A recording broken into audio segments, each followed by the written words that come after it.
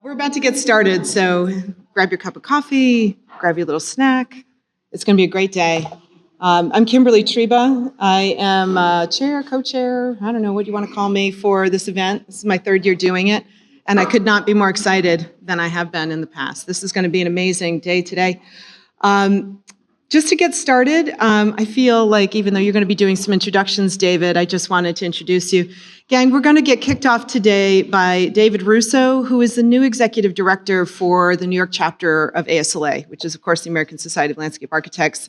He's amazing. We've seen great things already, and I couldn't be more excited to introduce you today. He's going to get us kicked off. Thank you.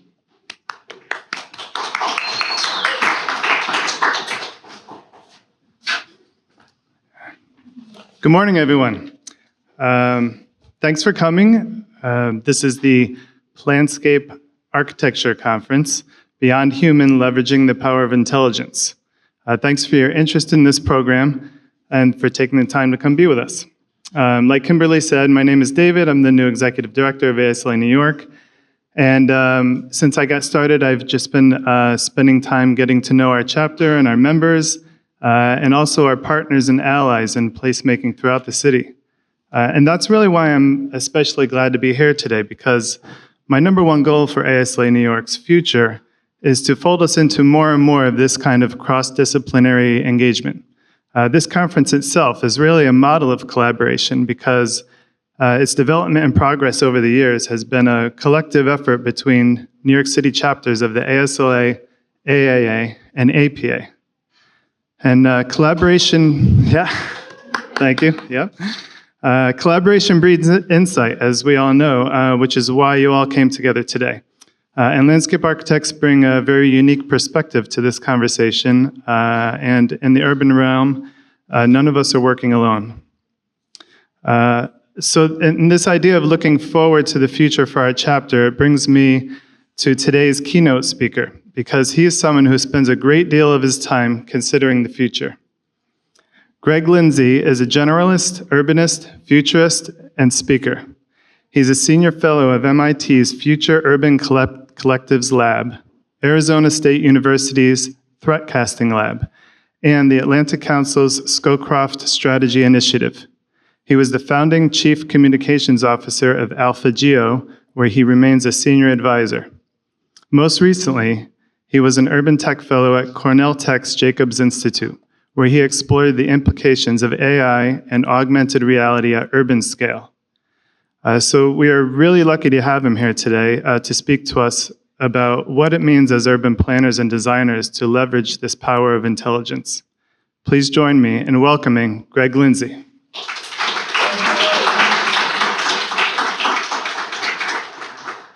All right, well, thank you so much. It's a pleasure to be here. Number one, I violated every guideline they gave me for submitting slides, so we'll see if my slides work here. We haven't tested them, but what happens? Here we go. All right, so this is doubly embarrassing for me because left out of that wonderfully generous bio is the germane point to begin my presentation here, which is that I'm also a two-time Jeopardy champion and the only human to go undefeated. Thank you. See, I know. People love the Jeopardy, first graph of my obit. But more germane is that I have a plaque from IBM that I'm the only human to go undefeated against IBM's Watson, if you remember 15 years ago when they were training AI to play game shows. And so why am I an AI? Thank you. Why am I an expert on AI? Because I can beat it at game shows. But I bring this up because, it's interesting. Number one is like we talk about AI, and of course everyone here knows that, the current definition of generative AI models based on transformer models is relatively recent. And of course, here is the first instance of, machine learning approaches in natural language on national television back in 2011. But also Watson's interesting too, because up until Watson making its public appearance, we thought of AI as scary. It was Skynet, it was the Terminator, it was HAL 9000 was running amok. And in this case, Watson hallucinated answers on national television to which people laughed and thought was cute. So it's also funny, we've had 15 years of hallucinations. But I bring up Ken Jennings, who, of course, hosts Jeopardy today, who I know since college. If you read in the small print there, it says, "I, for one, welcome our new computer overlords." And so that's the framing for our talk today. And that's really what I sort of frame with this idea of, my approach to opening this keynote as a sort of mind grenade here is what happens when we start designing the city for non-human intelligences? What if we begin designing landscapes, urban and otherwise, for other than people? And what are the implications thereof? So I want to start with this brooding Kasparov because in contrast to what happened with Ken on there, is that, when Kasparov lost to Deep Blue in 1997, again, deep brute force machine learning techniques. Hope that's not me. That's not me, unfortunately, but do not disturb, folks. But yes, I bring it up because Kasparov afterwards then wrote up a whole essay in the New York Review of Books, which really became foundational to this entire philosophy here of the human centaur approach. I come back to this notion that yes, that what AI is particularly good at is this combination of strategy and tactics, human strategy and intuition combined with machine tactics. We can produce augmented humans and the outcome is better. This is an article of faith. Well, we can talk about how this will play out here. Anya, I know we were discussing ahead of time here, this belief that when Midjourney came out, that architects will be rendered redundant here has not come to pass. But yes, what are the levels of augmentation and how it plays out?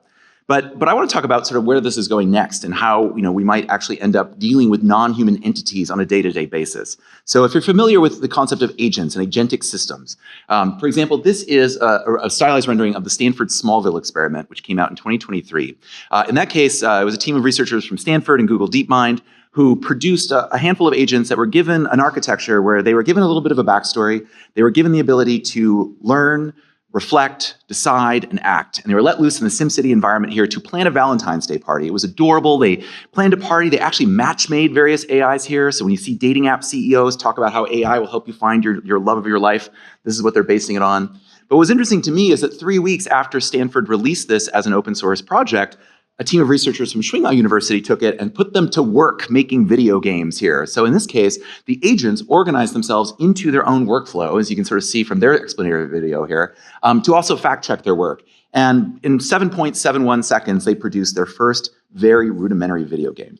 So I bring this up here because now we're looking at beyond chatbots and beyond just simply text to output models here to beginning to think about agentic workflows that can, in fact, pursue their own ends. And where things really get weird is when you let them loose in the urban environment. So this is another experimental project. This is Virtual in Real Life by a team of researchers from New York University, from the School of Mathematics, and also Hong Kong University. And in this case, they took agents, similarly, like I think about a half dozen in here, but then equip them with machine vision models, so the ability to recognize objects, and set those agents loose inside of Google Street View, supplemented with GIS data. So in this case, we can see here is that, yes, is that the ability to, as a human, query an agent, ask it, where can I find a cup of coffee? Well, in this case, it's going into Google Street View, looking at the city itself, seeing the city, and being able to look ahead in the urban fabric and recommend back to you that there is a coffee shop XYZ number of blocks away. Or if it gets far enough in here, you'll see that they actually use it in this case to go into Central Park and ask it, how many park benches are in Central Park? How many trash cans are in Central Park? To which it could report back, again, more or less instantly for our human timeline purposes. And I think this is really interesting because, number one, this ability of agents to have ability to see the city. And number two, in terms of thinking about AI, I still, going back to the machine learning days, the best explanation I've thought about it was a book by a team of researchers at Toronto's Rotman School of Business. They wrote a book called Prediction Machines. And their idea is that basically what AI is about deep time. The writer and consultant Venkatesh Rao has written about this too, that really it's AI's ability to run massive simulations and think very deeply in terms of how it explores possibility spaces, which is, of course, the whole lineage that goes back to Deep Blue and Kasparov here. It beat it at chess, not by exploring best answers, but of course by brute forcing in its own sort of simulated time. Well, in this case, what happens when you have the ability of these agents here to see the city in constantly updated? I'll go into this here in a moment here.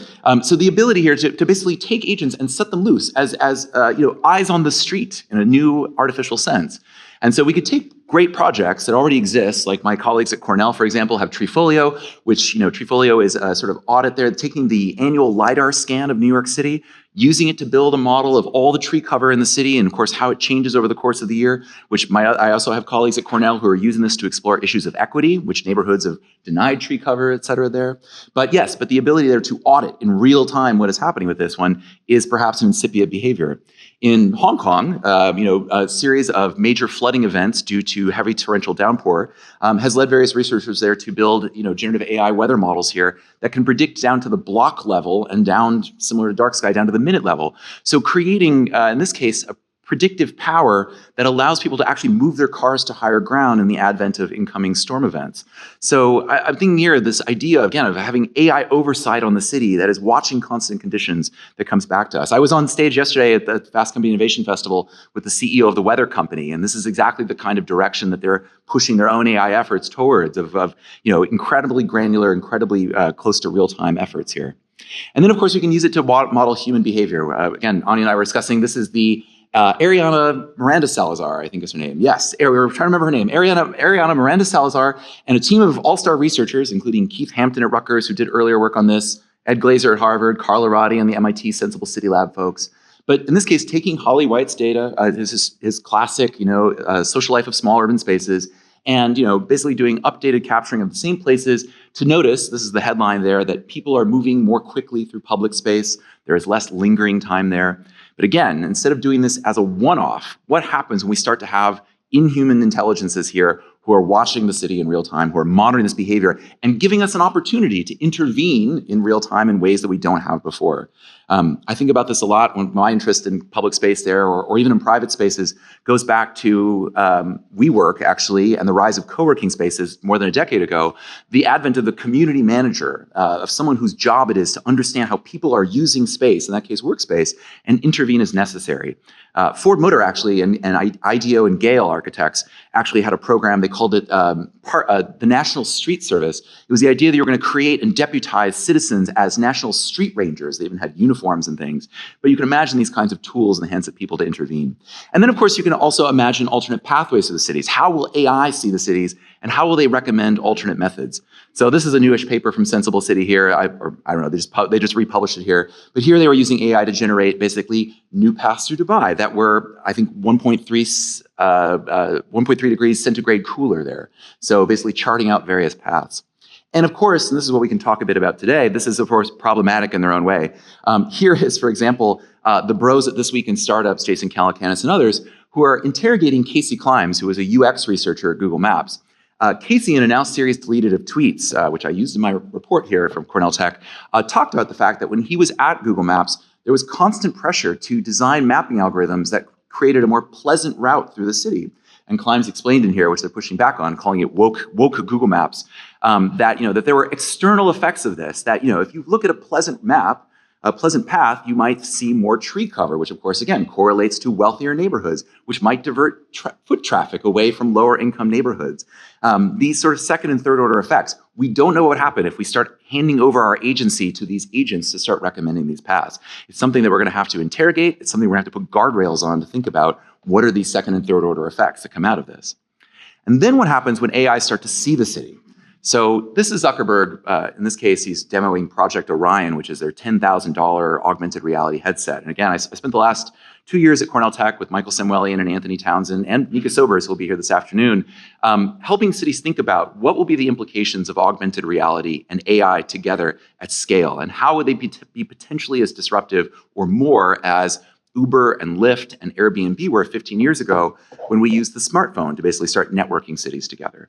So in this case, Zuckerberg just yesterday announced the new Meta Ray-Bans, which now have displays. But again, using this as a way to capture all of this inbound data. Inbound data in the form of constant video surveillance coming in audio that's being picked up here. And I bring this up because Meta has a research arm out of their reality labs called Project ARIA, and here you're seeing the video, which really lays out their ambitions here of mapping the world, of doing what's so-called spatial intelligence. Fei-Fei Li, who's got our own startup, I think World something. But in this case, you can see here that Meta's ambition is to use all of this incoming data to build a semantically understandable map of the world, its own form of digital twin, as I'm sure we'll discuss today. And to me, what's interesting here is yes, for Meta to tell you where your keys are, it, of course, needs to understand what keys are. It needs to have a map of your house. It needs to understand how you navigate that map of your house. It needs to have a timeline to understand that you left the keys at one point in a place. And speaking to another architecture AI conference, one of the audience members asked, does this mean that you'll be able to subpoena a map of my house from Meta? And I think the answer is probably yes. And also, what does it mean that we're going to hand over complete semantic understanding of our homes to Meta just so we can find our keys? But this is where Google is headed as well. This is from Google I/O last year here. I thought this was telling, basically the ability of Gemini now to understand King's Cross based on video in here. And you'll see, a similar model. I think it's interesting. In this demo, it asks at one point, can you see where I left my glasses? Where they then show off Google Android XR. So again, this idea of building these semantic maps. And here's what I think is fascinating. This is the launch video for Android XR from December. So obviously, let's take a look at this for a moment here. Here's a woman. She's walking through an urban landscape. I believe it's San Francisco based on the signage. She is presenting as affluent, I assume, relative degree of privilege here with the flowers. And what she's doing is she is chatting with her Google Gemini assistant on her glasses. It's reading her messages, text and emails, making plans with her friends, her besties, and they are going to choose a place to go out, and then they're going to, as you'll see here, serendipity cards. Can you show me where to go? And then can you give me directions? So this is interesting and potentially problematic for multiple reasons here. Number one, there's a long history of knowing about Google Maps, and of course, the maps are not the territories here. There's crazy stories of businesses fighting flame wars against each other to obscure businesses on the maps, et cetera there. And then, of course, going back to what I talked about routing here. What does it mean when we hand over our personal agency to various forms of AI that are now charting their ways to the city for us? What do we see and what do we not see in that regard? And then what happens when it starts to emerge at true scale? This is Keiichi Matsuda's 2016 film Hyperreality, which is still cited by Meta and Niantic executives as what we don't want to build, even as they're building it, of course, in the case of Meta. Keiichi himself took to LinkedIn to lash out at them in the sense of, yes, your surveillance capitalism and all of your other techniques are the real dystopia here, not the augmented reality at scale. But, as you probably saw here for a moment, I think it's interesting. Number one is, the advantages in wayfinding here of what you can do to strobe on the street. But, more true to form, it's a gamified world, constantly attacking your attention. And then my favorite has always been the cat in the background. And I want to come back to the cat because, again, when I'm talking about non-human intelligences, how does this play out? So this is another short film by Keiichi called Agents here, where he is imagining not only will we have agents operating in digital twin environments, which we'll talk about in a moment, or operating in looking at maps of the real world, but they will also be visualized. In my report, I call this, please start using this. I call it artificially intelligent reality. I call it AIR. It's its own form of category here, where in this case, we're giving embodied form to artificial intelligences. And Keiichi wrote a great essay during the pandemic called Gods. He's British, but obviously he's of ethnic extraction from Japan. And so he borrowed on the traditions of Shinto animism to basically imagine, instead of the big stacks of one Gemini AI that sees the city or others, what if we have this panoply of gods, silly gods, funny gods? What if every place has a god? And example of this, he started building it. And so this is what I would talk about. I saw this demo at Augmented World Expo in 2023, and it was one of the more, it struck me as lightning there. Wool is an artificially intelligent owl. He's an air owl. In this case, they're using MetaQuest. You can go on your phone. It's on WebXR as well. But in this case, they used a small language model partnering with InWorld. And then here comes Wool. He flies out of the redwood forest. And you can chat with him about the redwood forest. He's unscripted. He's generating dialogue on the fly. He has his own voice. They create their own voice actor. And my favorite interaction, I cut him off at one point in the demo and said, I don't care, Wool. What do you and your friends do in the forest at night? Who are your friends? He's like, oh, well, I have a lot of friends. But me and Benny the Bat, we like to stay up at night and play and sing karaoke while the other animals are asleep. I'm like, that's amazing. What's your favorite song? He's like, oh, I love the Eagles. They're a hoot. So we have AI spirits in the real world that can basically tell dad jokes, which is fascinating. And then, Keiichi has a prototype working with InWorld as well. This is the spirit of the San Francisco Ferry Building. This was an example where they imagined that the ferry building in SF would have its own resident spirit. Oh, I left the sound on this one here, but here's the salty dog who's hiding in the walls that you can summon out and ask, tell me 1,000 fun facts about the ferry. And let's see, number one, the Transamerica Pyramid is... And again, deep time, that spirit will be there forever telling you 1,000 fun facts about the ferry building in that regard here. And Keiichi's continued doing this. He's built his own AI architecture that's called Parabrain, where in this case you're seeing this is Peridot, this is with Niantic Spatial. Niantic, of course, is famous. Interesting lineage here. Niantic is the company that was spun out of Google by John Hanke, who helped create Keyhole, which was funded by the CIA in QTEL, using classic intelligence tools to build Google Earth. And then Niantic was an internal startup at Google that partnered with a Nintendo company and Pokemon company to create Pokemon Go. I don't know if I have slides in here, but that's really the origin of all this, of how Pokemon ran amok in the summer of 2016, stampeding through Central Park. But in this case here, Niantic now has sold off that game to the Saudis, to an entity controlled by PIF. And Niantic Spatial is now building what it calls large graphic models. They're trying to build their own semantic understanding of the world as well. And so in this case, yeah, basically Keiichi is building out a sort of operating system to allow you to have these animated sprites and fill the world with your own non-human intelligences. So that's just to go back quickly here. This is the idea of, having non-human intelligences out in the world that you can interact with, that have their own form of agency, that have their own form of powers. That's one direction. They want to talk about what that data will be used to create digital twins, which I'm sure we're all familiar with here. But just to give you an intro to this is Jensen Huang and NVIDIA here introducing Earth 2. Earth 2, very modestly named, in this case, is trying to build a block-level simulation of all the climate and weather patterns on the planet. So here you're seeing what typhoon force winds would do to the Taipei 101. So again, obviously, and practitioners, you can unpack this more because I am not a practitioner there. But this goes to the heart of what I was talking a bit earlier about sort of deep time, that we're building these incredible granular simulation tools which will allow us to basically brute force possibilities in the world continuously that go beyond the tools that we've had for shading and other sort of factors as well. So, this idea that in addition to the Hong Kong University example of, building weather models that are more granular, what if we're just constantly modeling the world in simulation all the time? And this is what NVIDIA is doing, for example, with, General Motors and with Continental and with their partnerships with a lot of automotive companies that are now trying to catch up to Waymo and autonomous vehicles. In both cases, using the data in the real world and using the data in digital twins to do deep learning and training as well, because NVIDIA is making the bet that it can help its partners surpass Waymo by doing effectively millions of years of synthetic training data in these artificial urban environments. So creating the test beds, the cradles of new AIs that will then be unleashed to see the city. And just, for example, let's see, is that one animated as well? I think it's interesting. So Fujitsu, and I just discovered this recently, has been talking about its own social digital twin. They have developed protocols already that will allow you to take an LLM and query the people inside these models.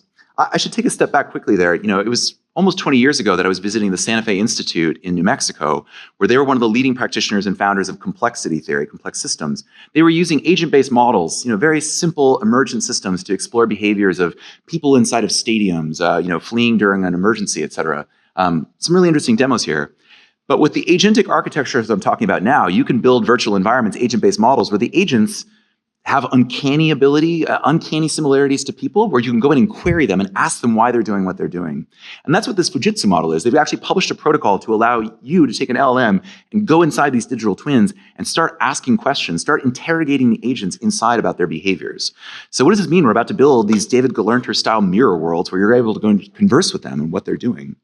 And here I skipped ahead here. This is the story that I wrote for Fast Company 20 years ago about Santa Fe Institute and about how this might play out. I did not choose the art. Please forgive me for that artwork. Really terrible there.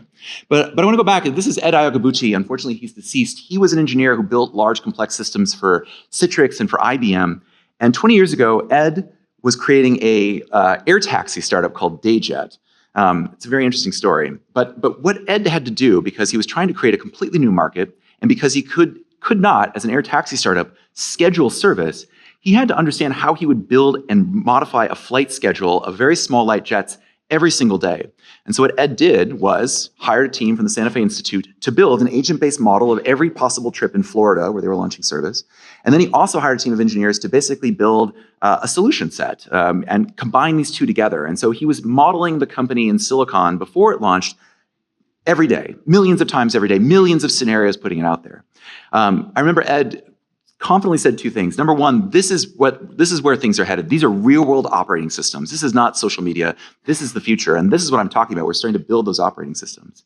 But the cautionary tale in this is that the reason you've never heard of Dayjet is because their models did not take into account a global financial crisis that would starve them of capital and crash the company before it ever launched.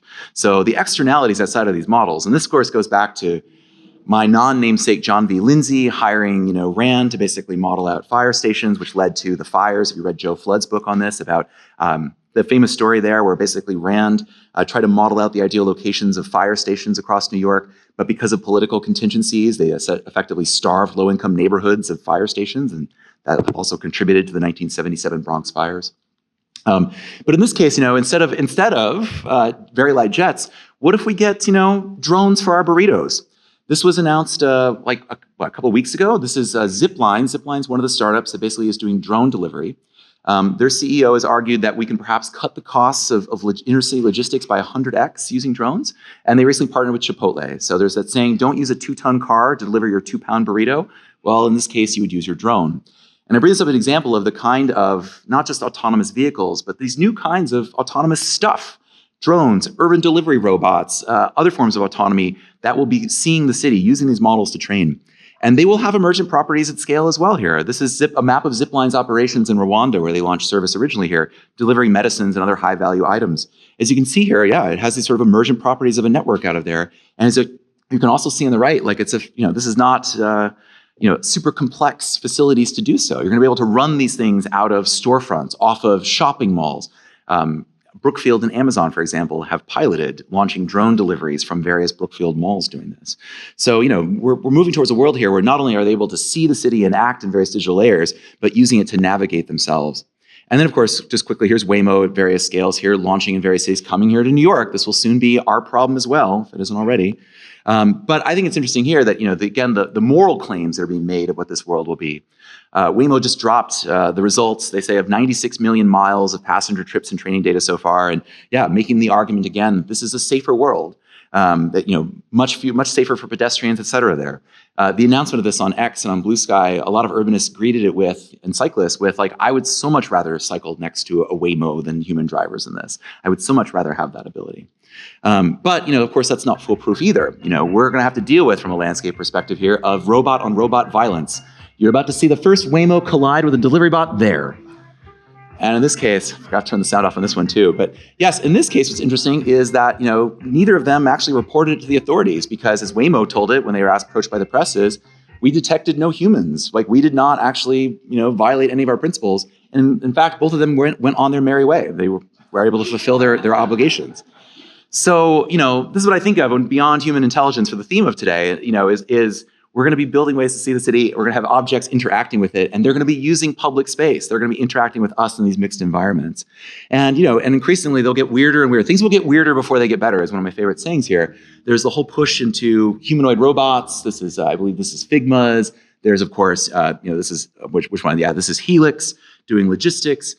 There's this whole discussion here, again, beyond human, we're also seeing this push into humanoid robots because so far we have designed the world for human forms. That is the argument of why are we trying to build androids? Well, it'll make it more easily to slot these robots into the environments we have made. I'm not sure it'll remain that way forever, of course. What happens when we start redesigning core processes for different forms of people, of entities to use it? And then here we go back. I knew I had Pokemon Go in here somewhere. I want to return to this one because, what happens when we start to see emergent forms of behavior that we're unable to understand? And this is the core of my report here. Jackie Liu, I'm about to show, is this idea that we need to start building now new codes, new standards, new tools to understand how these non-human intelligences are operating in the city. So Pokemon Go in 2016, Jackie Liu, who's now in Toronto, and I'll show you her current work, she was the director of data for New York City Parks. Jackie told me, number one, I don't know if this is being recorded, so I can tell you one part out of school, but number one, she had to train her parks colleagues to play the game to see where Pokemon would spawn. And so this to me is alarming because, you had to go into a private company's service to understand how you, as a city official, would manage this public space, number one. And then number two, apparently there was a Pokestop inside the New York City Park headquarters. So people were trying to break into parks itself to play Pokemon Go. And again, in a single weekend, all of this behavior changed, of course. That is always the claim that big tech is making, that it's ability to rewrite human behavior in various forms of space. And so, how do we do this? Going back to landscape, I didn't get a chance to see it, but for the 20th anniversary of the Gates in Central Park this past spring, the Bloomberg Philanthropies created a partial AR recreation of the Gates. People used it mostly to take selfies. I was heartened to read that they were very, very cognizant of making it ADA accessible, of putting in very clear signage and making it clear to people what was happening in that space, even if they couldn't see it on their phones, understanding what people were doing. The opposite of Pokemon Go in many ways. And so what Jackie actually is now doing, which she originally developed for Sidewalk Labs, interestingly enough, but she's created digital trust for places and routines. It's actually a whole sort of system here of wayfinding and signage here to explain what technologies are active in public space. Mostly cameras, mostly surveillance and other sort of forms of data collection. And I would argue that, yeah, we're going to need to have new forms of signage in both physical and in virtual realms that will clearly communicate to people what is happening, what are their rights, what agency is kind of happening there. That's one of the core recommendations of my report. And then quickly, I'll pivot here. While I was also at Cornell Tech in 22-23, we were approached by the Innovation Design Consortium, which is, I think, almost 40 firms, AEC firms at this point, that were pooling their resources to understand generative AI and its potential impacts. And so they asked us to basically interview practitioners like Phil Bernstein at Yale and Shelby Doyle at Iowa State, Tim Fu, previously at Zaha Hadid, and others here, and sort of synthesize like ways that AEC firms should be thinking about AI. So I will leave these ideas with you to unpack, because this report is about a year and a half old, which is, in dog years is a lot, but I think some of it's still relevant. And so number one, our first hypothesis, and I co-wrote this with Anthony Townsend, is that the current moment is still a step change disruption, right? It is not yet breakthrough, runaway behavior in terms of way to improve the physical world. The models are improving all the time. But so far what we see is this idea that we're going to have these improvements in efficiency, that we will have machines that will be able to see the city and improve our routing through it. But we haven't seen pathways yet about how they'll constantly be able to refine the world yet. Perhaps we'll have to do a fundamental redesign of cities for these non-human AIs to fundamentally change behaviors in them. So there's limits on how much it can change so far. Our second hypothesis, this is the more elegant way of saying it's a bubble, and this bubble will burst. And that, like the dot-com bubble 25 years ago that produced all of this excess bandwidth that then allowed new uses to emerge, once practitioners are able to get their hands on more NVIDIA GPUs, we'll be able to start building tools on our own that will push this in a different direction. So, need to start preparing for it now. And then finally, and this is, I think, probably non-obvious, but might be controversial, is that, of course, the pressure for practitioners in landscape and architecture will come from the outside. It will come from clients. It will come from cities. It will come from the tech stacks. It will come from others. That, of course, the field has never been particularly great at building its own tools, and perhaps now is the time to do so. So, how do we start thinking about what is it we own? What is our agency in there? And then, of course, we asked a few questions, which I hope will help set some of the discussions here. Number one, where do we automate and where do we augment? Where do we start with this? And I think I put in a few slides here. Here we go. I presented a version of this last year to the large Canadian Architecture Roundtable. Chris Minerva, who runs Thornton Tomasetti's practice there, Rob Otani, their CTO, was one of the interviews. And Chris Minerva runs the Toronto office, came to this. And this was, Thornton Tomasetti's, sort of rubric here. And I just think it's interesting because, we can imagine that to the right, it becomes automate forever here, that, that manual and augmentation only lasts so long in these processes. And then also, which end of the workflow will it eat first, the front or the back? Going to, what we were discussing earlier here, we were all worried here that Midjourney would render, architects obsolete.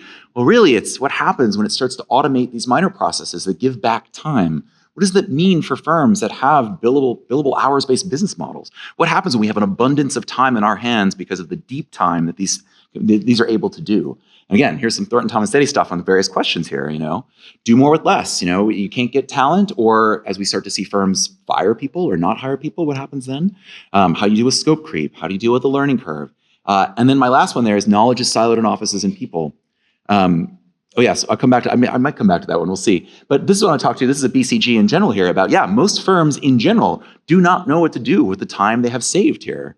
What happens if we have an abundance of time on our hands, and how do we think about repurposing it? And then finally, how can generative AI extract latent value from firms' IP? I don't know if this will come up in the next panel here, but I was chatting with Luke earlier, who just came from Nashville for Autodesk conference. And apparently Autodesk has incredible terms of service on their new foundation models where they're able to potentially learn from all of the data that's ingested from architecture firms. Well, Phil Bernstein from Yale and I were discussing as part of the interviews here, how is it that individual firms are going to take their expertise? Do they even have enough training data to build models that you can build an institutional view of the world, that your own approach to it? Oh yes, and here we go. So my favorite, this is way of closing is that when I was chatting with Rob about this, I learned, for example, that Thornton Tomasetti had built a digital twin of one of its own employees, their retiring steel expert, Mike DeLashmutt. So Mike agreed to their experiment where they took 30 years of emails and presentations and built a chatbot, Mike 2.0, which he then back-tested. If you're fans of the HBO show Westworld, you might remember from season 2 where they were trying to download consciousness into the hosts. And there was always a thing like, what are you testing me for? Fidelity. Like, are you really, can you match up to the person you were inspired by? In this case, there was 94% fidelity to the questions that Mike was asking to his own chatbot. Now, the really crazy part after that is that Mike DeLashmutt tragically died soon thereafter. And the last interaction I had, I don't know if this is being recorded, so hi, Rob. But I asked Rob Otani, so can I talk to you guys as chief legal counsel? Like, how does this work that you own a digital twin of one of your deceased employees? Of course they owned his data. Rob just simply wrote back, LOL, it's the Wild West. And that was the last exchange I had with Rob about this. So I'll leave that with that, is, and that's an open question about this. I discussed with other futurists about this too, about, is the future of agentic AI going to build, we're going to build copies of ourselves and copies of firms, and they'll be building these virtual workflows that work in deep time to work during the night, or will they self-improve faster than we can even imagine? And this is simply a very tertiary step. I think some of the questions we'll have to ask about, what does it have to have a self-driving architecture and landscape firm? And what does it mean to have a landscape that is filled with intelligences that are seeing the landscape in a very different way? And more to the point with AR, one of the things I've been thinking about is that we've always thought about augmented reality, 20, 30 years of it coming, that it was going to be us looking at information overlaid on the city. What if we're actually going to be using it to build information overlays for the machines themselves? That we're going to build, cities on top of cities that are basically there purely for the AI. And again, it goes back to our Pokemon Go. How do we manage that? How do we see it? How do we regulate it? All right, so with that, I hope I've provoked you. I've got a flight to catch, the way those things go. But thank you so much for having me. It's been a pleasure and an honor to be with you.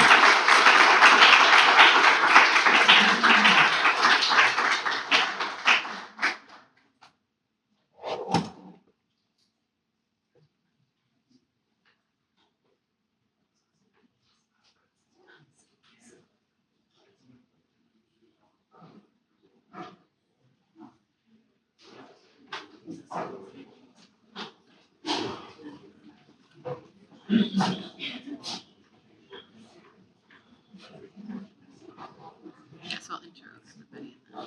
Great. Sorry, just Oh, you're doing a lot. You're doing. Oh, yes. Okay. Okay. Brief. I'll be brief. Certainly.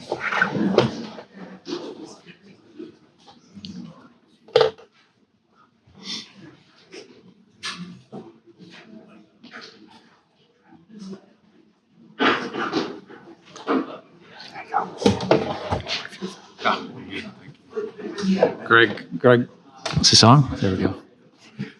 Greg, I know you got to run, so we won't probably hit any questions, and we'll just sort of jump to the.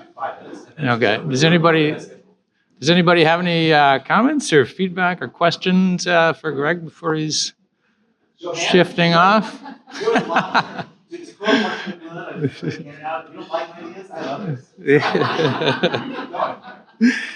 I think it's fair to say, at least for me personally, Greg, you just hit you took that snow globe and kind of turned it upside down and shook really hard. So thanks for hitting refresh on the way we sort of think about cities and reminding us that the ground is certainly still shifting beneath our feet. So I'm happy to introduce our first sort of panel next. There's a reason these folks are up front, and it's here to make sure that we don't just sort of watch all of this happening, but decide how we're going to stand and build and thrive in what's coming next. Beyond human, obviously, isn't a theme we kind of conceived lightly, because AI is trending on LinkedIn. It's really a dare to stop treating AI like a shiny object or a gadget. It's a dare to see it as a collaborator, a challenger, and yes, maybe even the intern who never sleeps and never complains about deadlines. Panel one is titled AI as a Driver of Change in the Built Environment, and I assume everybody, if they didn't realize, can access the program to get a little bit more detail on our guests today. So I won't belabor their qualifications, and I'm sure they're obviously have much more, as Greg alluded to, with his Watson experience, who's on Jeopardy. This panel is where we sort of stop whispering kind of about what AI might do and start asking what happens when machines start sketching with us or ahead of us even. Can we teach those algorithms to be creative, just maybe even a little bit funny?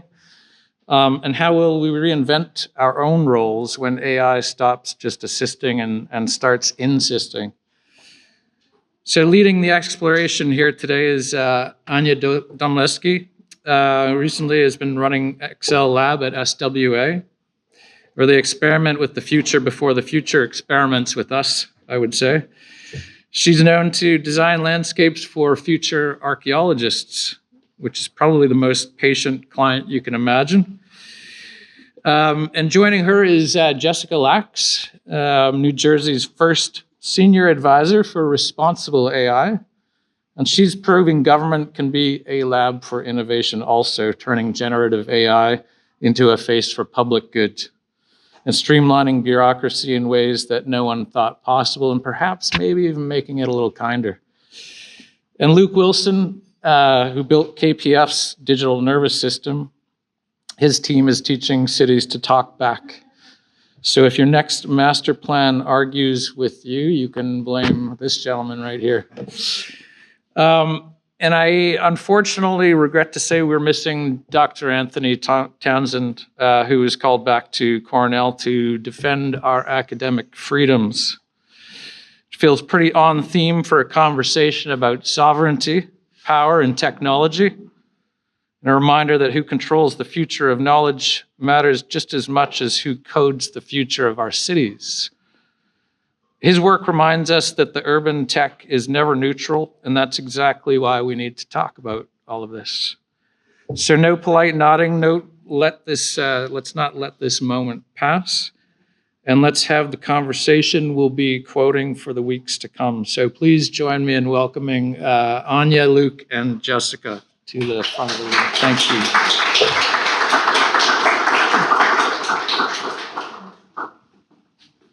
Thanks, Blair. So I think how this will work is we'll do kind of 15-minute presentations. The goal of the panel is really to take all of the heady things that Greg was talking about and bring it down to practice, to government, to how these things are working on the ground now in some offices.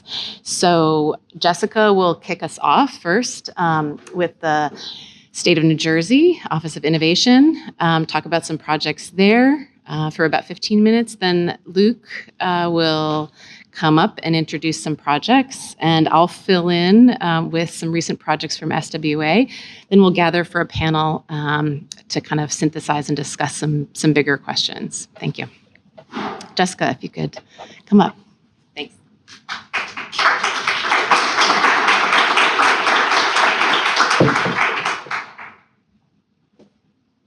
Well, that is a tough act to follow. That was fun. My brain is swimming. Great. Nice to meet everybody. I'm Jessica Lax. I've spent the last year helping New Jersey government use AI responsibly. But I started my career on public infrastructure and economic policy. I was working at New York City DOT, EDC, and Van Allen Institute. Regardless of the field, the fundamental challenge is the same: understanding human needs and building solutions that actually work. I'm excited to talk about how critical design thinking is to thoughtfully implementing Gen AI in your practice. It's not about having the most technology or the most advanced technology. It's about having the best design process. And I can say I truly believe that both from as a practitioner in urban planning, but also as someone who's been working in technology. A little bit about the Office of Innovation.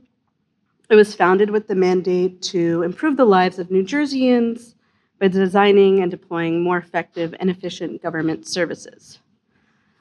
The office uses modern digital technology to develop solutions that improve services for the public, while also reducing costs to the state and taxpayer. In many ways, the organization is a startup in government. It's less than 10 years old, which means we're nimble. We try and cut through red tape. And we're also uniquely positioned in the state. We collaborate with many New Jersey state agencies alongside constituents. So we work in 4 ways primarily. We build digital services. So you can think about that as, if you're going to get a building permit, there's maybe like 5 different permits you need to get. What does that experience look like? Probably not that fun. How can we make that entire experience better? Could also be super discrete, like that one form sucks, and how can we make that one form a little bit better? We also do innovation training, so a lot of talk about how do we leverage design, digital services in a government environment, supporting our government staff. We also do public engagement and communication. This is one of my favorite teams at the office. Government has so many amazing services, and just the reach and being able to be aware of the service is a huge problem. So just bringing in some of the best practices around communication so we can increase that awareness. And lastly, policy advising. So how we work, I mean, this slide might look familiar to a lot of you, right? We start all of our work by discovery, trying to understand the problem, starting to think through what the potential endless solutions could be, and then iterating on the solution. So just typical design thinking process. We're applying it here to a lot of tech tools. That said, there are a handful of differences between human-centered design in tech and human-centered design in architecture and planning and landscape architecture. I gotta say, this is like probably one of the most fun things about switching fields a little bit, is seeing what's the similarities and what are the differences. In a lot of cases, speed is the big difference in technology. So in tech, sort of the ethos is ship fast, break things. It's about rapid prototyping, A/B testing, quick pivots. In architecture, you get to build it once. And so you're super deliberate. There's extensive testing, modeling, and there's a high stakes for failure. User definition and feedback cycles, also the pace is very different. In tech, you're getting direct user feedback, analytics, constantly engaging users quickly. In architecture planning, there's multiple stakeholders. You're talking to communities, politicians, clients, government, and the feedback happens slowly over years. The scale of the problem you're scoping is also much different. Tech often starts with something really narrow and expands over time. With architecture and planning, you're assessing long-term impacts of complex problems upfront. Success metrics look different. For tech, it's about engagement, adoption, scalability, again, all trying to move very quickly and iteratively. In architecture and planning, it's more about performance measured over decades, and it's really hard to quantify the impact of that work. And the last one, and this one was maybe one of the most fun ones for me to uncover, was around just meeting structures. In technology, they have very structured meetings, very secular cadences, like 2 to 4 weeks. You have the same meeting series with very discrete purposes. My experience planning in architecture, there's formal presentations, there's client meetings, there's formal approval chains, but it can also be very messy. And there's good reason it looks different across the fields. I think, nonetheless, there's room to pull from one another. Architecture and planning would benefit from finding ways to be a little bit more nimble, move a little bit faster, and technology, I think, also could benefit from a little bit more forward planning. So working closely on GenAI, I can say that GenAI projects are no different than when leveraging human-centered design. I'll give 2 examples of projects that leverage human-centered design and GenAI to support the discovery and innovation phase of our work. So one of the most common use cases for GenAI in government is analyzing public comment. And as architects and planners face the same challenge, you're constantly gathering community input from planning meetings, design charrettes, neighborhood surveys, public hearings, and synthesizing all that feedback is incredibly time-consuming. On the flip side, there's an abundance of data already available, right? There's tons of data that we have through 311, agency call centers have data, social media has data, and so much more. We have a few projects underway right now where we're leveraging data like this, organizing it, identifying common themes and needs, and using that to inform our services. There's a common saying, right? Meet people where they are. And I couldn't think of a more seamless way to meet people where they are than just leveraging the way they're talking now, leveraging where those conversations are happening now, rather than asking them to have new, repeated conversations. And here's what this looks like in practice for architecture. Imagine feeding AI years of planning commission meetings, zoning variance requests, community feedback, or similar projects in a neighborhood. Instead of manually reading hundreds of pages, AI identifies those patterns. Maybe residents consistently request more green space, or business owners want more parking. A lot of that information already exists. So we use these insights from user conversations to improve identity verification processes for unemployment insurance. So we took a lot of this data already, and what it did was help us reduce customer calls by 70%. So not asking people to give us feedback anew, leveraging insights we already had, using AI to help us synthesize all that data, because one person probably doesn't have the time to do it all. And it synthesized the information 99% faster. The other example I'm going to talk about is around creating content. Another super common use case in government, whether it be creating memos or recommending user-facing copy or building a website that meets accessibility requirements. In government, there's a lot of people with a lot of subject matter expertise. And sometimes that doesn't translate into user-friendly comments, user-friendly forms. Again, think about your building permit. You're like, what's that field mean? Someone with a lot of jargon wrote that form and probably needs some support trying to figure out how to explain it in simple, plain English. AI is really good at this. And I've seen a lot of a formula for how to do this. You have a prompt series where you give context and criteria for what you need to do. You share a template, you share a few examples, and then you provide the original data, asking AI to generate an example or a template. Here's how it might look like for architects and planners. Let's say you write a zoning variance justification. You give AI the context, the site constraints, the proposed design, the zoning requirements. You share your criteria, you're addressing the hardship, the public benefit, and you're providing examples of variances you've written that have been successful. And then you ask AI to draft a narrative for your specific project.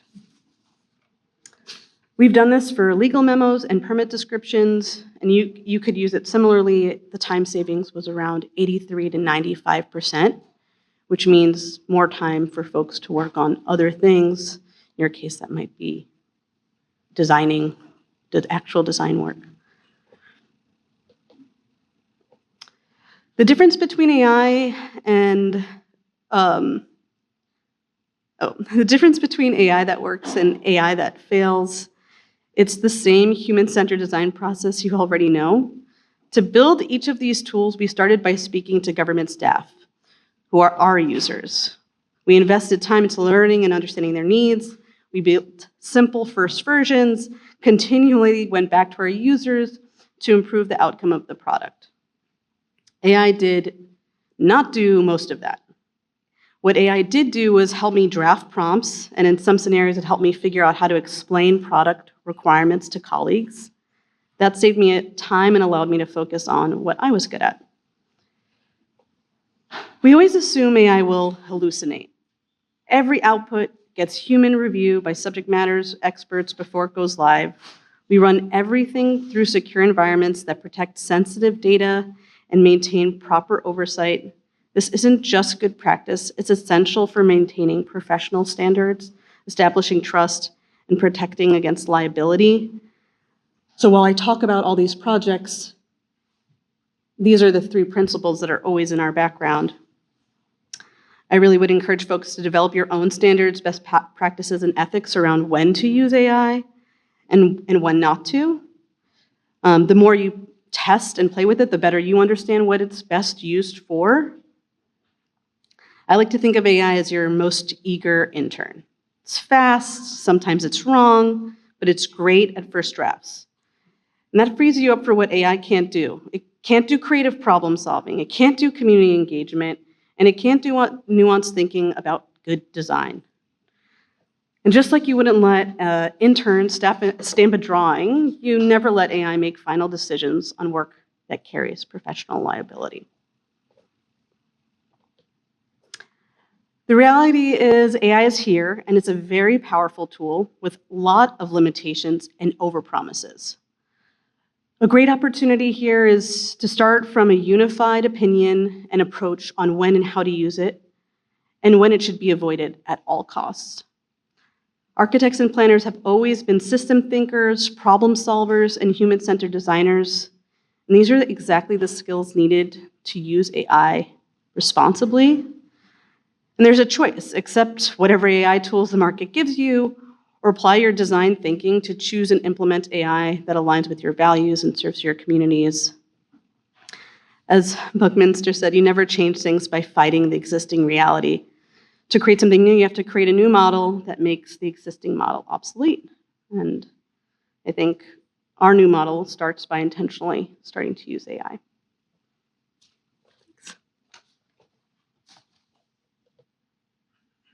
Oh, I'm not sure how to get the next panelist up.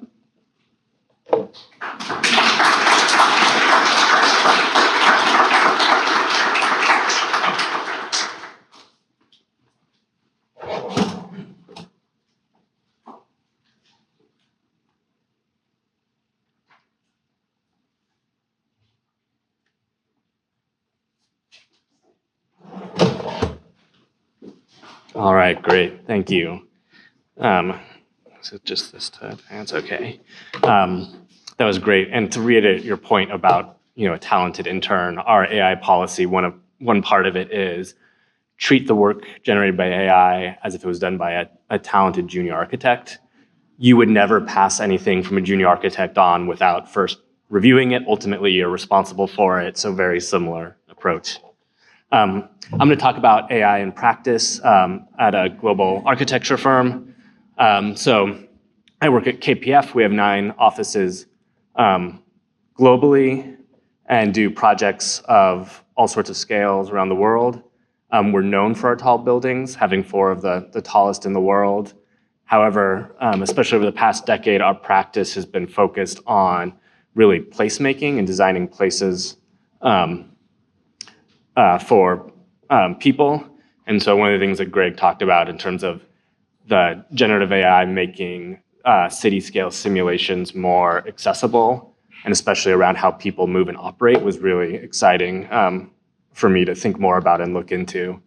When it comes to AI at KPF, we started exploring training machine learning models back in 2013, and that was largely around 2 categories. One was for predicting heavy simulations, so around like wind and daylighting, and then around creating structured data sets out of unstructured data. So for example, taking 4,000 plans of our buildings and using computer vision to do image segmentation.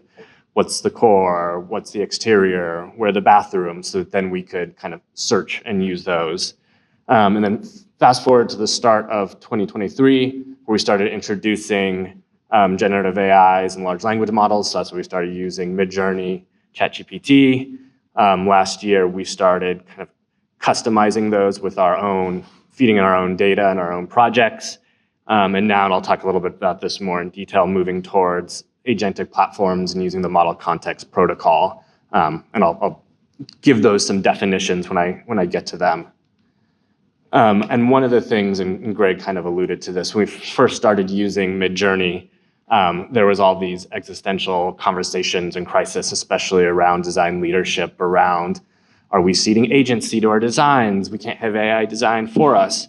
And it was amazing how quickly, in just a couple months, it went from that to codified workflows as part of our process, but not having AI design for us. And so while AI has had a huge impact on our practice, and we're using it across the firm, it hasn't yet transformed or revolutionized how we practice.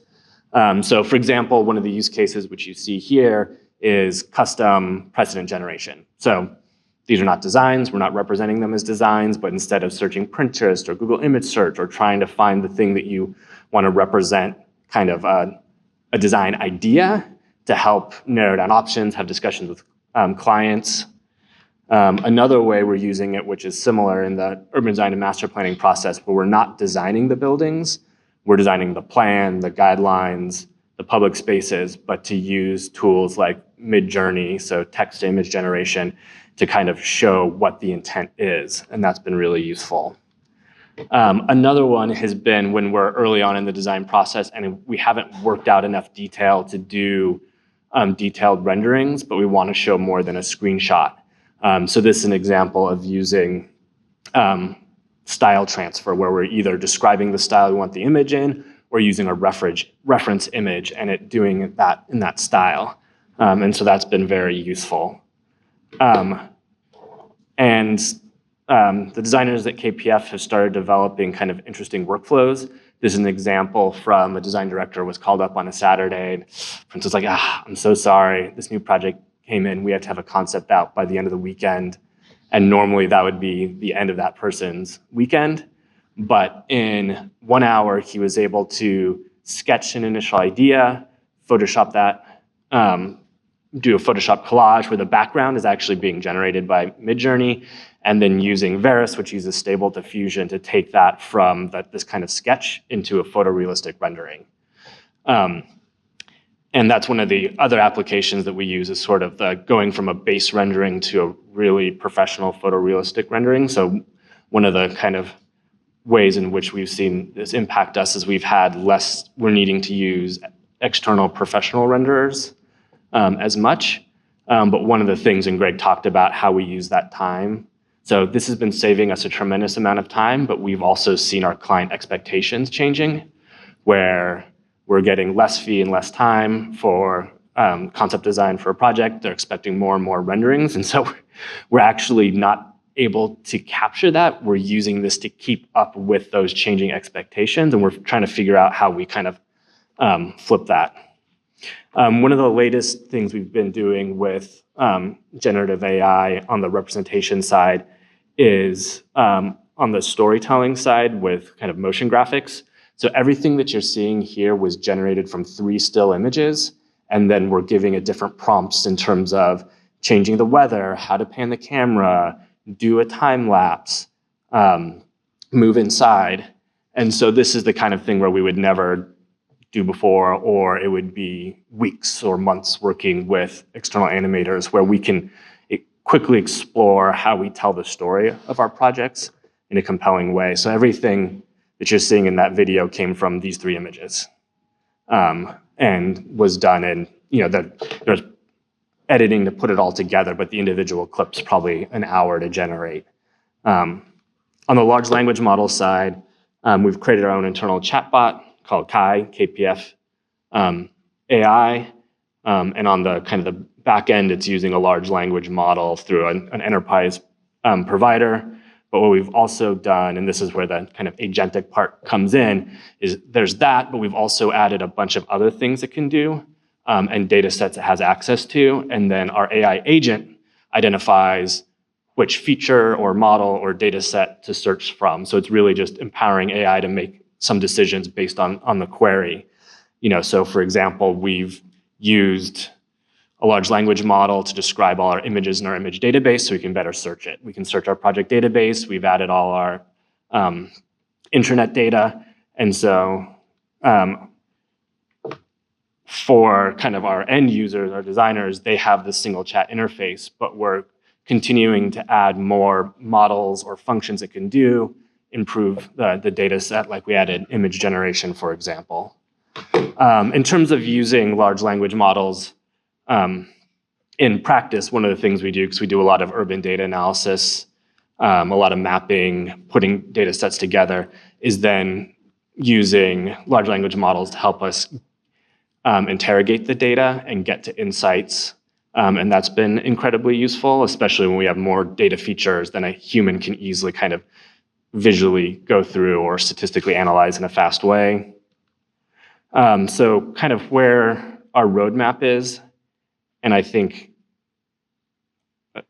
every 2 months, I've given a version of this where this slide has changed.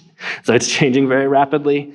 But we're moving from softwares to agentic platforms. So that's what I showed with Kyra as the agent. More recently, you might have heard about MCP, or the Model Context Protocol.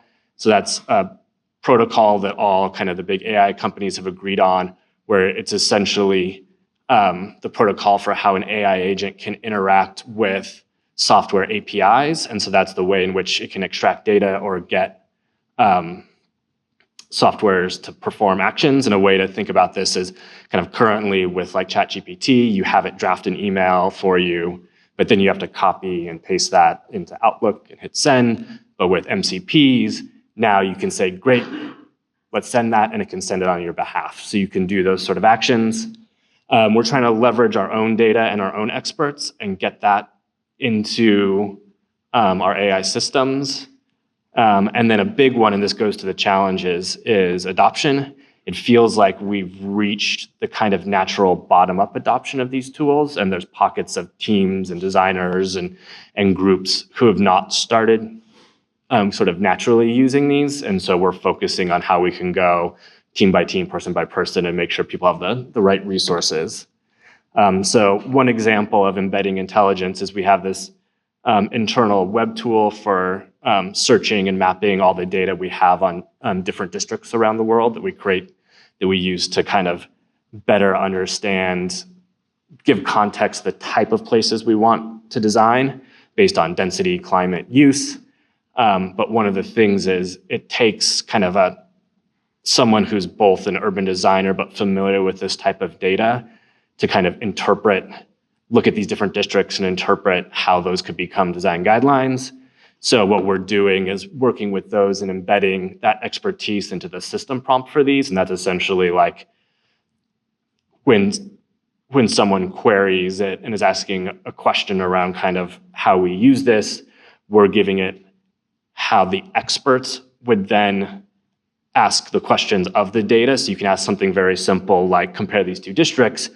But we describe, okay, in comparing these districts, these are the things I'm looking for. I'm looking for what's similar, what's unique, amenity distribution. And so we're kind of embedding those system prompts. And the last thing to end here is non-AI AI. I get a lot of questions about, shouldn't AI be able to do this? And a lot of it is around kind of planning and modeling automations. And one of the challenges is, at least now, since generative AI is essentially a great averaging machine, it takes all the knowledge it has and based on your query kind of averages what it thinks works. It doesn't have a level of precision that works for parking planning. And so I'm never going to say AI can't do anything, but at least it can't do this yet. So a lot of the things we do that kind of leadership thinks, oh, should AI to do that, is actually understanding the rule set for something like parking planning and creating procedural models where we have the rule set, and then based on a set of inputs, we do that parking planning. So I sort of see that as one challenge, is our industry has a level of precision that AI has not yet been able to capture. And from this kind of, a lot of the examples I've shown are early on in the design process and not yet impacting delivery so much. All right, thanks.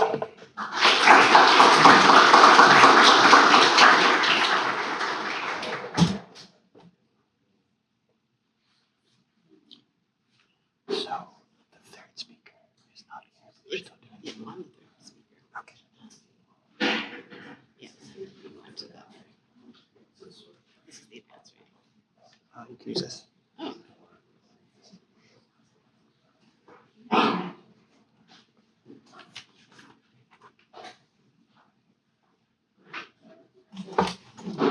No.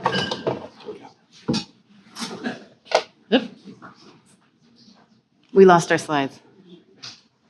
Just give us switch. Oh, okay, there we go. Oop.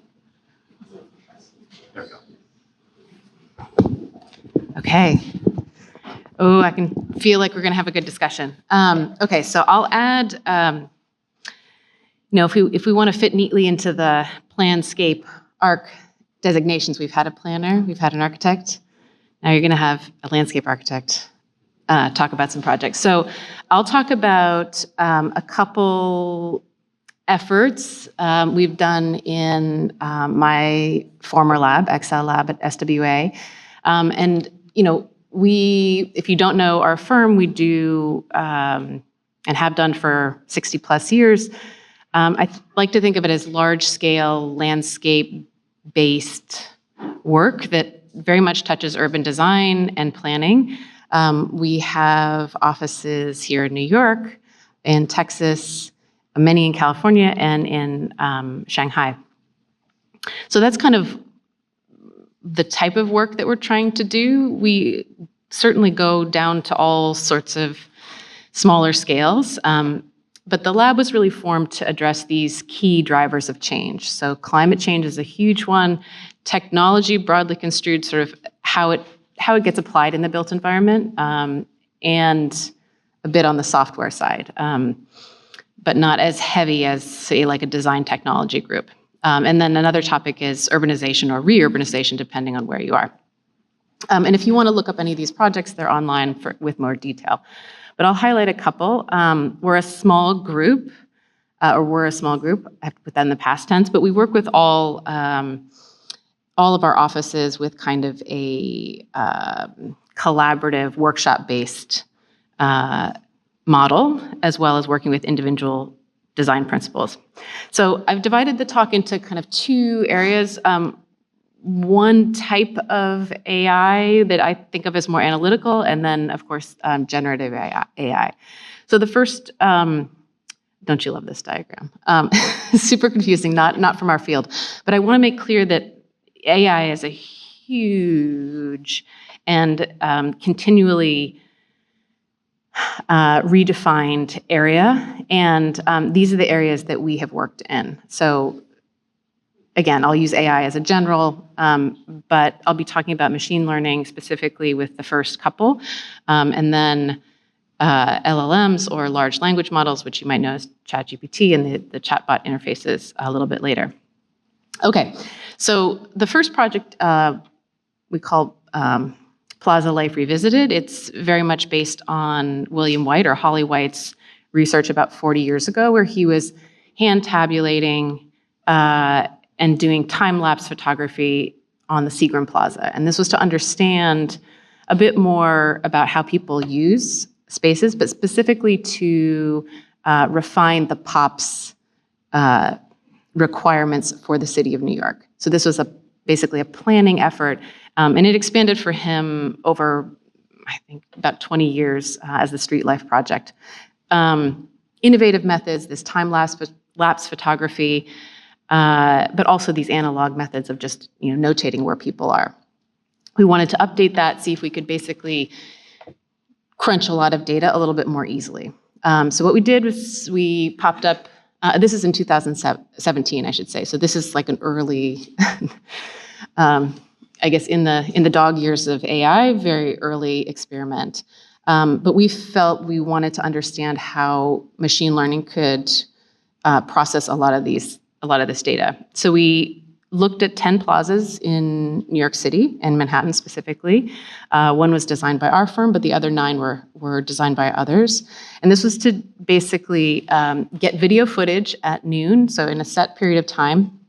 And what we wanted was to understand occupation, just where people are, how many, when are they there, are they individuals or groups? And we also wanted to understand specific behavior. And this is, again, not for a planning outcome or a zoning document outcome, but really as designers, we wanted to understand how people are using public space now. So down to the questions of how people move through the site, where they are, how long they, what the dwell time is, how long they stay, and how do they interact with designed objects and design space. So more, let's say, specific spatial considerations. So again, machine learning may or may not be your jam, but just to give a little primer. So basically we worked with an external consultant to create an algorithm that recognized certain things. People was the main thing, but it needs to exclude all the other stuff. It had problems with the buses in the back. This is down at Astor Place. And, it needed to exclude trees and trash cans and benches and all the messy urban stuff that New York has. Using our video inputs, it basically output this heat map that we overlaid on top of that video footage.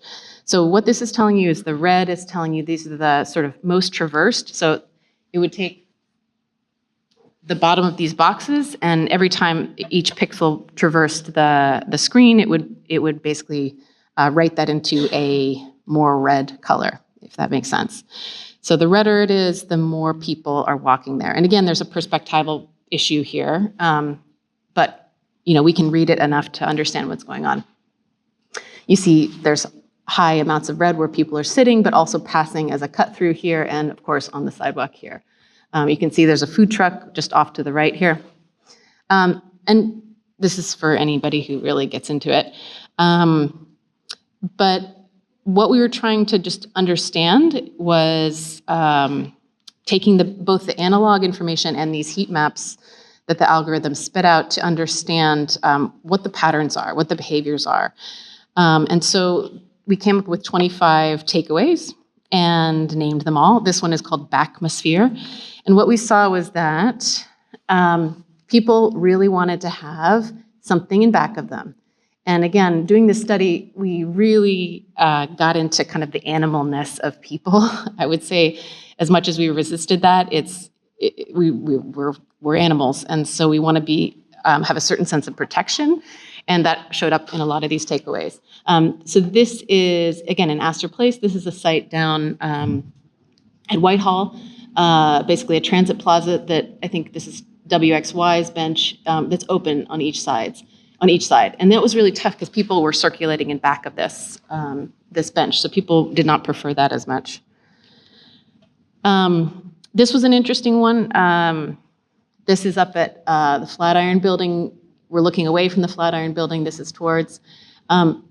People love these bollards and little standpipes for sitting, for conversing. And we saw this over and over again as people using just some random object to talk around. It wasn't always to sit on, usually not. It was just to have like a table between a conversation, an object to moor around. So this is called mooring. And we compiled these, put these together, described them, drew them a little bit more to abstract them to other places. So again, just like Holly White's study, this is specific to New York. New Yorkers are specific people. They act in specific ways. They walk faster than other people. But this is sort of what we could say about how people use urban space now. And you can go and look at these online. So again, this is noontime. And we found some other interesting things, like shiny art is, people love shiny art as opposed to other art. So if you want people to go to your plaza, put some shiny art in. We also have a video where you can see this sort of live. This was part of the Shenzhen Biennale. You can see that online. So that's one project using machine learning. And I would say that that experiment gave us understanding of how we could even just deploy that type of technology. This second one is a project called Streetscape Creator, and this was not done by Excel Lab. This was done by basically a grant that we do or did called the Patrick Curran Grant, which is to a designer or a design team to pursue a question.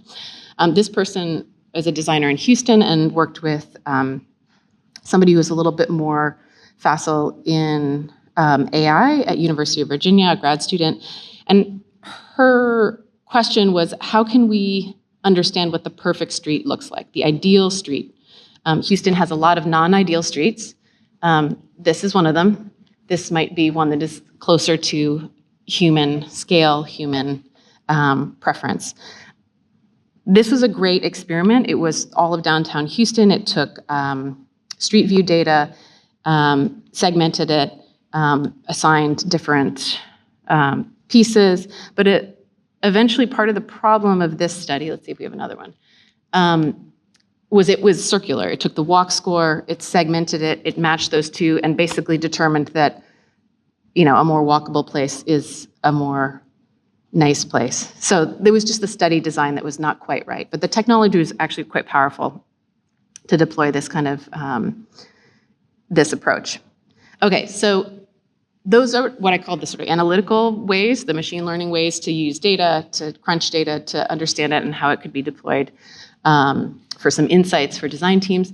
And then the generative side, I think, is newer. So in 2022, our grant program gave out 5 different grants to teams that were looking at AI. So I would say there's probably 15 people looking at this with the release of these public LLMs, interfaces.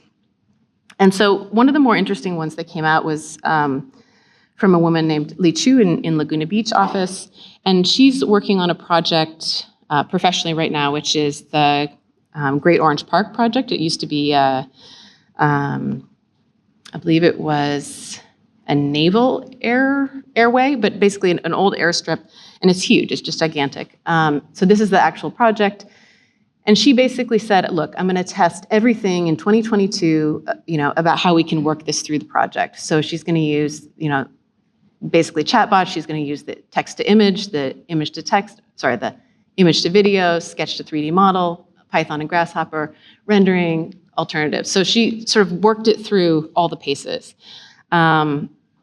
And I would say the most powerful thing that came out as just a viewer of her work was that ChatGPT is actually one of the more powerful tools. We thought at that point that Midjourney would actually be, and Stable Diffusion for image generation would actually be the thing that would make a huge difference. But in some of the site research, the chatbot functions are actually, I would say, a little bit more impactful over our traditional ways of doing things. So she created user profiles. She created a prompt that was looking at precedents. And again, this is all going towards the client. Looking at planting pairings, which was interesting. I wouldn't say this is super developed, but it was interesting. And then she was looking at the design factors. So saying, okay, the prompt here is about, I have this site, it's inspired by the history of aircrafts, what are some sort of ideas that you could give me? And then she fed that into the text to image generators and these are the Midjourney outputs for kind of basically, one feature here that ended up going on site and then a playground, play area here. And then she, basically used Grasshopper to try to input that and, model that in Rhino, which was somewhat successful, I would say. But I think the lesson from this project was that the text-based stuff, although not, I would say, our métier, like it isn't our what we think of as our strong suit, is actually the thing that was helpful the most in an actual project. Okay.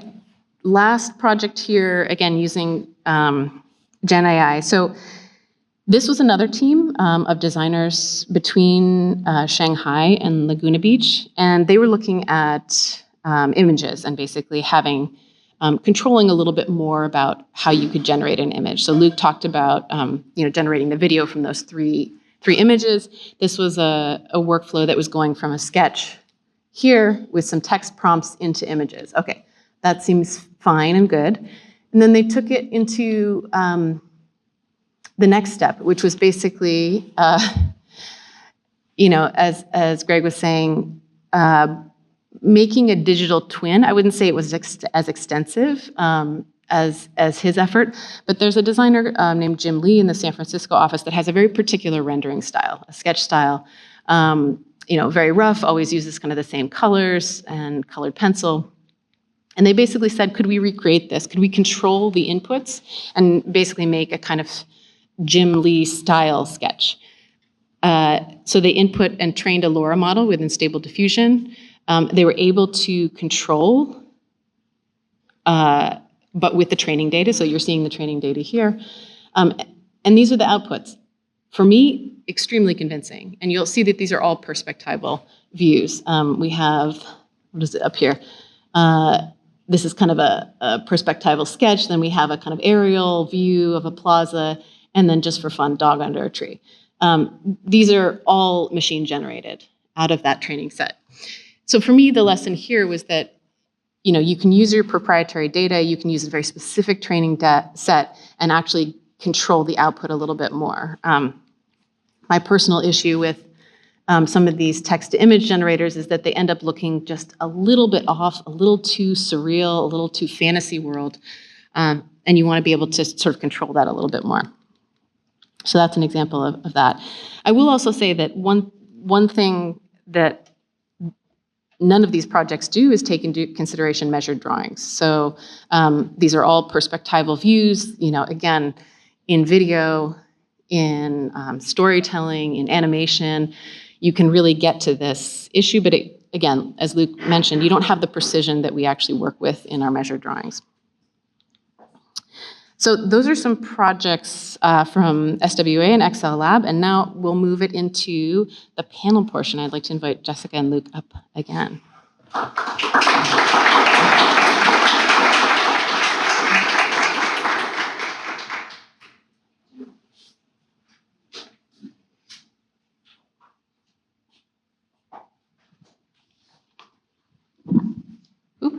Okay.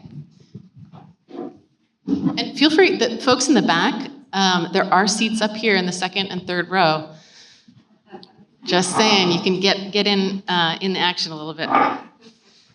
Okay. So I think, let's see, we have a half an hour. Okay, great. So again, we're all working in different areas and different fields, but I think one thing that I wanted to, or at least I'm eager to hear from you guys about is one thing that I could see that came out in Greg's presentation was this expectation of efficiency. So that AI will make us faster, better, extend our reach. But there really is a focus on time, right? That you'll actually be faster. And I would love to hear from both of you about whether you think that is happening now or that will happen in the near future. So maybe Jessica, question to you first. Sure. In most of my use cases, it is about saving folks time and it's about efficiency, but it's also a little bit about like morale. Like people are picking the things they don't want to do. And they're saying, can AI do this? Because they don't want to do it.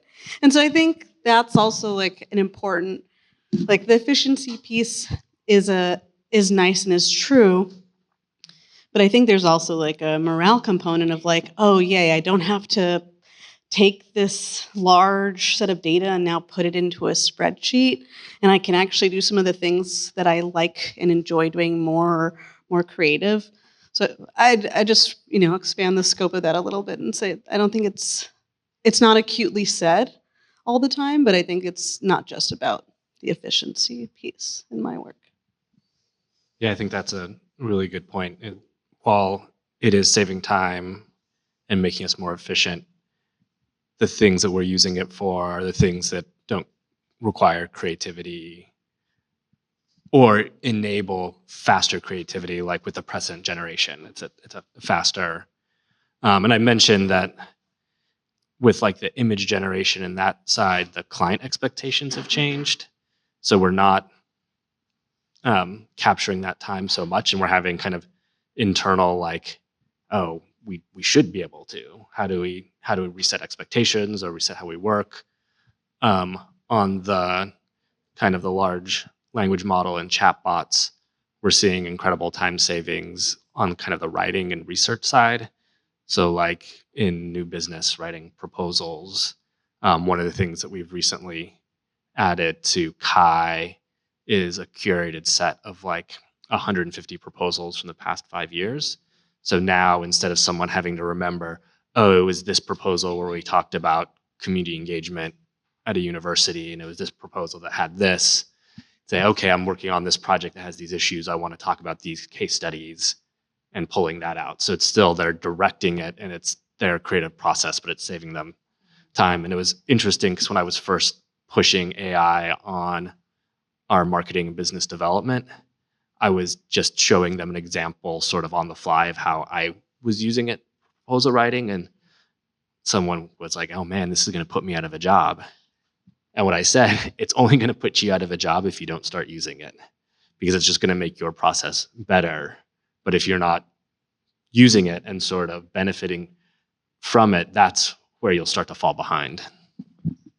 And just on a technical note, Kai is a RAG or no? Sorry, and that's retrieval augmented generation. So it's using a large language model right now, ChatGPT, or we might be switching it to Claude, and then we've kind of all the data that we've fed it, we've indexed it so that it can quickly search it. So it has a bunch of custom data, but then it does a bunch of other things like large language models aren't good about comprehensive outputs. So when there's a question of like, give me all the projects with this client in North America, we do an SQL, which is like a structured database search instead. And so that's where it's agentic, where an AI model picks which of those things, or when you ask for it to generate an image, it doesn't go to ChatGPT, it goes to a different model we give it access to. Okay, great. Okay, so I think there's 3 things I want to cover in the next half an hour here, which is, we're all applying AI in our work in different ways. And, I think one thing, I was in the O'Hare Airport, and of course, in the bookshop, there's like, Gen AI in your business. HBR is like, oh, yeah, are you using AI? And I open it up, and of course, the advice is, you're not using AI enough, and, are you falling behind? And the idea was that, we need to get out of this pilot mindset into just like massive uptake. And so I found that interesting because certainly that's the model at SWA, is it's like you're testing, you're piloting, you're seeing what the application is. But I think I'm interested to hear about how you think about scaling in this kind of world. Is it still sort of initiative by initiative? Is it, what pieces of the business does it touch, or what pieces or departments does it touch for you? I can start. That's something we think about a lot. So a big part of my role is talking with all these different agencies and trying to understand what are their different use cases, what do they need, and then starting to think about, well, is there a generic product that I can create out of all of these use cases? And I talked about 2 examples, and both of those examples are ultimately going to be, potential products that any agency can use. So if an agency has feedback and they want it analyzed, well, there's a formula, like I was saying, like you input the data, you have an example, you have a template, you have a prompt series. How do we make this generic enough that Department of Environmental Protection can use it and Department of Health can use it for various use cases? But the way it works in technology, and maybe it's similar for you all, is you start with one use case, you build for that, then you add another use case, you expand the functionality, and slowly you expand the functionality enough that it's serving a wide range of use cases. But we're definitely seeing that. I probably can think of 3 or 4 really common use cases that a product would be helpful for at this point. And I think as the technology advances, there'll certainly be more. It's also about where staff have interest. We're never going in and saying this, and now we're going to give you this tool. It's usually them coming to us saying, can you help me figure out how not to do this task myself anymore? And I think that's really important too, is who your partner is. So. And we've sort of done both models, the kind of use case based one, and that's a lot with Kai and how we were adding different things it could do on like the representational side. So I took over managing design technology for KPF about 3 years ago. So when this was all coming out, and I'm constantly nervous that being in this new role, I'll look back and have missed the thing that we should have jumped on. So when Midjourney and these tools came out, I was like, Oprah, everyone gets AI. Look under your seat, AI. So we just broadly scaled it. And one of the things we do with these is also in this role, I have to review all the terms of service for any of these, which generative AI is really helpful in doing. Once you like, these are the things I look for.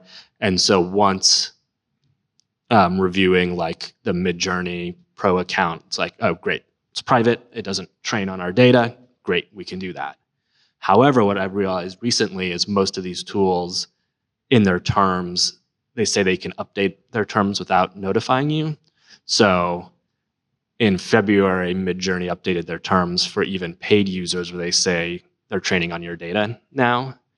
And I had no idea until someone else in the field in like March was like, hey, did someone notice this? And then I went back and read these other ones and seen that they've changed. And it seems like, sort of deferring from your question a little bit, but there's a changing baseline expectation, which used to be if you're paying for a service or an enterprise account, your data is not being used for machine learning or AI, and that used to be explicit. And I get the feeling that a lot of these companies have consumed everything they can get their hands on in the public and are looking for ways to further differentiate their models. So just changing that nature.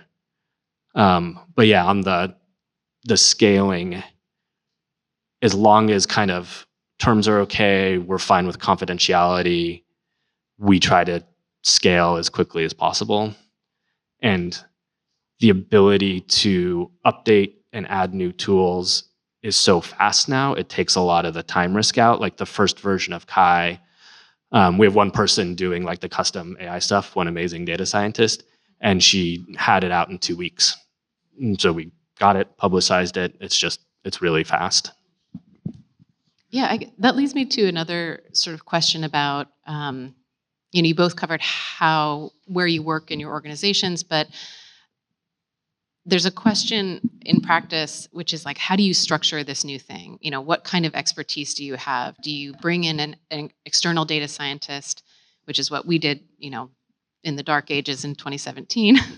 But it sounds like you have one on staff. How big is your team, and when do you use external resources, and when do you decide to hire in?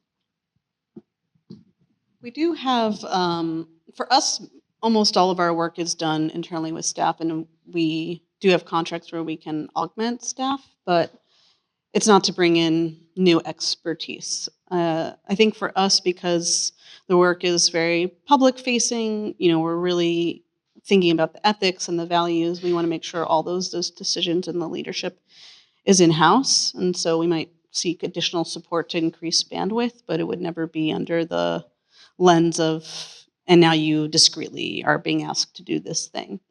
But we do have a team that's data scientists and a hard group of folks to get into government. I'd love to get more. I don't know if it's similar for you all, but a truly invaluable resource. We essentially have kind of two people that are largely focused in AI. Our data scientist who's been at KPF for 20 years, I think. So originally managing like our databases and our first intranet, but that keeps up with all this stuff. And because we're not like trying to train our own foundational models and things have become really accessible, she can nimbly do all these things. On the representational side, we have one person who's really focused on understanding what are the best like platforms out there, doing training and adoption, but is not like technically doing any AI training or coding. And so it's more about what's the latest, how do we have access to it, how do we get it? And then there's a middle ground where things have become so accessible that, because we have some software developers who are not AI experts, but with like using model context protocol, that's become so easy. They're now starting to experiment with that and setting up their own AI servers through that and adding it into Kai. And then one of the things I have on my horizon is there's lots of now no-code solutions for setting up AI tools. And so this is where we might actually go back to the pilot instead of scaling it up, is trying to empower a subset of KPFers to build their own tools. That I want to pilot first before just throwing out there. And so this is sort of a tag onto that. Both of you work in offices where AI, it's not an AI office, but what percentage would you say today, and maybe in the near future, are you going to be focused on AI? Just a rough idea. Like in terms of percentage of staff who regularly use it, or? Yeah, let's say time, like time spent. Because I know, digital technology involves BIM, which of course touches AI, and there's sort of, it's a complicated constellation, but I'm just sort of thinking as an enterprise, as a sort of thing that you put hours into. Where are you at right now? I mean, that's a tough one, because it's sort of like what generative AI can do is evolving so much. We're essentially looking at all business aspects, and where either we wish it could get involved and can't, and are on the lookout for when changes happen, or through interviews and use cases, trying to identify pain points. We're really interested in the delivery side, where we haven't seen an impact yet. So we're on the lookout for applications or tools that can help with that. Okay, so like 98%. Yeah. Yes. Okay. And Jessica, for you? Yeah, I mean, the same, I'm sure, for any office, but our focus isn't on AI, so our goal is mostly digital services, getting services out to folks, and AI is sometimes the best tool and it's sometimes not. It's not the right tool, I would say, most of the time. But I do think it's important to constantly know how it's evolving so we can make sure we're leveraging it as the right tool when appropriate. I couldn't give a percentage to it, but I wouldn't say it's over 50%. It's definitely under that, if not more, or even further below. Yeah, I think there's, you were talking about different types of AI, or, I think there's so much valuable technology out there in the digital service realm that isn't specifically around large language models and generative AI that there's plenty for us to choose from. It's not necessarily needs to be the beating heart of the work. Yeah, let me change my answer, because it's actually more similar. And so maybe the 98% is we're looking across all the business to try to improve workflows, find more time for creativity. If AI is the best tool, yes. If not, we look at other existing tools, or we have more software developers than we have data people. So sometimes it's creating a custom plugin for Rhino or a web app to do something. So probably the actual impact is similar, 40%, but 100% we're looking at these issues. So Jessica, you brought up something that I wanted to get at, which is, when is AI the wrong answer? And I was just wondering if both of you could sort of think about, or if you have an example where you were thinking, oh, this should be the answer, or large language model, or another sort of application where you thought, oh, this can help here, and you realized absolutely not. I don't have an example like that, because I do assume that AI is not the right answer. I don't assume it is the right answer. But generally speaking, I think for us, AI is never making a decision for us. We're always the ones that are making, the values calls around what needs to be decided. It's an assistant, it's an intern, it's your junior architect, but it's not making decisions. It's not deciding what's a value that we might have. It's not doing critical thinking. It's not doing any of the creativity. It's not talking to users. It's not doing a lot of the work. I think what it is doing is streamlining either data synthesis that then we double check, and on top of that, then decide how we want to leverage that data. Or it's helping us turn really jargony copy into something user-friendly. And again, that gets reviewed because sometimes it hallucinates. So, yeah. Yeah, I guess I mentioned this before. We haven't found good AI solutions on the delivery side, although there's a number of startups that are kind of looking into that, like auto tagging or auto reviewing drawings, compliance. In general, I find when there's areas where AI either doesn't have enough data and the global data to be trained to be an expert on, or what it is has like ambiguity in it. And by that second one, what I mean is one of my other hats is I'm the KPF New York City zoning expert. And so we set up a chatbot that was using ChatGPT and only looking at the New York City zoning code. And what my thought is I will figure out how to craft, with my expertise, figure out how to craft the right types of prompts that would get a kind of a general user in the office the right, these are the different FARs that apply, these are the bulk regulations you can choose from. And I could not, with my expertise, ask the right questions to get it. And I realized part of it is because sometimes there's multiple approaches. Sometimes the application has been actually interpreted in practice. And so while it's not clear in the zoning code, everyone who does it knows it's interpreted in this way. And so that's one of the areas in which it's stumbled. Darn. That's really holding out hope for that one. Okay, so this is a more general question about maybe that near future, but since you both are sort of versed in the limitations and the possibilities of, especially we've been discussing ChatGPT and large language models and sort of this probabilistic text-based way that AI works. I'm thinking about sort of key problems in your organizations, in your offices that you want to solve for, that you have hope that, again, Luke, you mentioned the delivery side. But I'm thinking, for me, I'm on the lookout for applications to climate change mitigation, adaptation, and these are, possible, right? But they're not necessarily data-based problems. I mean, carbon accounting is a very data-based problem, and that would be amazing for us to be able to just sort of, find an easy way to do. But yeah, I'm sort of thinking about issues that you have your eye on, that you think you want to tinker with, or that you are sort of thinking in the near future to solve for within your org. I mean, I guess one, and it's something that Greg brought up in his keynote, is the performance simulation. Because we do a lot of simulation models across all our projects.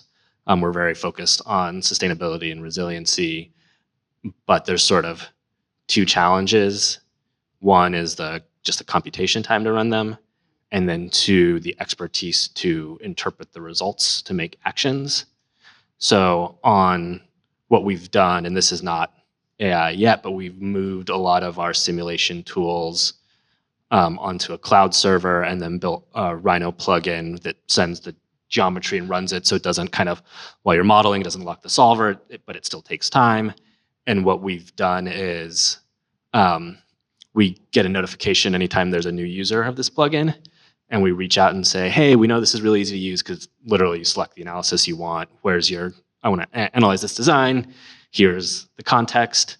And we sit with them to explain how the tool works, what are the assumptions, how you interpret it, and then are on call to join for client meetings. So we're sort of onboarding people one person at a time in that way. But I could see a world with AI where the simulations could be real time. We could coach the AI and how we'd interpret the results, and there could be more kind of independence that way. Yeah, for us, I think one of the big challenges that we're exploring in government is that I keep going back to data, but we have so much data, and a lot of the data is separate and they're not talking to each other. So, I'll just use the building permit example because I think it's the easiest perhaps, but you applied for 2 different building permits and the agency doesn't know that you have 2 different permits, even though you applied for them both at the Department of Buildings. They might be in completely different data sets. And for whatever reason, one of their rules is that they actually need to check that you applied for that other one. And so there's this long, cumbersome process that now might deter you from actually getting the permit because they don't know what data is talking to each other.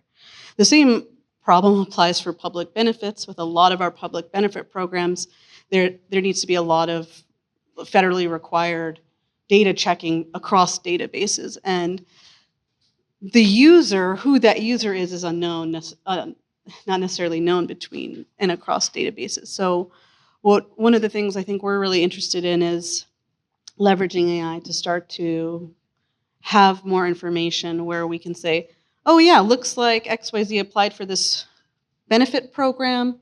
We can easily see that they, meet the requirements based off of this other data set and off of this other data set, and we can automatically enroll them in this program or tell them that they're eligible for this program, or not ask them to send us 5 more documents. So that's how we're thinking about it. Yeah, and that reminds me of your kind of human-centered design approach. It's about thinking about the user, thinking about what their needs might be, and then fitting a solution to do that. Interesting. I forgot to do this earlier, but so our panel can kind of get a sense of who's here. Maybe I'll just try to make it easy. Who's a planner in the room, or who got a planning degree? Okay, and then architects practicing or architecture, and then landscape architects. Wow, and then other. All right. Okay. Great. Yeah. Multiple hands can go up. That is really evenly split. That's fantastic. Okay. I'm just curious about kind of our split, because I'm going to try to steer, perhaps at our peril, into a slightly technical diversion here. So, and this can sort of flow into a skill-based discussion. We've got a 10 minutes. So I think, obviously these are new technologies. There's the trouble of going, from sort of pilot to larger adoption. You're talking about onboarding person by person for some of these things. I'm curious about the technical challenges because, for us in 2022, there were huge amounts of technical barriers removed to use, right, for everybody. And now we're really in it, and that we're, socially all in an experiment together, professionally and socially. But I think, a lot of these technologies do require teams, people, expertise. And so I'm interested about some of those questions, whether you've hit a point where you're saying, okay, well, we need to make this interface as user-friendly as possible, or we actually need to do training, perhaps on the kind of use or ethics or attribution. So this is a more open question about, skill versus this technical challenge. A new technology is now present in our lives, and how do you actually create a culture to use it or not use it? The tools are so incredibly easy to use. We find most people are eager, and I mentioned there's sort of pockets that we want to make sure that we haven't had to really force people to use it. And we have a Teams chat that probably has 2/3 of the designers in it that's just about AI, and they're sharing workflows and tips, and I did this, and then we codify those into learning sessions and that kind of stuff. Where I see the roadblock is you have to understand how to prompt and interact with these, and it's not just a magic, I say this thing and I magically get the exact thing I want out of it. And so it's learning how to do that, but paired with, you have to already be good at the thing you're doing. And so one example is a design principal who hasn't really been engaging with me will say, hey, on board, this junior designer on the project, because I want them to do this. And then we'll get them and they'll come back to me. It's why are the results I'm getting not as good as what I'm seeing on this other team? It's well, the person on the other team is a design director with 15 years of design experience, and they're already a good designer. This junior architect is junior and hasn't gotten that same design experience. And one of the things I'm nervous about, and I think we're seeing this on the software engineering side, is that people with like 0 to 3 years of experience are having a really hard time finding jobs, because if people with more experience are actually able to do the work of those more junior people, but then it means they'll have this gap where you don't have the junior people coming in and getting that more senior level experience. And so I've been sort of thinking about, how, not that we're in that situation, but we need to be thinking about design experience and training, I think, a little bit differently. That's interesting. Yeah, I think in government, it's really a mix of both having the technology available and the training required. New Jersey is actually really lucky. I think we're one of the 3 states in the country that are listed as most AI ready with Code for America.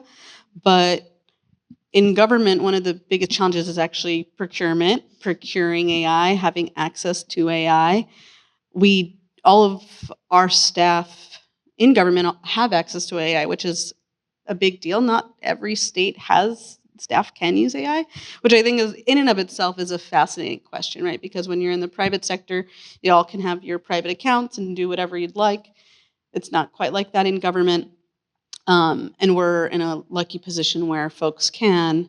I think we did a survey and maybe about 20% of staff are using AI in the state. Don't quote me on that.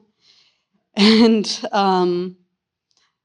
so uptake is a big part of it, right? Like it can really be helpful, even just to brainstorm or have think through something. You're writing an evaluation for a colleague and you want some feedback on what you wrote. I think it can be a great tool for many different things, but people need to be confident about using it and know when to use it. And also, I think in previous technology usage, people perceive technology as being factually accurate. So it's also a real mind shift change, especially for government workers who might have been in government for 40 plus years, to now have to realize that it's just making stuff up sometimes and it's not accurate. And that's a really big mind shift. So I think it's, part of it's about just access to tools. And then and there's a lot of technical challenges with building the tools, et cetera. But then I think just in equal measure, making sure people are aware of the limitations of the tool and how to leverage it. Yeah, I think that's really interesting. I didn't know that about the sort of limitations at the state level. That's a huge factor, just being allowed to even employ it. Yeah, I think there's some interesting things here about a generational shift. At least, for us, I think the uptake at SWA was immediately in that junior staff position. Our staff designers, especially because they're more facile with technology. They're used to coming out of school and sort of attacking whatever software is new, whatever is more useful, and they were able to sort of work in the sandbox easily at first. One unexpected use case that I found was that our non-native English speakers used it for business communication all the time, and they said this is actually the most useful part of this. This is something I was struggling with in practice, and this has made it so much easier. They're all very fluent, but it was that difficulty in, crafting emails with the right tone. There's a lot of client communication that's been improved that way. But yeah, I was just sort of interested. We did a survey again. It's a little old, 3 years ago now, but 60% of the firm was using AI in some way, which is interesting. It'd be interesting to redo that now and see what it looks like. But for us, it was very generational. It was definitely not the principal designers, and I still think it's probably not. And I'm just curious about whether that has been an issue and whether, I guess, there's this sort of uptake questions like, are we all just going to start using this and use it in our own way and all learn? Or are there initiatives to actually train folks about how to use this? Yeah, I can go. You've been taking a few first. Sorry. So I think it's we haven't done a survey on the generation that's using it, so I can't speak to that acutely. I do think the technology that we have accessible in government leans more towards certain fields than others. So I'd say the adoption is perhaps more based off of what the technology can do. It's great at drafting content and memos. Those are things that a lot of policy and legal teams would like to leverage. I think we're seeing more use cases where maybe engineers want to use it, like development engineers. And maybe that's, will be a use case we'll see more uptake.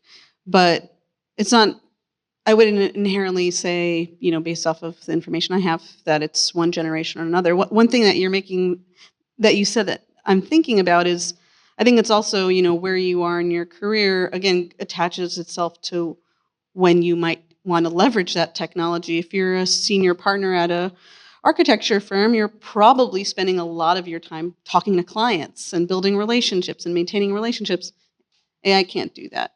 So I also kind of, I think there's a degree to which it might be generational, but I also think there's a degree to it. I mean, I'm sure there's a degree that it's generational, but there's also, I think, a degree to the role in the skill set. Yeah, I've definitely seen an imbalance in the generational uptick. And it depends on the uses. One theory I have had is, like, if you're a partner at a firm, you've been doing this for 30 years, you've been very successful, why would you change what you're doing? There's like initial hesitancy. But one thing that KPF is good at is at the different levels regularly people share what they do. So like there's one principal who uses AI a lot and shared what he was doing at a principal's lunch. And then I had a bunch of others who had been really against AI when I'd had discussions before, like, oh no, show me, let's onboard me to this. And interesting to see them integrate in their process. Like one very specific example is this design principal uses Mid-Journey to kind of iterate on a design idea more at like a facade or material level, and then we'll pair that with a sketch of the building, like an elevation, and say, oh, see, this is how I want it structured here. This is the approach. Now develop it. And the ability that then him and that team are able to actually iterate and advance stuff is really fast.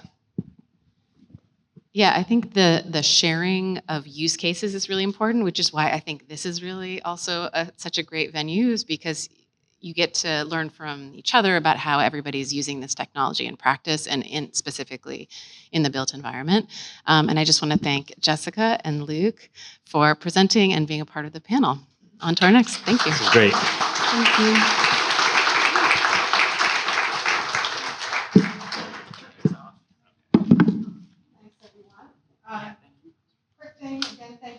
Jessica and Luke, for this really amazing panel. I realize we did not do Q&A, so I hope you're going to take advantage of the fact that we're moving into a 15-minute break and you can ask questions of our panelists. I also wanted to thank Blair Guppy for the lovely introduction to this panel, who forgot to say his name, a fellow member of ASLA, landscape architect. But more importantly, guys, I want to thank our sponsor for today, Kimley Horn. Brendan Kelly, I think, is still here. Thank you very much for the generous support of this program. Again, we're going to have a 15-minute break. Please network, enjoy, have some more coffee, have another bagel, and we'll be back here in 15 minutes. This panel is going to examine whether AI levels the playing field and perhaps what that means, what comes with that, or advantages larger players, and how it might let us concentrate on the creative practices of the field.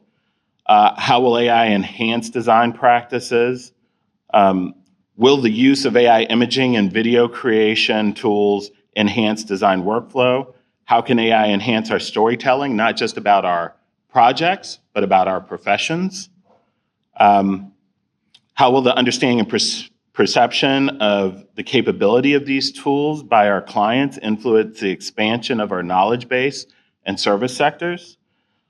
In this interactive discussion, this conversation, as I've called it, we will talk about through and with generative AI and how it can inspire confidence in designers to produce their best work perhaps as a collaborative partner.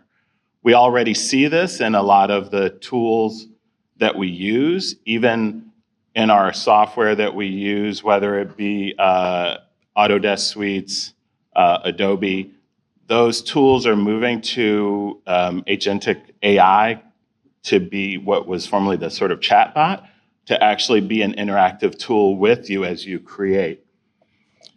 So let me introduce our speakers. I'm just going to go through everyone's bio. Bear with me. They're all very accomplished. We're very pleased to have them all on the panel. Thomas Bates is Director of Visualization at VDMO. Thomas has been working in the field of architecture and design for 20 years. In that time, Thomas has worked with clients from Fortune 500 companies to NCAA Division I sports programs, small public schools, and some of the most revered universities in the US. In this role as Director of Visualization, he's located in Charlottesville, I should add.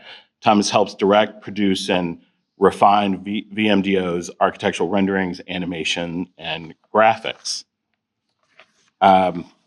Just making sure I'm on with the slide here so you're following. Paul Keskes, publisher and editor-in-chief of Architizer. Paul is an architect, trained writer and editor. Reformed architect, is it? Based in New York, has Architizer's publisher and editor-in-chief. He specializes in telling stories about the world's best architecture and the people that help bring it to life.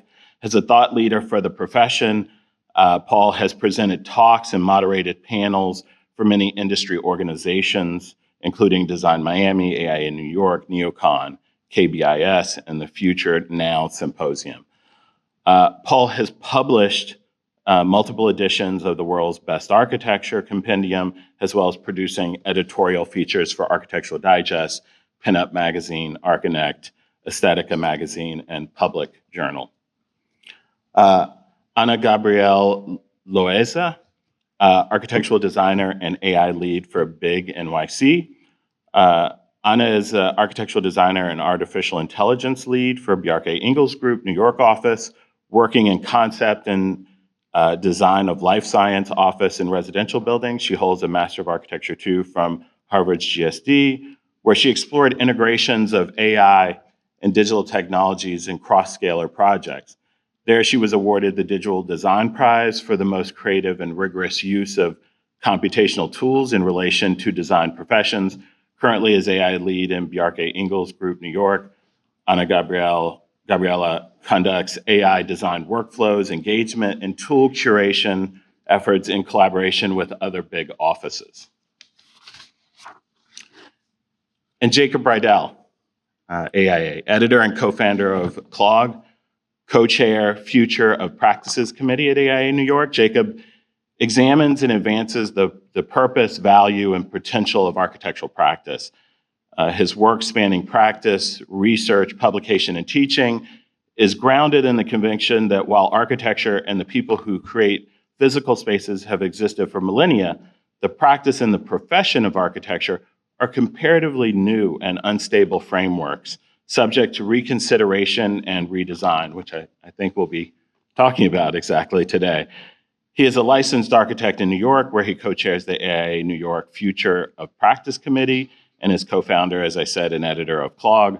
From 2019 to 2025, he served as assistant professor in the practice of architecture at the GSD, where he recently guest edited Harvard Design Magazine's issue 52, Instruments of Service.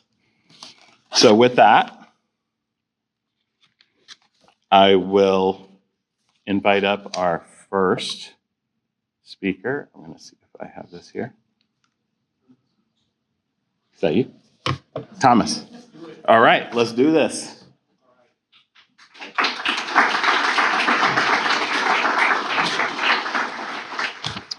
Okay, I like Mark setting the tone, bringing it up a little bit. I'm Thomas Bates. Indeed, I am from Charlottesville, Virginia. It is a small town. You probably know it for UVA, maybe some tiki torches a while back, and not a lot else.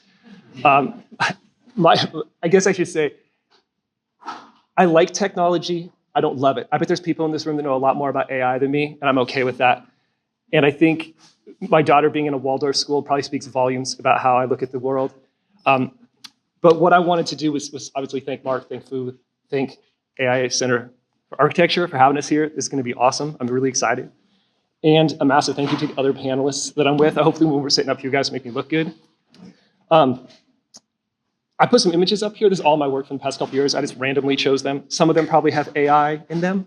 Some of them probably don't. I'll let you all decide which ones you think are which. I just want you to have something pretty to look at while I talk. Mark said 7 minutes. I'm going to do my best to keep it to 7 minutes, and we're going to move quick. I think, is this little forward button what I want to hit? Ah, sweet. Okay. So I just tried to approach this from a high level, and this is all going to be from my role, director of visualization. It means I make digital illustrations of unbuilt buildings, right? I make pictures of architecture, renderings, animations, all that kind of stuff. That's what I do day in and day out. So I'm going to give you the visualizer kind of high-level view of where AI is at least for a firm like ours. We're about 70-odd people. We have offices in DC and Charlottesville. I'm in Charlottesville. So the first thing is integration. Fu also said some of y'all are here for continuing ed credit, and you might be taking some sort of a test. There's going to be questions. This is one of your questions. So if you want to take a photo, take a note, take a photo. Right now, almost every visualization tool that's used in the industry right now, and there's tons of them, but kind of the most popular ones, they all have AI tools integrated. The only one that's kind of lagging at the moment is Twinmotion. But they're coming, I promise. They really are right there. And they kind of have them, but not at the same level as other tools that I'm sure you guys are familiar with, like Enscape or Lumion. Maybe some of y'all are still using V-Ray or something like Corona or D5. There's a lot of tools out there, some real-time, some just cool ray tracers that make pretty pictures. So that's just kind of the one thing I wanted to say is the tools are there. They're in the programs today, and it's happening. So if people in your office are making cool, pretty pictures, they're probably using AI in some capacity. As these tools become more and more integrated into the software we use, the number one thing our office keeps coming back to is what we kind of think of as kind of the moral dilemma. And I think people have already touched on this, and y'all have probably thought about it a lot when it comes to AI. But we as an office or we as individuals, do we need to set some sort of a line with AI that we are comfortable crossing? And what I'm talking about is when we make an image with a pen and a piece of paper or a pencil or watercolor paint, it's ours, right? You've made it. It's come from your brain to your hand to the paper. When we start to integrate AI into that process, we're bringing in this other party, this other thing. And when we go back and forth with that AI and this image creation process, how comfortable are we then taking that image out to a client or onto the website or into the world and sharing that and saying, we made this? Where does that line, where do you draw that line? And we as a firm talk about that a lot, is are we cool with this? Are we not cool with that? That said, the tools that are really good at doing this AI stuff for visualization are really cool. And people often ask me, what are those tools? And while I will say our firm is still definitely in the experimentation stage, I think it's right where we want to be for a firm of our size and the type of work we do. It's a lot of work at public universities. We do a lot of K-12 education work. As a result, we're not like right at the bleeding edge. We're not pushing this stuff forward. We're not experimenting. We don't have 40 people in a room that just get to like play and experiment all day. We have to find ways to integrate these tools into our real world projects every day with clients that have fairly tight budgets. And often we have to present everything we make to the public. So the tools that we really like, what do we like? I wrote down a list just so I didn't skip any. For people that use Enscape, I'm sure there's a bunch of people in this room. It's super popular. It's basically free. Veris, which is coming from Chaos, it's their AI tool. It will basically take an image and make it look better. That's a really, really simple, easy tool for folks to use. If you're not using Veris, you should be using it with Enscape. If you want a little more fine-tuned image manipulation, I really like Comfy UI, which is basically just a node-based interface that's using Stable Diffusion. So if you've heard of Stable Diffusion, I kind of like the way that Comfy UI talks to Stable Diffusion and the control it gives you over the images. Basically, you can tell it, here's my rendering. I think it looks terrible. I want it to look better. Here's the things I want you to make look better. But also, don't do these kind of things. Like, don't stick a bunch of extra trees in the distance. Don't put it in an urban context for no reason. And that positive prompt and negative prompt, I usually don't write it. I usually have an AI write it for me. So now I have one AI talking to another AI, and I just can sit back and relax, and it does the whole thing, and off goes the image, and it looks great. If you want to just upscale an image, Topaz Labs, use that. If you're not using that, write that down. That's really good. It just raw image upscaling. Oftentimes, we'll render a low resolution image or a suite of images. We need to get to a client, and they want it at a larger resolution. We'll kick it through Topaz Labs in a few seconds instead of having to render at a higher resolution, spending more time. Just a quick time saver for you. And then for texture creation, right, when you're making a 3D model and you're putting brick and stone and all these materials onto that model, AI or Adobe's Substance Designer is a great AI tool that does that for you. So I like that one a lot. Although a lot of the rendering engines are starting to have those in there as well. Mark was talking, he had a question when we first sat down about how is AI going to enhance what we do. And I don't know if it's going to truly enhance or if it's just going to evolve the way that we work and change the way that we work. The more AI tools we start to bring into our workflow, the more new problems we start to see, right? All of a sudden, what used to be, I would argue, when you're making a rendering, it's an artistic pursuit. You're trying to make some sort of a cool, beautiful image of something that doesn't exist. When AI starts to get in there, for me, and the way I work creatively, all of a sudden I'm starting to type a lot more. I'm starting to talk to something through text. And now I have to figure out how to write that text in just the right way to get the image I need. And that is fussy. And people are always coming to me and being like, well, you did this and it looks great. And I thought I did the same thing. Like, well, change this word and don't put that. And you need a comma here. And it's all this nonsense that it seems simple, but it's like little problems like that you kind of don't think of. And all of a sudden they pop up when you start using these AI tools. And then the biggest one, I think it's already been mentioned again, but I'll just hit it, is consistency. There's, when we build a 3D model, we put a camera, a digital camera, and look at the model. We go, there's our building. And we can move that camera around. And hey, I'm still looking at the same building, and move the camera again. I'm still looking at the same building. When we start to do either text to image or even image to image AI creation, you start to lose that ability to move the camera. And from one image to the next, you're going to see things literally change. Windows are going to shift in position or get taller or bigger, more glazing here, less glazing there. So when you're trying to present a project holistically to a client, show it from multiple angles, AI as a tool just kind of falls apart. Internally, studying ideas, facade materials, more or less glazing, is this cool as metal or is this cool as stone? Awesome tool. Use it almost daily for that kind of stuff, as we're moving from really, really rough schematic ideas to starting to integrate materiality, percentage of glazing, starting to think about, is this thing, could it be 12 stories? What does that look like really quickly? No, it's really got to be 10. That looks goofy. So doing that kind of stuff, iterating very, very, very quickly, super, super powerful tool. But consistency is where I consistently see it fall apart. All right, speculation. This was one of Mark's big questions. What does the future look like? So specifically for visualization, I tried to take a stab at it. Kind of the 1 to 3 years, this is kind of where we're at, right? This is kind of where we see things right now. So we've got a deeper and wider integration of AI tools into the programs we use. A couple years ago, a lot of times I would be working in a visualization tool, and then I'd jump over to the AI tool, then I'd jump back to the visualization tool. Now those visualization tools are starting to become more and more, AI tools are becoming more and more integrated into the visualization tools. So you're gonna see things in the future as we move forward, like all your visualization tools, Enscape, Lumion, whatever you use, you're going to be able to say, make me a brick texture with this kind of mix of colors, and it'll just generate a seamless texture. You'll be able to apply that. You won't have to leave the program. You'll be able to do things like entouraging an image, right, where you're adding people and cars and trees and all the foliage. You'll be able to do that just by saying, add some cool bushes here, this type, add some trees in the distance, mostly deciduous with a mix of X% pine trees. All that stuff's going to be quick, and it's going to be directly in the tool, which is really awesome for stuff that I do, and that's where I'm like, ooh, I would use that.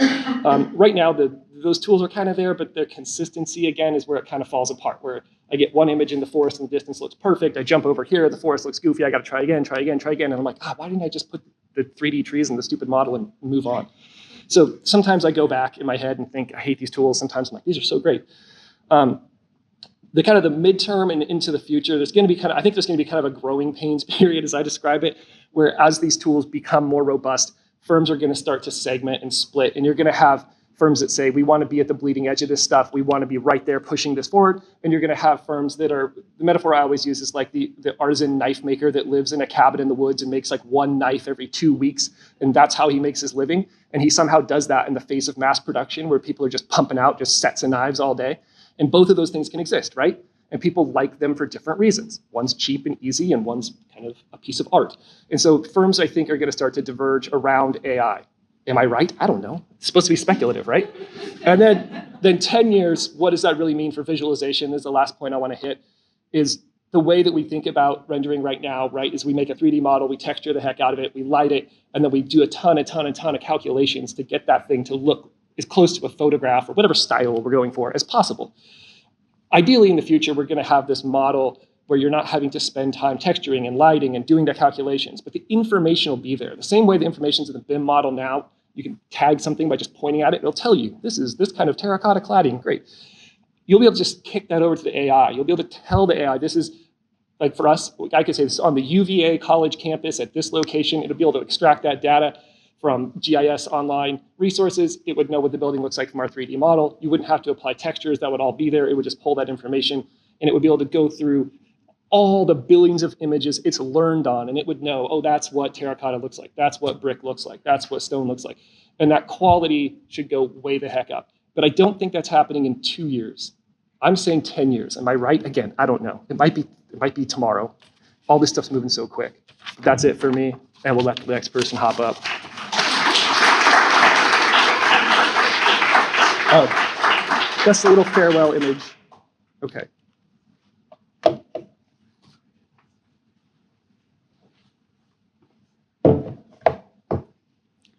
Hi, everyone. So during the next 7 minutes, I think I'll share a bit more on how we architects and in practice are adopting AI tools and what does mean for architecture as a discipline and also as an industry.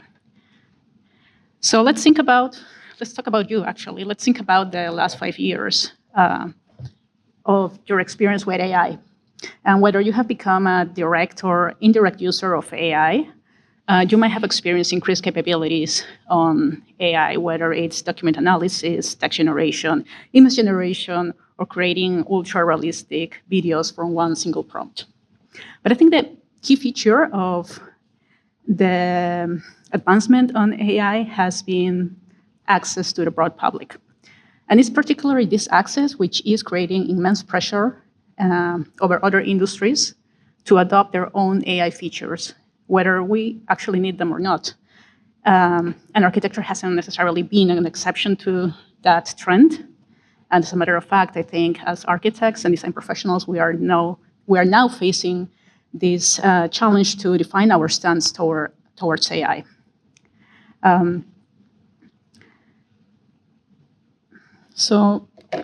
Okay, here it is. Whether your approach to technology is as an optimist, as an skeptic, or as an alarmist, seeing bridging the gap between AI and architecture it just feels imminent, which leads us to a critical question. How do we adopt our own frameworks for AI introduction at the offices?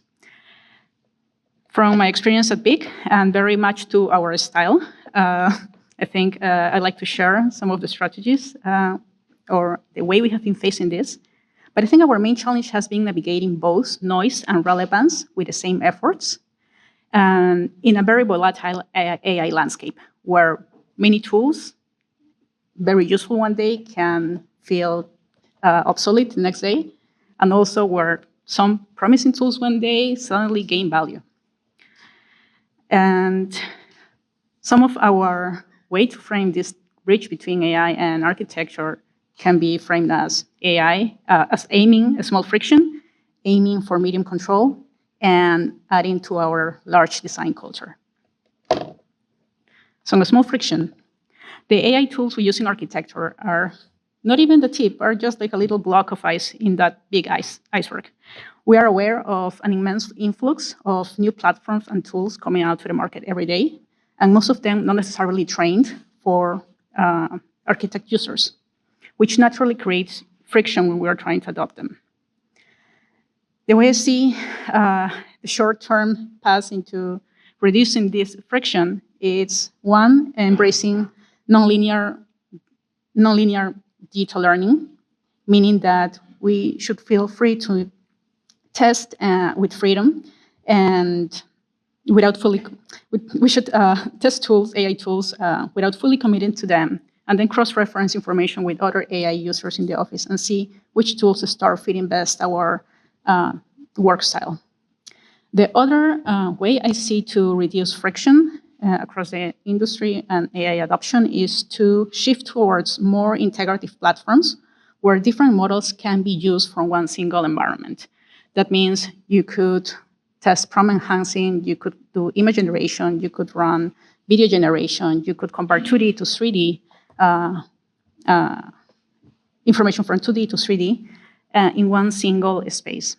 And I think there are many efforts already running and many new platforms out there that are doing this.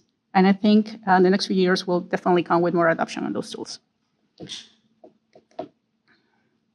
We are also aiming for medium control. So rather than building our own AI custom tools, which can be resource intensive, we just take the curator approach and try to select the tools and build the right tool set that best aligns with our work style. At BIG, we have an approved set of tools allowing experimentation within our own AI use policies. Also, each office has a local AI lead that coordinates with the design technology teams and shares findings, updates, and also runs workshops so other big stores at the office can learn to use AI and engage with these tools. So this ongoing exchange can keep our workflows consistent independently of the office. And large design culture. Technology shapes how we perceive and engage with practice. Some AI models expand imagination while others might risk narrowing it. And BIG's DNA pursues forms that balance performance, function, social encounters, constructibility. Our processes, while often are represented as narrative diagrams, are very rigorous and dependent on iterations and studies until the best idea survives. So we frame AI to be conducive of that DNA, aiming for amplifying ideation during early design stages. We can insert some positive disruption during our iterations, allowing us to reimagine earlier. We also use it to amplify form finding, and not necessarily from new prompts, trying to aim for new forms, but also referencing back to previous design studies, and also to our own style libraries. AI is very helpful with post-production tasks, with image enhancement and video generation, and it has been empowering the storytelling skills that underpin our design culture. So how is the future looking like? I don't think I have a particular answer on a particular site for that, but I think AI has blurred the placeholder image that we hold about the future. It is very powerful, it's very fast, and it is mostly defined by relentless competition between AI developers, big tech, and uncertainties about data governance.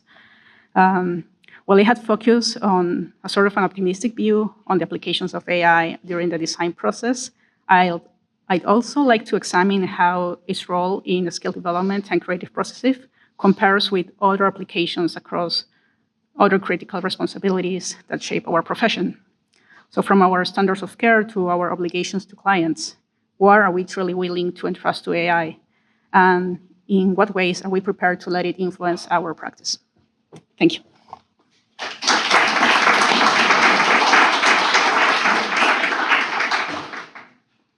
Great.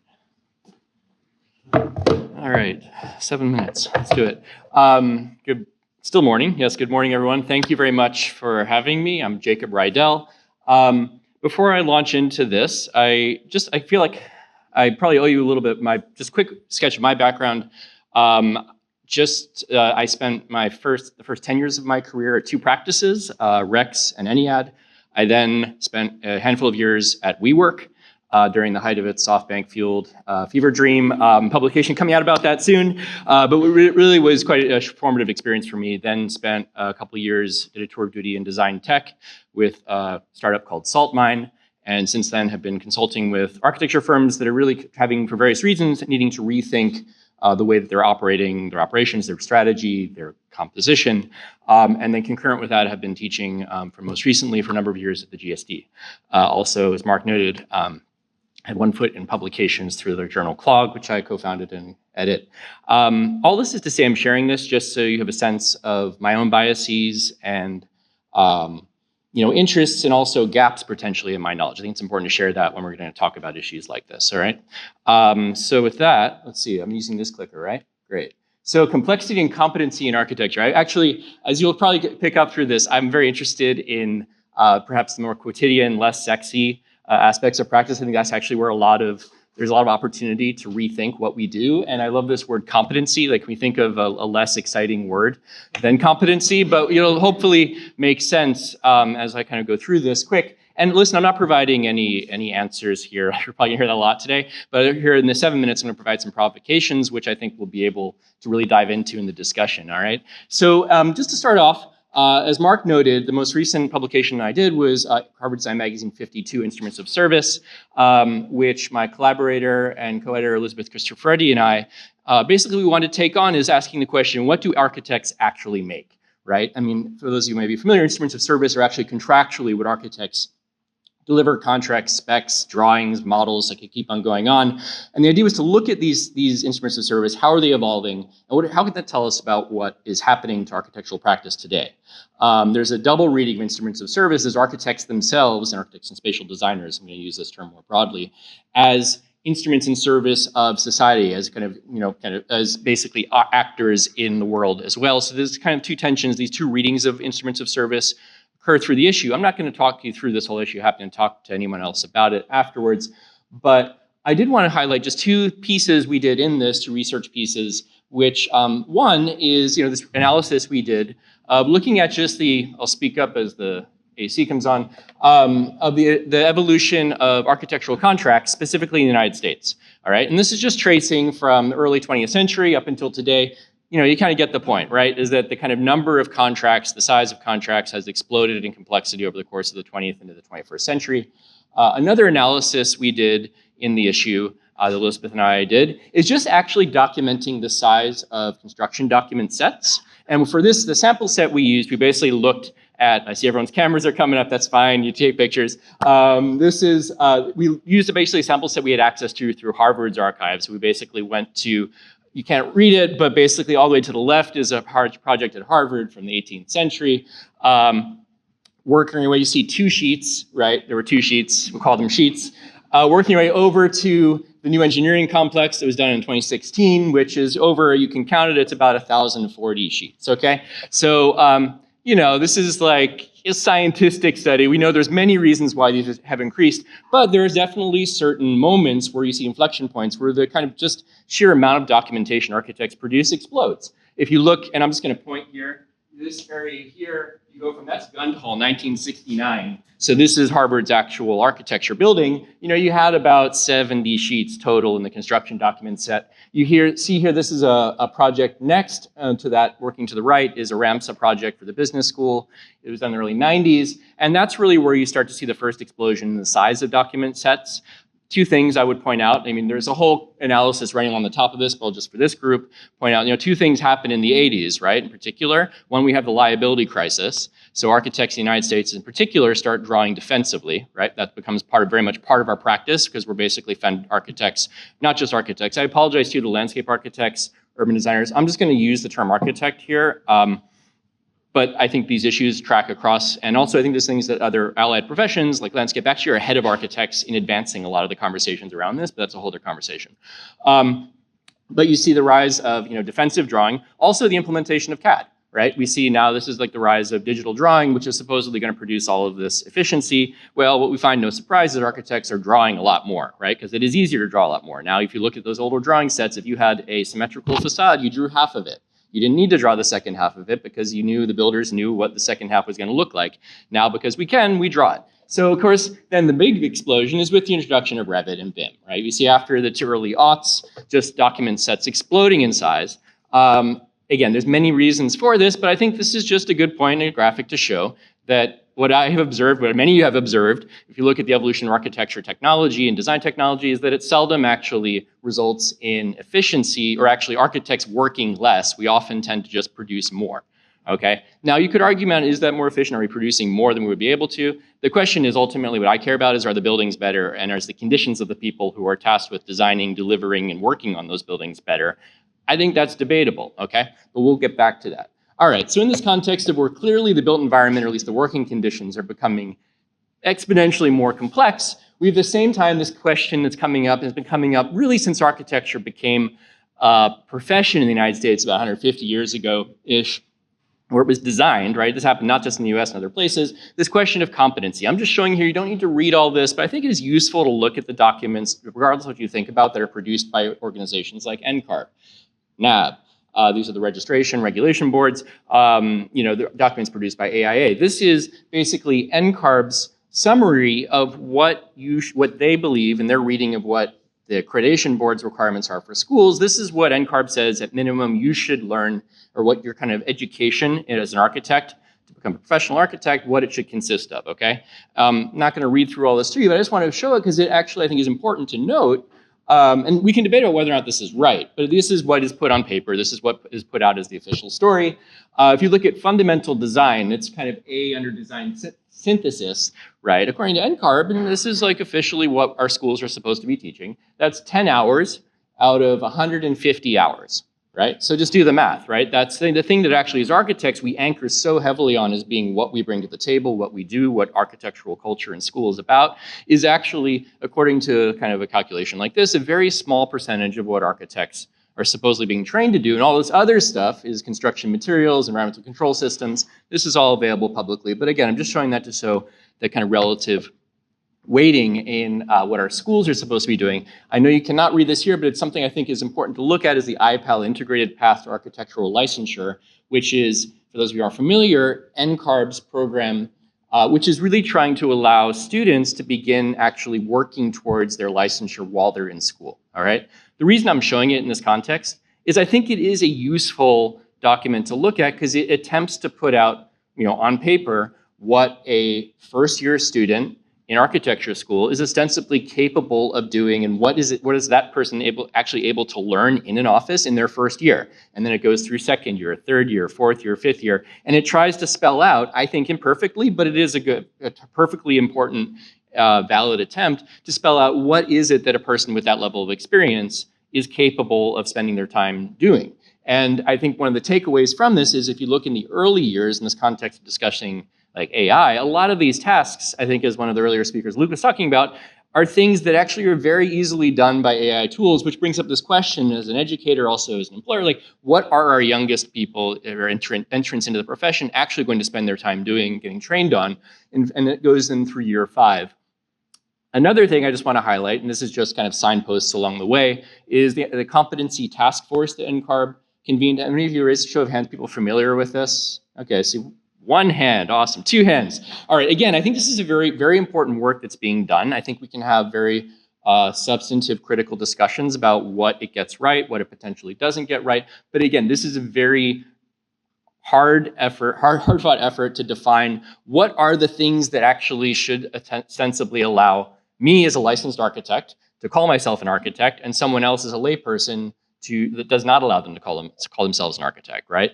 And again, looking at these, I actually think in these questions about AI, some of these are very much going to be, I think, already automatable. Others are actually quite difficult to automate. So I'm just putting that out there. But all this is like leading up to something I think is important for us to acknowledge is in the United States, when architecture as a profession was really designed again by a handful of people about in the turn of the century, a little bit before, we really did anchor on the definition of what I would call the HSW architect, right? We said that really the reason to have regulated, licensed professionals in architecture is to protect the health, safety, and welfare of the public. This has been basically the bedrock of what has justified architecture as a profession in the United States, all right? And the body of knowledge that is, all of our schooling, ostensibly, our licensure tests, is all basically oriented around assessing our ability to kind of control, have kind of our heads around this body of knowledge. Mention nothing really about design, about art, about kind of look and feel, about experience. None of that is part of this, okay? So this leads to then maybe the little the little prompt I'm going to give you all to discuss, which will lead into our next conversation. This is a conversation that we organized that was part of that issue I showed you of Harvard Design Magazine, where we brought together the heads of the American Medical Association, the heads of American Bar Association, the heads of the AIA, well, actually Evelyn Lee, and we had Daniel Susskind, who wrote the book, or co-wrote the book, The Future of the Professions. And it was actually quite a very interesting conversation and somewhat pessimistic. I mean, I'm not going to read the quote to you here, but kind of one thing that I will say that came out of the conversation is that, what we are discussing today, probably as architects, is not unique to architecture as a profession. It's different factors, but the lawyers are talking about this too. The doctors are talking about it as well. This is impacting all professions, right? And that's where I actually think that AI, and actually in the context of this conversation, I'm particularly interested in what AI and AI tools are going to do to the professionalization project of architecture. I think that I frankly am quite bullish on humans still remaining involved in the design and delivery of the built environment, right? Even if, and again, this is famous last words, like that's, but that said, I think that having any of us who have worked on any real projects know that, as much, and this is coming out of, I've been in organizations that have tried to optimize all of this, who have tried to automate all of this, who have looked to tech for models for how we can, the whole Katera crew. I think there's really important work that has gone to all of these enterprises. I still think that buildings, especially working with the existing conditions, is incredibly complicated and we're a ways away from fully automating any of this, right? So I'm not worried about people not designing anymore. I'm not worried about people not building things anymore. I'm not worried about people no longer managing building projects. I am much less, I'm actually saying I'm totally agnostic at the moment. I'm not really sure about what the status of architecture as architects, as licensed professionals, as essentially a protected, body of knowledge, a protected body of expertise, like what that status is, I'm completely unsure about. And I think actually AI is laying this bare, right? And I think the evidence you see of this is experiments that have been happening even when it comes to our licensing exams. And a friend and mentor and colleague of mine, Phil Bernstein at Yale, has been doing research now on just actually testing AI tools on passing the AREs, architectural registration exams. It's quite good at doing a lot of that, passing, answering a lot of those questions. Now, I think that as in this group, and I'm going a little bit over, so I'll keep it short, is that, we all know, anyone who has taken those exams knows that the exams, your ability to pass the licensing exams does not mean you're a good architect. I would argue that, right? I think that we all know that. That's okay, right? It's assessing competency. It's assessing like a baseline level of knowledge. The issue I think we're going to encounter, we are already encountering as a profession, as architectural professionals, design professionals, is that once word gets out, which is already out, right, to the rest of the world, that body of knowledge we're testing in these exams is actually not that special and can be offloaded to technology, people are going to and already starting to ask, well, then why do you get to be an architect and I don't, right? And I think that I actually still do deeply believe that there's a body of knowledge, skills, expertise that trained spatial designers have that your average person doesn't, right? But I think that we have yet to develop comprehensive, effective, and accurate ways of articulating that and most importantly, assessing that. And if we aren't able to do that, we're going to have a harder and harder time to defend the status of architects as professionals. Now, there are those that will say, well, we'll rely on liability. Someone has to take liability. And my answer to that is if that's at the end of the day where it's coming down to, like that's pretty weak sauce and that's a pretty weak foundation to stand on. So we need to do better. And I think we can do better, but that's the challenge I think we have. If we don't, or maybe this is even if we do, we may start to consider completely other arrangements. This is why, I get really wonky in this, but I really do think it's important to look at the various structural relationships that exist in building between architecture, owners, contractors, but really rethinking even what are these roles altogether, what are the contract structures and business structures through which we design and deliver the built environment. We may need to rethink all of this. I think AI is actually putting really interesting pressure on these relationships. Ultimately, I just want to end with this slide, which I think I always come back to. I use it as a way of just framing any conversations that I have about architecture, is that when we talk about architecture, we're talking about multiple things or multiple spheres, right? In this case, forgive me, this gets a little highfalutin, but I think we talk about we're talking about a discipline of architecture, a profession of architecture, and a practice of architecture, right? The discipline is ancient. This is what schools spend a lot of their time teaching. It's what a lot of the journals and a lot of actually just architectural culture talks about. It's formal education, research, inherited values that define it as intellectual pursuit. when you have a practice which is really constantly evolving, this is also largely ancient. Actually, is agnostic in many respects when it comes to roles. It's agnostic when it comes to respective tools. It just adapts to whatever the context is and the cultures to design and deliver buildings. Then we have a profession, which is a 19th century project, right? It's locally bound by geographic boundaries, political boundaries. It's really about protecting the public, enforcing law. That's a 19th century project. I think that the discipline of architecture will continue. I'm not worried about that just being totally destroyed or erased by AI. I think practice will continue. I think practice does not mean working in necessarily a independent, fee-for-services design firm. But the practice of architecture, the practice of designing, delivering spaces, and conceiving of it is going to continue with AI or not. The profession of architecture, I think, is something we should really be talking more about. How will that be impacted by AI? And I'll leave it on that. And maybe it's a little wonky, but we'll leave there and look forward to the conversation. So thank you.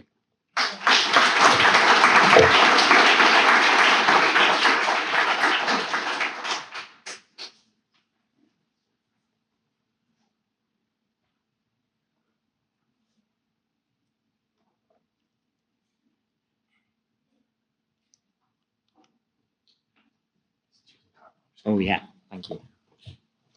We have movement in this presentation, so we're switching to PowerPoint. GIFs work in PowerPoint, not in PDFs, we discovered. Awesome, thank you. Welcome. So, as Mark mentioned, I sometimes call myself a recovering architect. I was an architect in England, and then I moved over to New York to become an architectural journalist. So I wanted to look at this through a different lens for a second, through architectural media. So I kind of live vicariously through all of you because I just watch what's happening in the profession and what's posted and what's written about.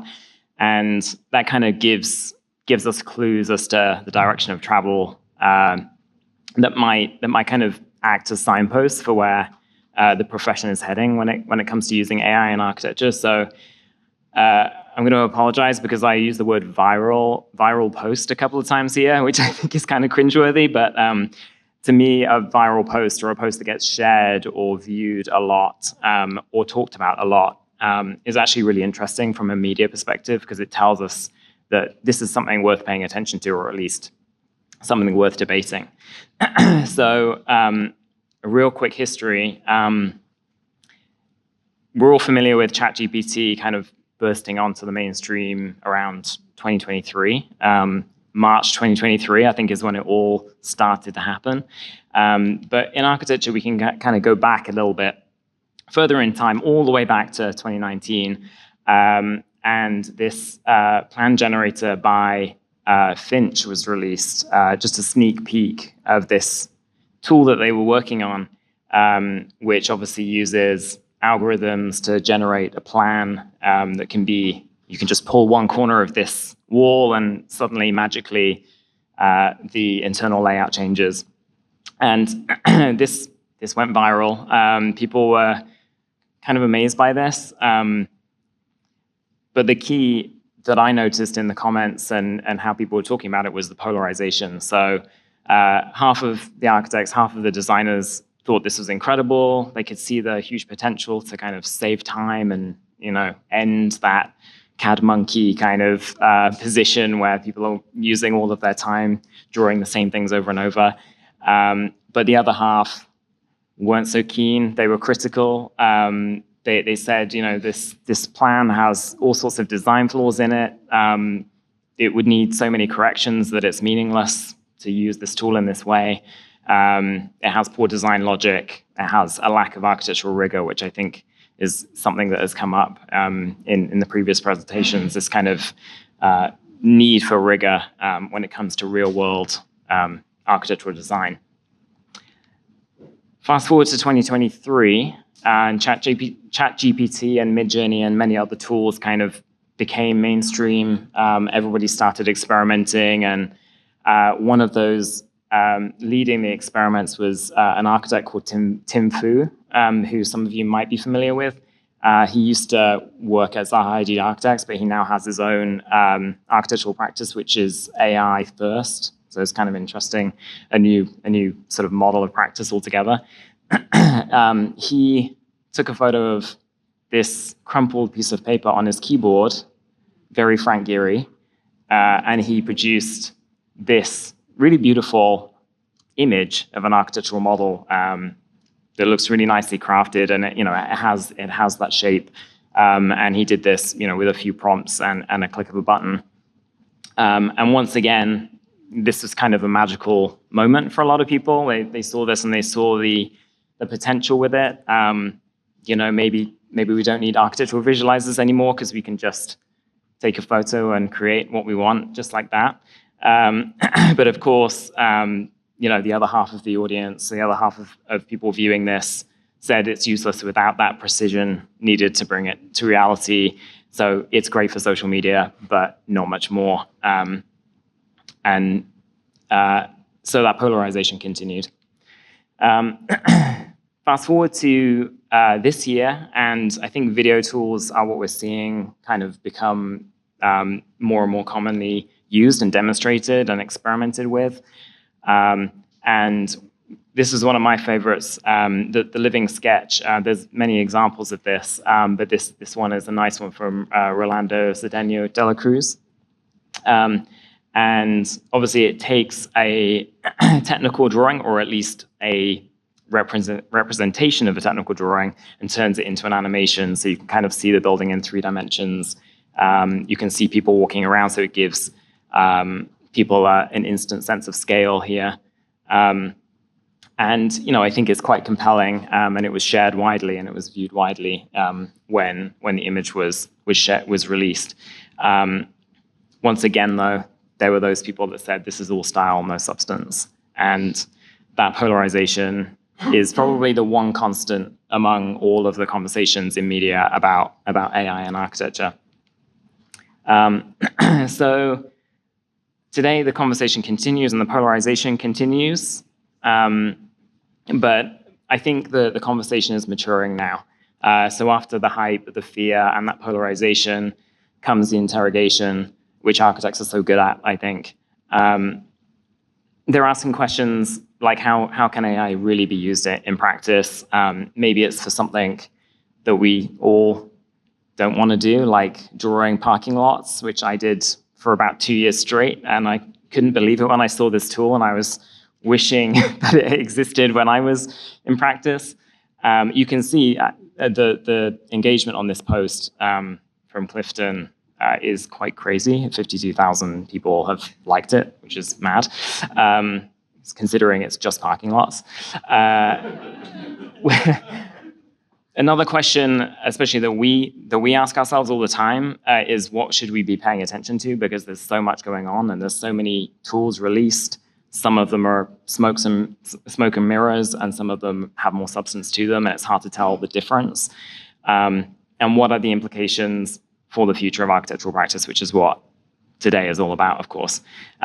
So as an architectural media platform, we aim to pose and answer those questions, probably asking the questions more than answering them at this stage, just like everybody here, I would say. And we do that through various different stories. The 3 articles across the top here are written by some in-house writers, but we find this isn't enough. We don't know enough, and we can't keep up with the emerging technology ourselves. So we also invite people to write guest posts, guest opinion pieces.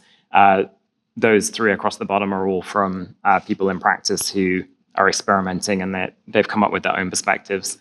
So you can read these on Architizer at your leisure. And the takeaway from all of these articles that we've produced over the last several months, I would say, for me personally, it's kind of reassuring. AI isn't really being used for design at all, not in the real sense with substance. The use cases that seem most promising at this stage are automating repetitive manual tasks, like test fit with that parking lot, rapid prototyping. Ismail from Foster & Partners does beautiful work experimenting around this. and post his findings on LinkedIn. This is one of his examples. Exploring conceptual narratives really quickly at those early stages. And also novel visual communication, which I think those living sketches is a good example of this, where maybe you can take an existing rendering or an existing drawing and do something new with it, and spark the imagination of your clients or of your community in a brand new way. So it's really helping with creative storytelling. Obviously, it's all overwhelming. There's a lot. We're overwhelmed inside the media company as well as all the architects are, I think. So what I do is keep a running list of use cases and tools, but I think the most important column here is on the right, because I think it's so much more digestible to learn about these tools and their potential for the future by just looking at individual people who are kind of doing the experiments. They're doing it for themselves, but they're also sharing every day. They're sharing what works, they're sharing what doesn't work, they're testing, iterating. And I really appreciate these people on the right because they're being very transparent about how they're using these tools. So yeah, I recommend following all of these guys. And one of my favorites there is June Chao, who is a visual storyteller. She's an architect too. But her experiments are some of the most kind of visually appealing, I guess. So I really appreciate her work. And this is one of her experiments, kind of blending, drawing, rendering, models, all together in one clip, and she's constantly asking this question: what comes next? So yeah, that's what we're all about at Architizer, and really excited to continue the conversation with everyone.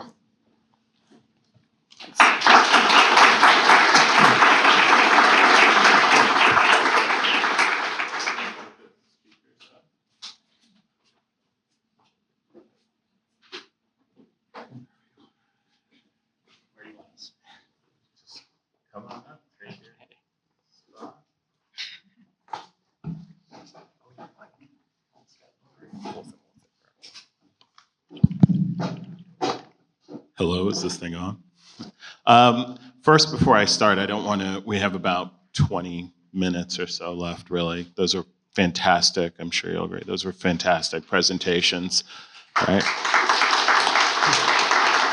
We're up here full of questions, as you are. So, and we'd be silly to think that we're here to answer anything because things are changing all so quickly. But before I get into, I want us to have a conversation with some prompts I've sort of put together, but just so I can understand, maybe a show of hands of people that want to ask questions or have some, I mean, not right now, but I just want to get an idea of some people because I want to save time. Just at least 3, okay, 4, okay. All right, great.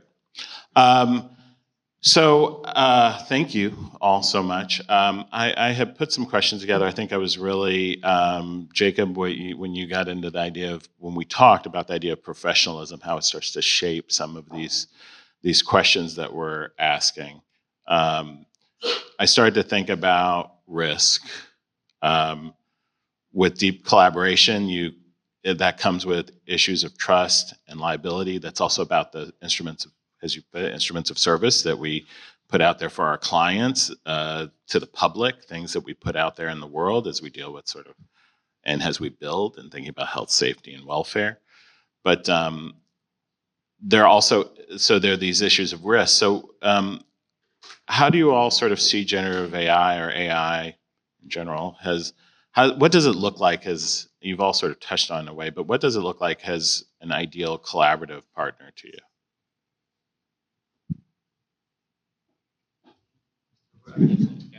All right, I'll jump in first.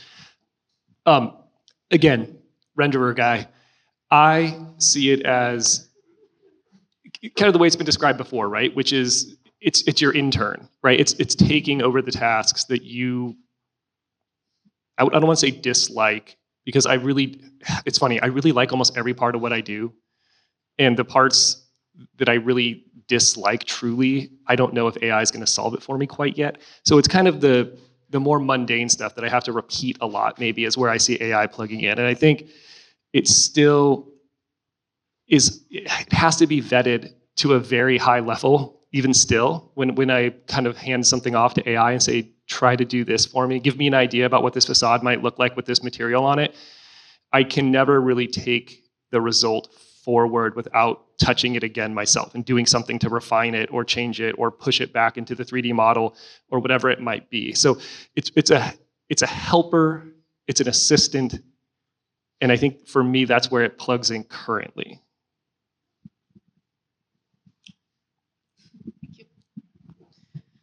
I think from a task perspective, it has definitely been, I think we share the same position. It's definitely assists, it helps. I don't think it has reached to a point in which it has been an actual differentiator in the sense that I think AI might have definitely helped us in some emergencies, but I don't think that hasn't really replaced any other, it hasn't improved the situation as if a good project management skill or good staffing or right timing or managing client expectations would have. In that sense, I think, yeah, it definitely improves tasks to a certain degree, but I don't think it's really making a strong difference within practice, as opposed to what is happening on the creative side of architecture. Yeah, I'm not an expert in that. I'm not an architect now, but I do think back to when I was an architect, and one of the reasons why I kind of wanted to escape the profession was because I was spending a lot of time slotting pre-designed houses into sites in England, sort of suburban England, over and over again, hundreds of times. And I used to describe it as, it was a bit like, because I was slotting them into predefined positions based on minimum spaces between houses and so on. It was kind of like Tetris without the fun part. I was just slotting. And I think there are certain AI tools currently now that can kind of expedite that process, so you could then focus back on designing the house and not just slotting them in to sites and squeezing as many houses on the site as possible to make the developer as much money as possible, which is what, that was the goal. But I think those tools have a lot of guardrails around them, a bit like test fit with the parking lot. There are so many guardrails, there are predefined minimums of dimensions and so on. And this is so different from something like Midjourney, which is so freeform and organic and kind of uncontrolled. So I think that the ideal companion for architects right now are those tools with the guardrails, those that can help do things in quite a controlled way. And things like image generation through Midjourney is still in the experimental realm. I don't know how that might evolve in the future, but yeah, I think that the tools like TestFit and also the tools that are integrated into things like Enscape also really kind of quite narrow use cases within those tools. So it's sort of like those are the baby steps I think that we're seeing in terms of really using AI in practice currently. And then, I'm assuming it's going to kind of expand out from there. Maybe I just expand it when we talk about collaboration, Mark. I think something that I think it is, or AI, we're saying this as if it's like a blanket thing, but let's just for shorthand say AI. These tools are changing fundamentally, I think, or at least expanding the collaboration between designers and their clients, right? And that's something that's happening in real time right now. I'm hearing from practitioners of, clients showing up who are not subject matter experts, showing up to, even on small projects in Brooklyn, right, to a first meeting with a preliminary zoning analysis that they did using an LLM and possibly even doing, an initial massing study. It was someone with really very little design expertise whatsoever. It is not, and that study not being bad, right? It wasn't the final answer, but it wasn't bad. And that's a fundamentally different collaborative experience between a designer and their client than I think perhaps we're used to seeing. It's not a complete rewriting of that relationship, but it's certainly leveling up a lot of individuals to engage in the process and kind of in what I would call more broadly, like Howard Davis, like building culture, right, is going to change as a result, I think, of these tools by redistributing knowledge and expertise outside of how it's been, kind of bounded and defined maybe for the last century or so. I think probably I'd like to go a little bit deeper, better said, beyond that layer of use, in the sense that it's important to understand the possibility of the tools, but also how do you assess the risk when adopting that tool? And if you're thinking of how you are adopting, or which tools you're adopting in practice for your company in specific, their risks are definitely one big topic out there. In the sense, you definitely don't want companies to train with your data, specifically if you are managing privileged information, or you are under NDAs, or you are under certain circumstances that make you protect your information. And I think that's pretty much like a metaphor of trying to fit this puzzle, which is AI, into a larger big puzzle, and trying to make it match to a current framework of practice.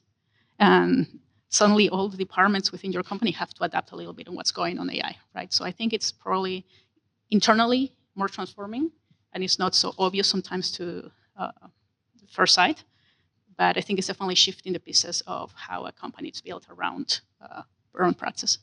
I want to add one thing. I think collaboration is a really interesting topic, and what terrifies me about it is that most of the stuff that AI produces is good enough, and most people are comfortable with good enough. And the biggest challenge that we see right now, I think, is how to sell ourselves, market ourselves, that we are better than good enough, and what is it that we bring to the table that our clients understand is true value, and they don't just say, oh, we can kick XYZ out of AI and produce something that's 90% of the way to what you're doing. What is that 10%? What is that? Why are we paying so much money for that?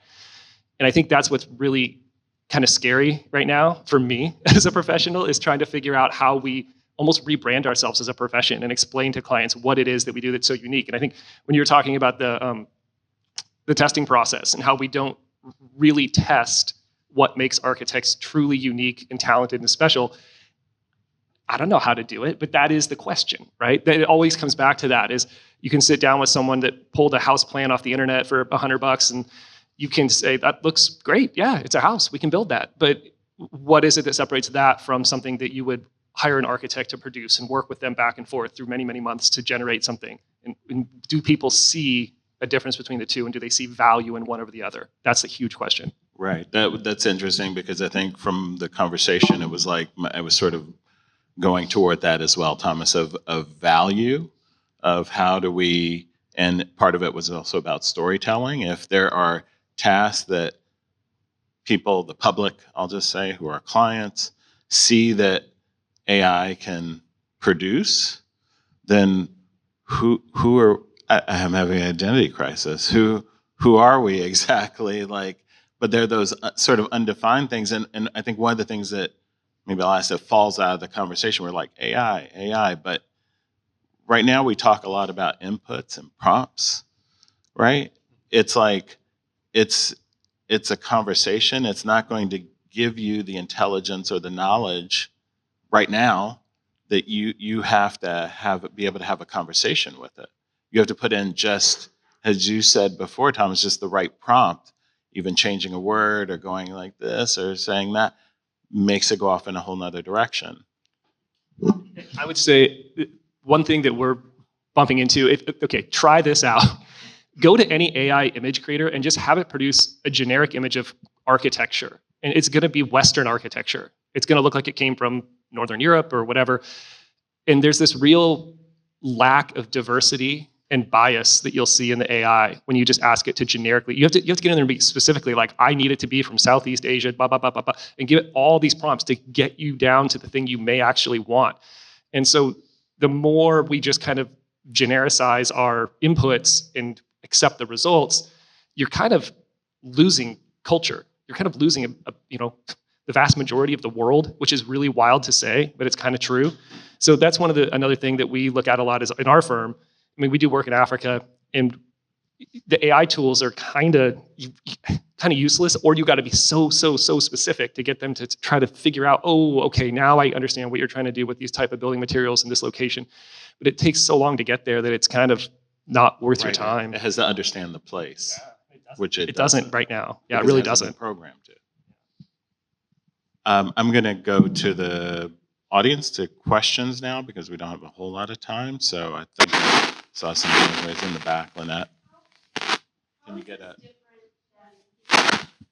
How is this different than 20 plus years ago when people stopped viewing a house as a home and saw it as an investing strategy?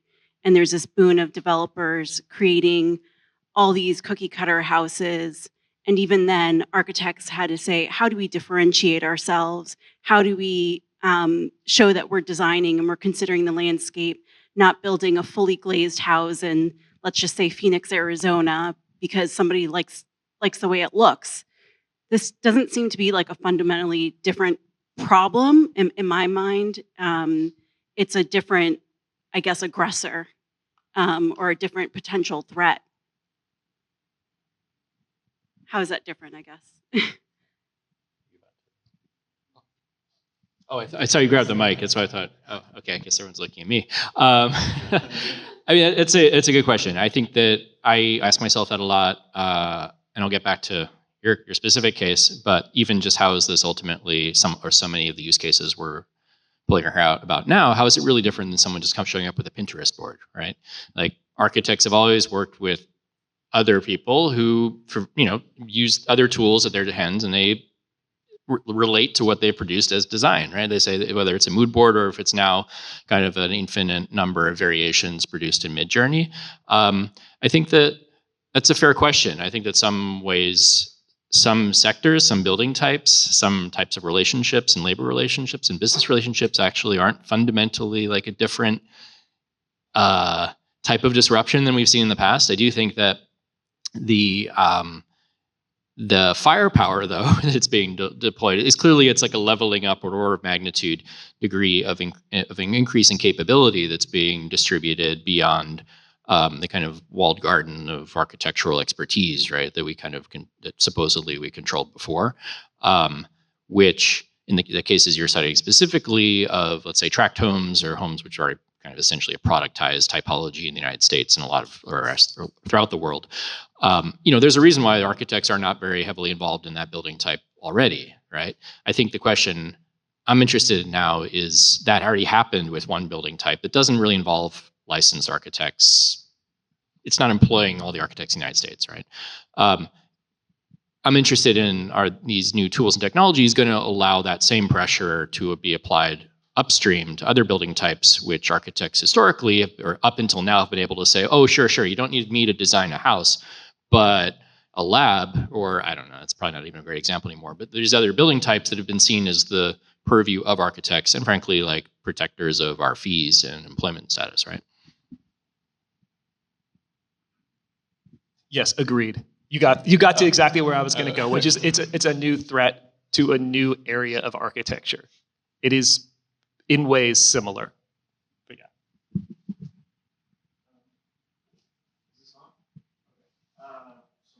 Reichberg, we're a small 3-person firm downtown Manhattan, and we're only 5 years old, although I've been practicing for 18 total in the city, in the tri-state area. We exclusively use AI basically for back of house because it's very fast to improve our proposals, improve our billing and accounting, even when printing networks go down. I mean, there are very applicable and very fast results we get. And the reason it's not used in design, other than improving our renderings, yes, is because it cannot identify the divine mistake. And this is what I talk about. I want to to address this education issue of Sorry, I missed that. What can it define? the divine mistake, which Oh, is okay. which is Yeah, kind yeah. of what in education. So I was teaching undergrad, and before that, grad. It's in some ways I'm looking for in design not AI but AS, because artificial stupidity, or no, really, I mean, we talk about machine learning, and it should be these terms, learning and intelligence. It denies the student the ability often to make that mistake, and the mistakes are really where we learn.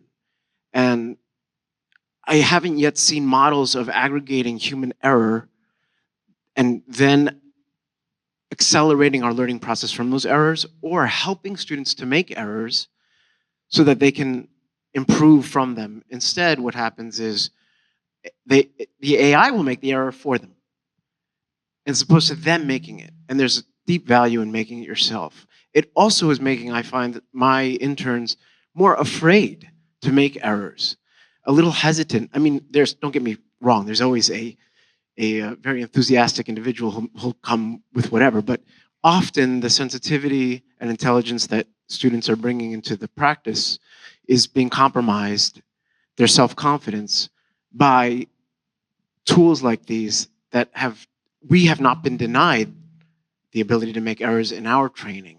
In fact, that's been part of our training. So I just wanted to raise this in terms of education, because you brought up NCARB, something, by the way, I appreciate you bringing up NAB accreditation and the shifting landscape of education. But we're sitting in an institution from 1857, founded by 13 middle-aged white men, and the AIA undoubtedly is going to evolve, and so will the profession.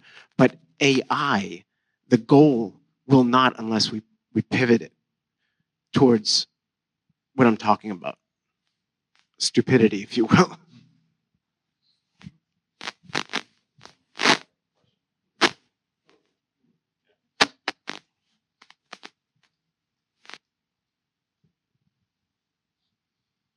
Hi, I've been around here for a while, and I tend to ask those questions.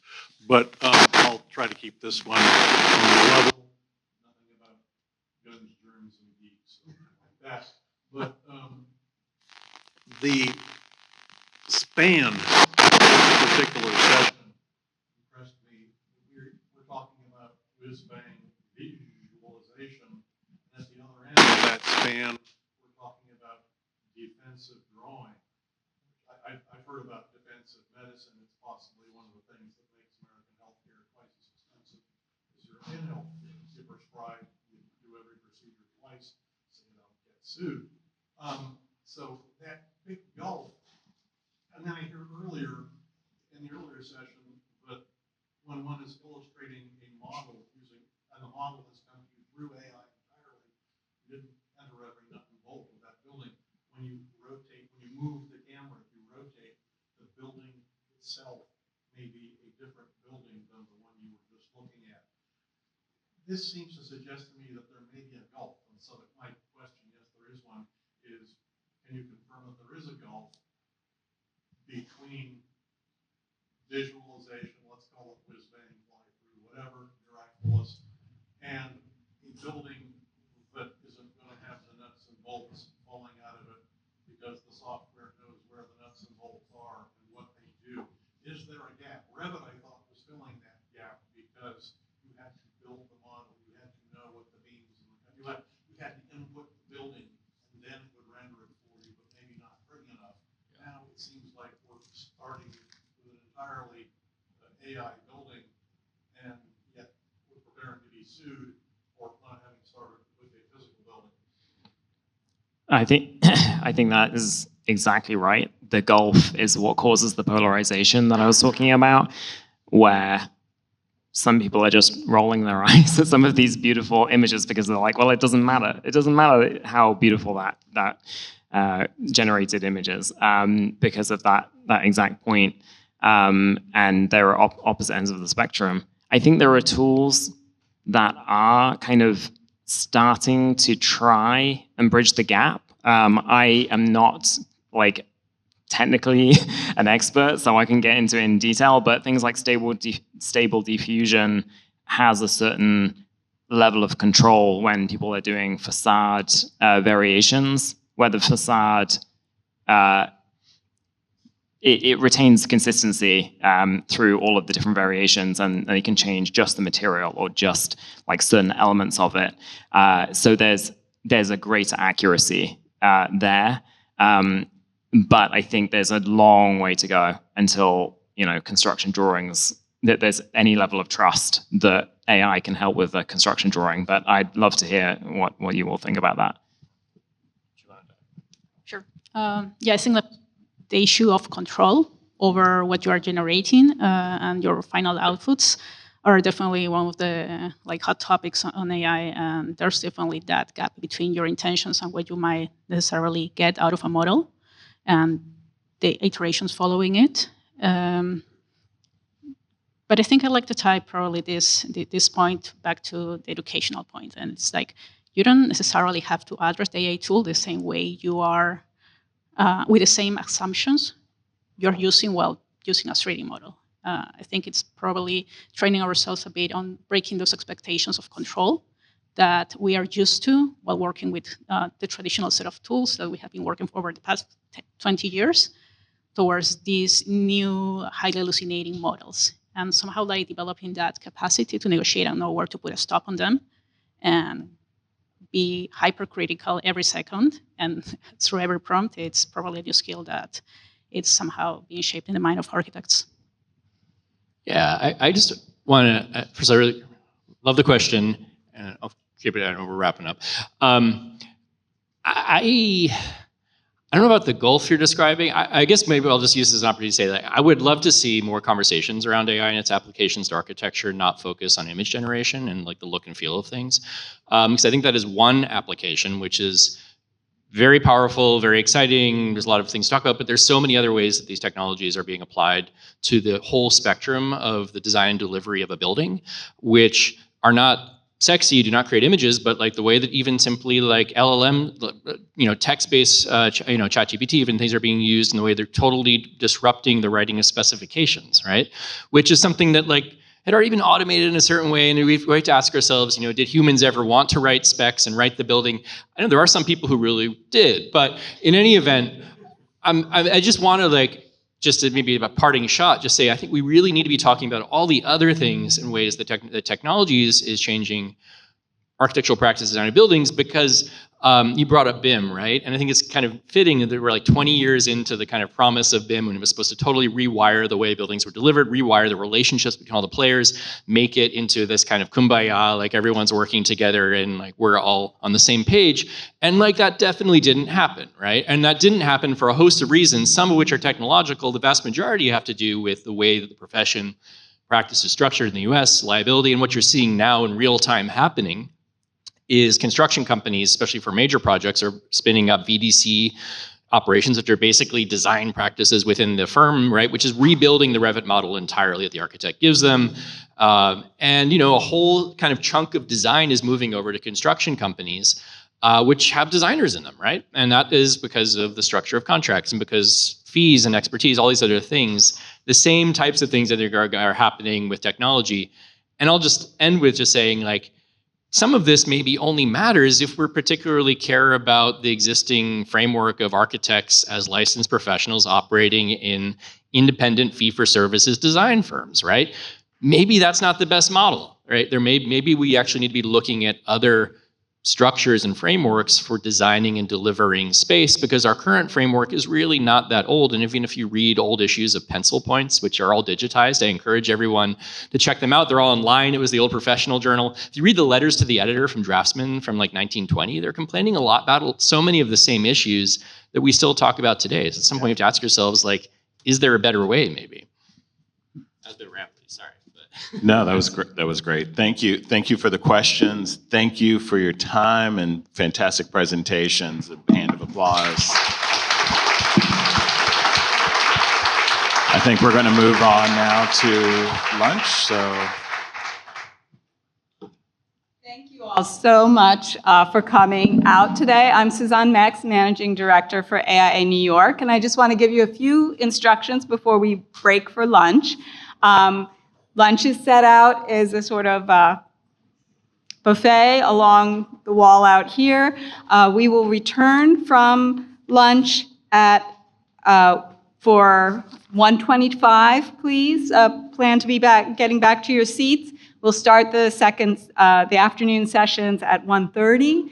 In order to get continuing education credits for those who are our virtual audience, there was a link dropped in the chat to the LACIS evaluation and quiz and to an AIA CES form also. So depending on which credits you need, you'll want to follow those links and prompts. And for those of you in the audience, please, here in the space, please be sure to stop by the table between 1:15 and 1:25 and check in for a second time for the afternoon sessions, assuming that you're staying through for those sessions.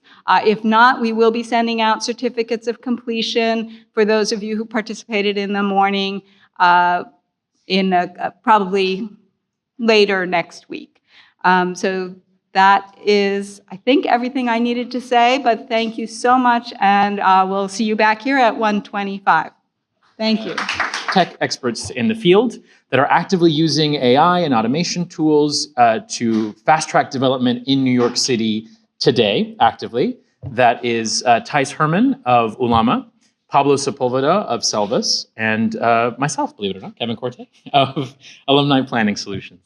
In our second part, we're going to bring on a second panel to talk about what they just saw and also give us a real sense of what is happening beyond the buzz. How is AI and automation actually affecting development in the city on the ground? And for that portion of the conversation, we have AJ Pires of Alloy Development, Vivian Krieger of Ackerman, Andrew Buck of VHB, and Robert Holbrook from the Mayor's Office. So without further ado, we'll keep trucking and get it started. I think our first presenter I'd love to bring up on stage is Pablo Sepulveda of Selvas.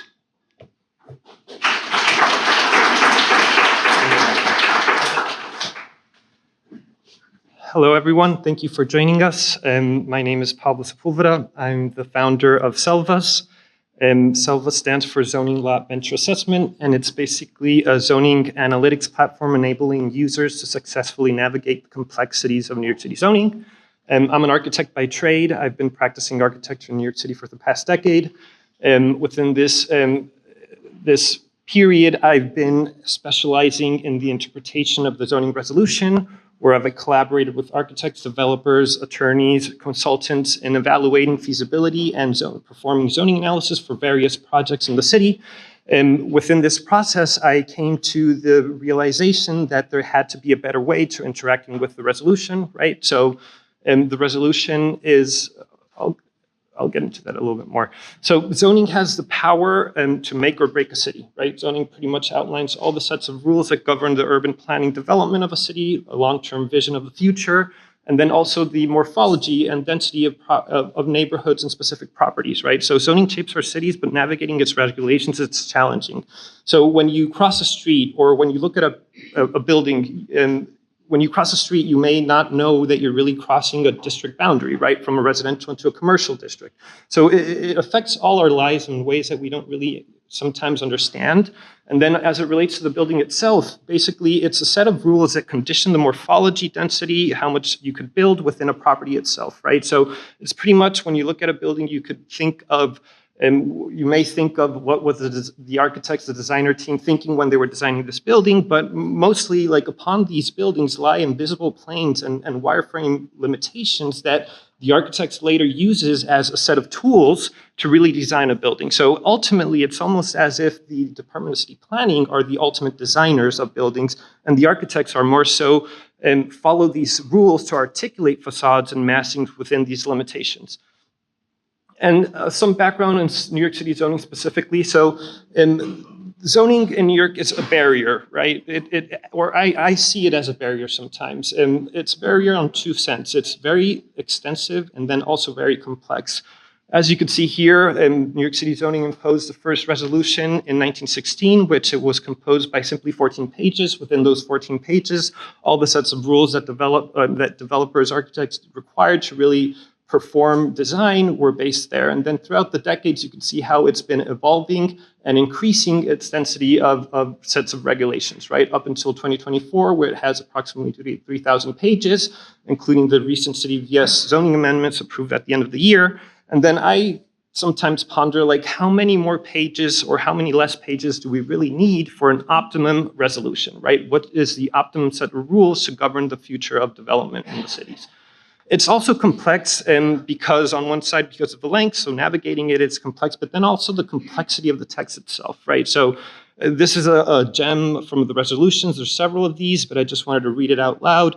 So the maximum height of street walls within 10 feet of a wide street line shall be 150 feet beyond 15 feet of a narrow street line and 85 feet within 15 feet of a narrow street line. So it's almost like a tongue twister. And for newbies that want to access the realm of the zoning, it acts as a barrier, right? So based on that, what we're trying to do at Selvas is kind of bridge this gap between design and development through a platform that seeks to centralize information and streamline these initial phases of evaluation of studies of the potential developments of properties, right? So what we're doing is consolidating information from various sources into one centralized platform, enabling users to, in a matter of seconds, understand the maximum constructability and the options they may have to develop.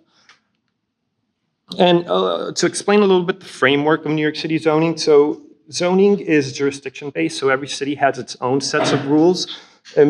In New York, it's characterized by two features, I guess. So one is the geospatial feature. So a property is not so much conditioned by the district and the property outline itself, more so by the urban fabric around it, surrounding it, right? So there's external elements that affect what you could build on a property. So if you're fronting a narrow street, if you're within 100 feet of a wide street, the corner, short dimensions of the block. So all these sets of geographic rules that are external to the property have input onto what you could build.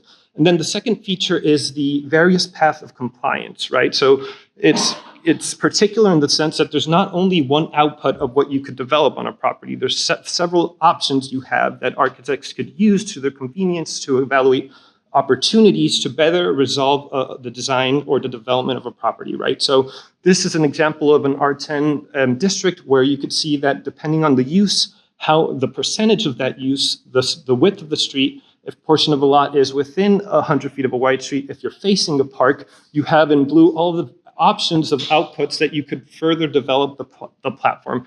So it's this kind of standardization that we're trying to automate to kind of be able to understand the potentials of every property in the city.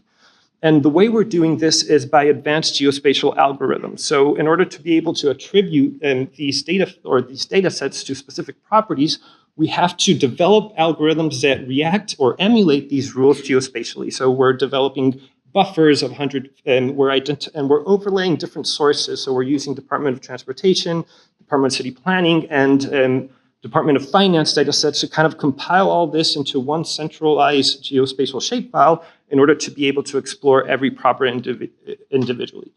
So at the end of the day, Selvas transforms complex rules into digital insight, making zoning more accessible. As of now, we've been able to digitize thousands of pages of the resolution, including the latest City of Yes amendments, where we've identified elements like qualifying residential sites, eligible sites, new terminologies released in City of Yes. We've mapped areas within 100 feet of a wide street. We've identified sliver law regulations adjacent to R1, R5, all these sets of rules for all the properties in the city. And this is the interface of Selvas. So what we do is kind of emulate Zola, which is, I'm sure most of you are familiar with, right? So what we do is kind of grab Zola, the resolution, and combine it into one platform. And then the way we're exploring AI and mostly natural language processing is through the search feature. So the first thing you could do in Selvas is scout for properties or opportunities based on specific criteria. So having accumulated all this geospatial proprietary information allows us to kind of get into more specifics, right? So for example, here you could ask questions like how many properties are owned by NYU in each borough? There's a total of 262. Give me vacant lots of at least 2,000 square feet in our 6 districts within 100 feet of a wide street that typically allow for higher density and height increases with annual property tax of $10,000 or less. So this kind of prompt interface allows you to search for properties based on specific criteria, which could also be used to kind of evaluate comparable sites similar zonings, etc. Once you identify a list of properties, you're able to go into the zoning data tab, which allows you to identify the maximum constructability of a property, how much FAR and zoning floor area is allowed for that specific property, allowing you to understand the potential or return on investments, et cetera. And once you understand and in-house in Selvos, we developed this concept of the bottle and the water. The bottle is this wireframe red lines that reflect the maximum envelope, right? These invisible lines that dictate the maximum constructability. And then the water is really the square feet or the building itself, lot coverage, street wall locations. All these sets of rules apply to the water and the bottle separately. So as of now at Selvos, we're mostly just visualizing the bottle, the wireframe envelopes, but then also providing the sets of rules that apply to the building and for the designer, developer to understand these opportunities, limitations. And once you identify the constructability, we've introduced this use bulk feature that based on the use, as I mentioned before, use conditions bulk. So we've kind of automated these frameworks in order to kind of expeditiously allow the user to identify which options of bulks they're allowed based on the use.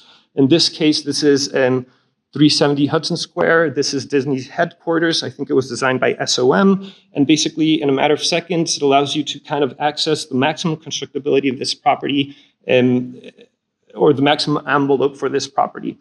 And then here is a image of the ZD1 submitted to the DOB, which was approved. This project, I believe, is almost complete at this point, if not already. And just to show the level of accuracy, we're working with a range of 90 to 95% accuracy, given that the source of our information comes from open and public institutions, right? So we use shapefiles from Department of City Planning, and all of these sometimes come with some minor errors or big errors. So we first have to adjust these shapefiles, standardize them, and then run them our automated scripts. But as you could see, we're able to capture the higher tower portions on the front, the wide streets on the short dimension of the block, and then the maximum building heights of 290 and the maximum base height of 155. Our next steps here are to start we're currently exploring interacting now with the water itself, right, the building, and trying to apply these water rules to the building in order to be able to mask the water within these maximum envelopes. And of course, after you perform your analysis, you're able to export all this data in PDF format or in 3DM and CAD in order to start designing right away, right? So allowing users to kind of concentrate on the design intent with the information permitted for this property. Thank you.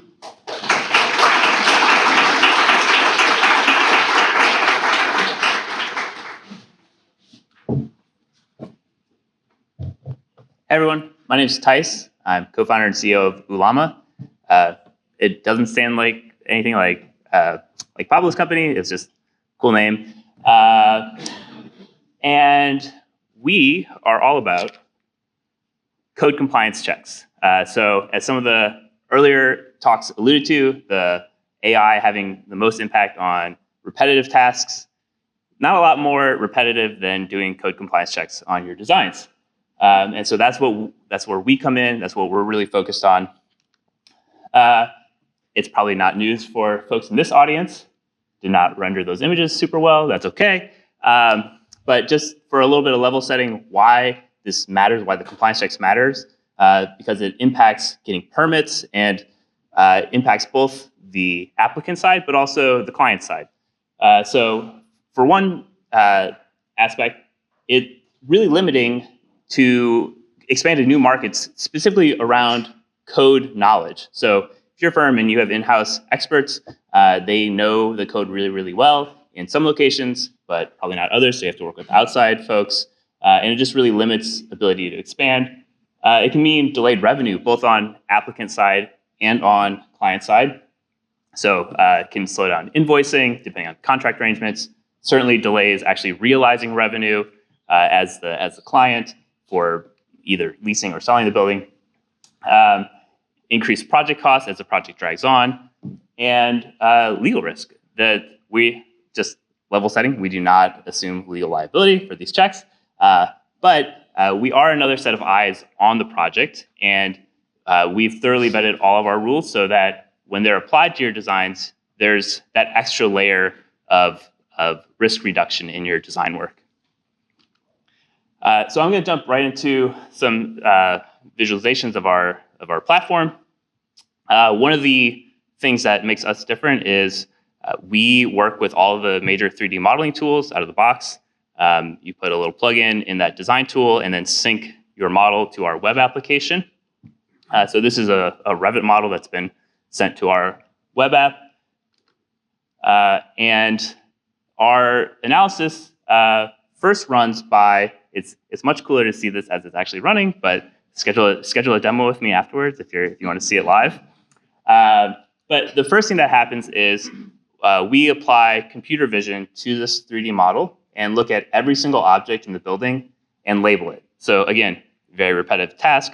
Why do we do that? As I'm sure many in the audience know, architects and designers can call all these objects whatever they want. There's not a lot of consistency on naming. Even internally in a firm, if there's consistency, it can change from firm to firm. So for our analysis to run correctly, we have to have what we call a normalized name label. Super boring, but really, really important. And I'll actually talk about some of those other use cases besides code compliance in a little bit. So we go through, we label everything, and then the real meat of what we do starts to happen. We run geometric and parameter-based analyses on the building. And these all correspond to rules within building codes, plumbing codes, in this case, accessibility codes. And for each of these rules, we show the specific code section, what the rule says the case ought to be, and then what the violation is. And then you can jump into the model, see that actual violation. So it provides this visibility into how the rule's operating. Obviously, we're not sharing the actual algorithms behind it, but we show you the results very clearly. And then you can go in and review as a team any of this work. So even if you're not the designer, if you are just QA on the project, you can leave feedback for others on the team to then make these corrections. And this is that normalized name value. Again, we are all about making sure that you as the user have really clear transparency on what our AI is doing. And so one of those is to make it clear what we've done for labeling purposes. And before doing all this analysis, we make it very easy to check all the results of the labeling, make sure it makes sense before getting started. And I think kind of, if I can wax poetic a little bit about like the purpose of AI in the built environment now, just generally AI models are trending more and more towards being a commodity. So it's really the sort of models themselves are not as important.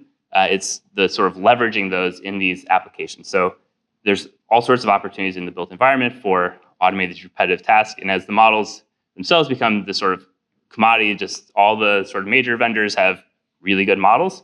It's about the application of them. I think another aspect of this is the panel is going to talk about is visibility and transparency of like what these models are doing. And so, again, we're not like saying, here's exactly how this is working under the hood, but all of our rules, when they apply to the building, that part's deterministic. Like those rules are reliable. They run the same way. There's no AI for us on the rule being applied. We are adding the ability to make suggestions, based on that code violation on here's a path that you could take for making a modification that will be AI powered to some extent, but the actual rule checking is all deterministic. We do use AI for the sort of first pass on creations of rules, but then we verify all those because we know it's important that this has to be accurate when it runs. The final note that I want to leave on is the value of boring things like adding labels. So yes, we need this for the code compliance work, but this has really important impacts for estimation and takeoff, just knowing what's in your 3D models.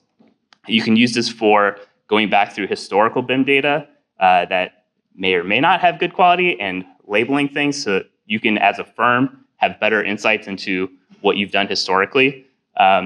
So I'd say to that end, the real focus for us is not on the AI models themselves, but on the application here and making that really obvious for you all. So with that, I'll turn over to Kevin. We'll go a little bit earlier in the process back to planning.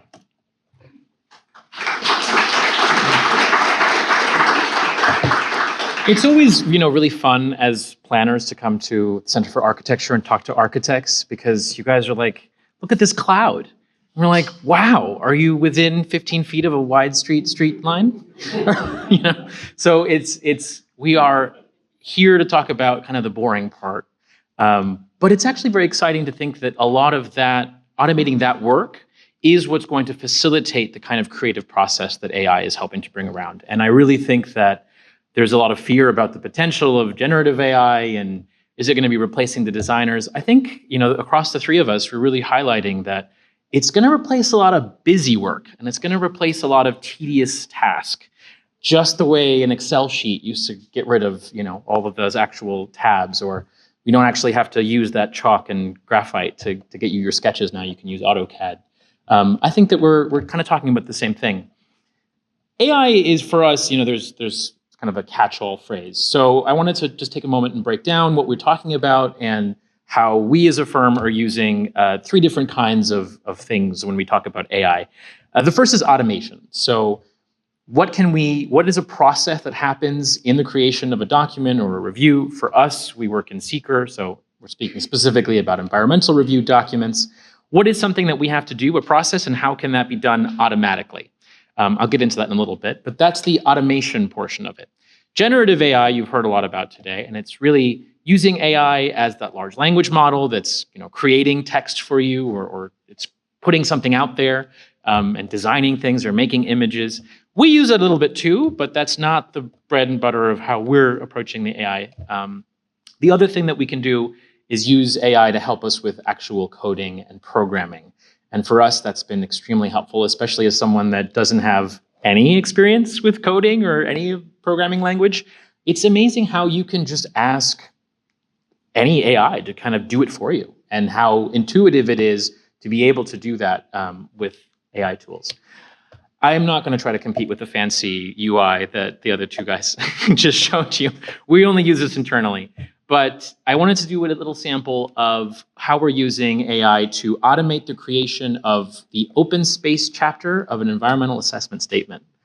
That is just as niche as the 10-foot street line. But the idea is when you are, before you can put your cloud in the middle of Midtown, you've created an environmental assessment statement, and we've determined whether or not there's sufficient open space acreage per resident to not have an impact. That requires us going to take a look at public open space, mapping what is existing, figuring out what percentage of the open space is active space versus passive space, figuring out which ones are accessible at what hours, and if are schoolyards being jointly managed by DPR.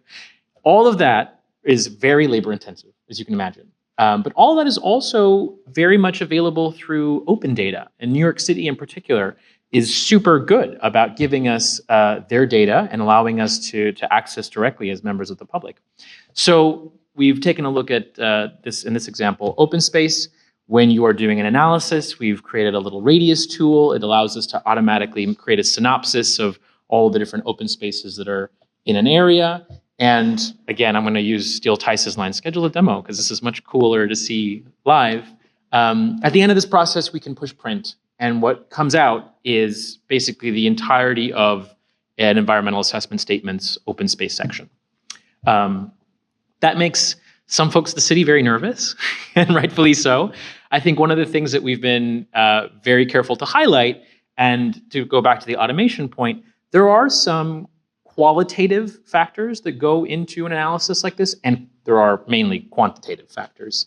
We're using AI to automate the quantitative factors that go into this. So the percentages and adding numbers and getting ratios, that's computer stuff. Describing open spaces, having a narrative, reaching out to communities, doing field surveys, we think that that's still going to be very much a human thing, and that's how we're approaching automation for environmental review. The other thing that we've done is create a custom GPT. So this is where that generative part comes in. This is, like ChatGPT or Claude or whoever it is you talk to these days. We decided instead of having access to the entire internet and all of the information that's out there, you can actually just choose a smaller set of information to feed to your language model. And here we said, okay, well, all environmental review documents are public, so why don't we just give them all to you? And then you can tell us what you think about them. This has been an incredible tool for us as a very small firm, mainly because it is like having a super librarian. We can ask it about projects that happened before some of us were born. We can ask it about how similar projects to ones that we're looking at or creating proposals for were handled in the past. And having access to that level of detail so quickly and in that very structured way that a large language model provides has been a real game changer for us. That's kind of where we see this really helping those smaller firms kind of launch into the next level. If you're in a very large firm, you can probably ask Bob. Bob has been here for 25 years. He wrote the book on how to do it. We don't have Bob. This is Bob. That's kind of how we've taken that approach. We've used it today. I think the whole point of the three of us to give this is a little bit about how we are using this tool today and actively, and it's part of our workflow, and it's very much integrated.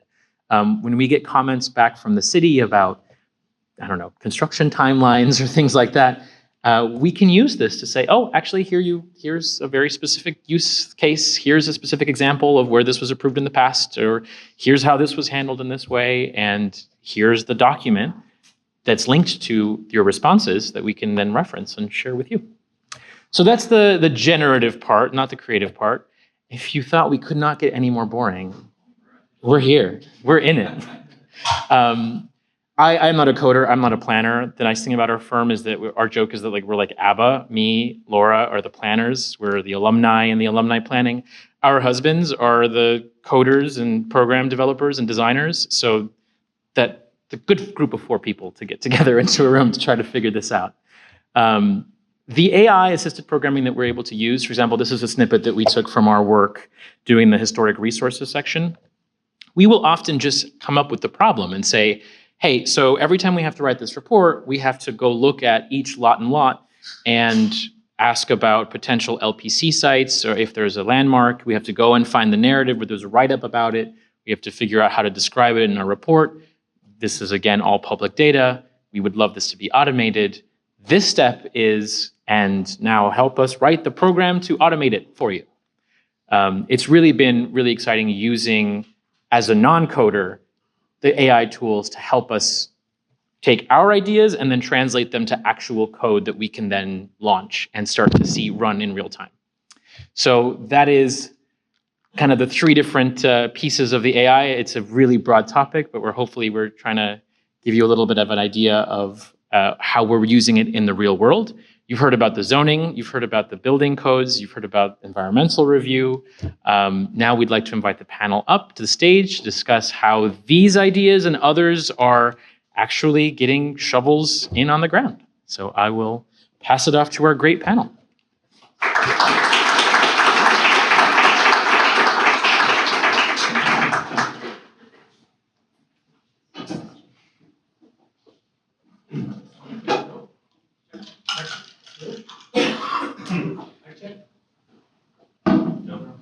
A little closer? There we go. Thank you.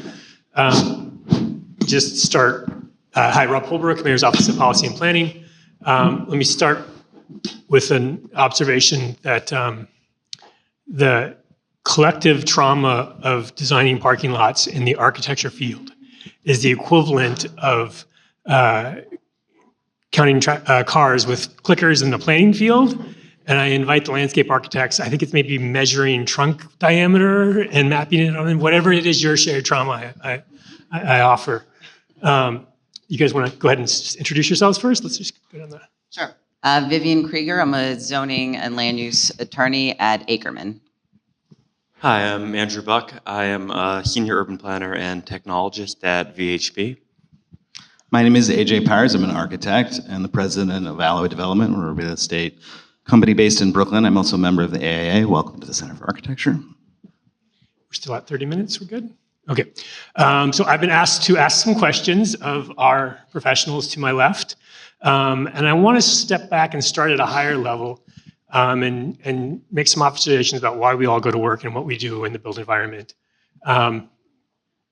Coming from government, affordability, and particularly housing affordability, is the critical issue of most of the community and country at the moment. The term abundance is thrown around a lot, and we've talked a lot about efficiency and cost savings, both in those past presentations and earlier today.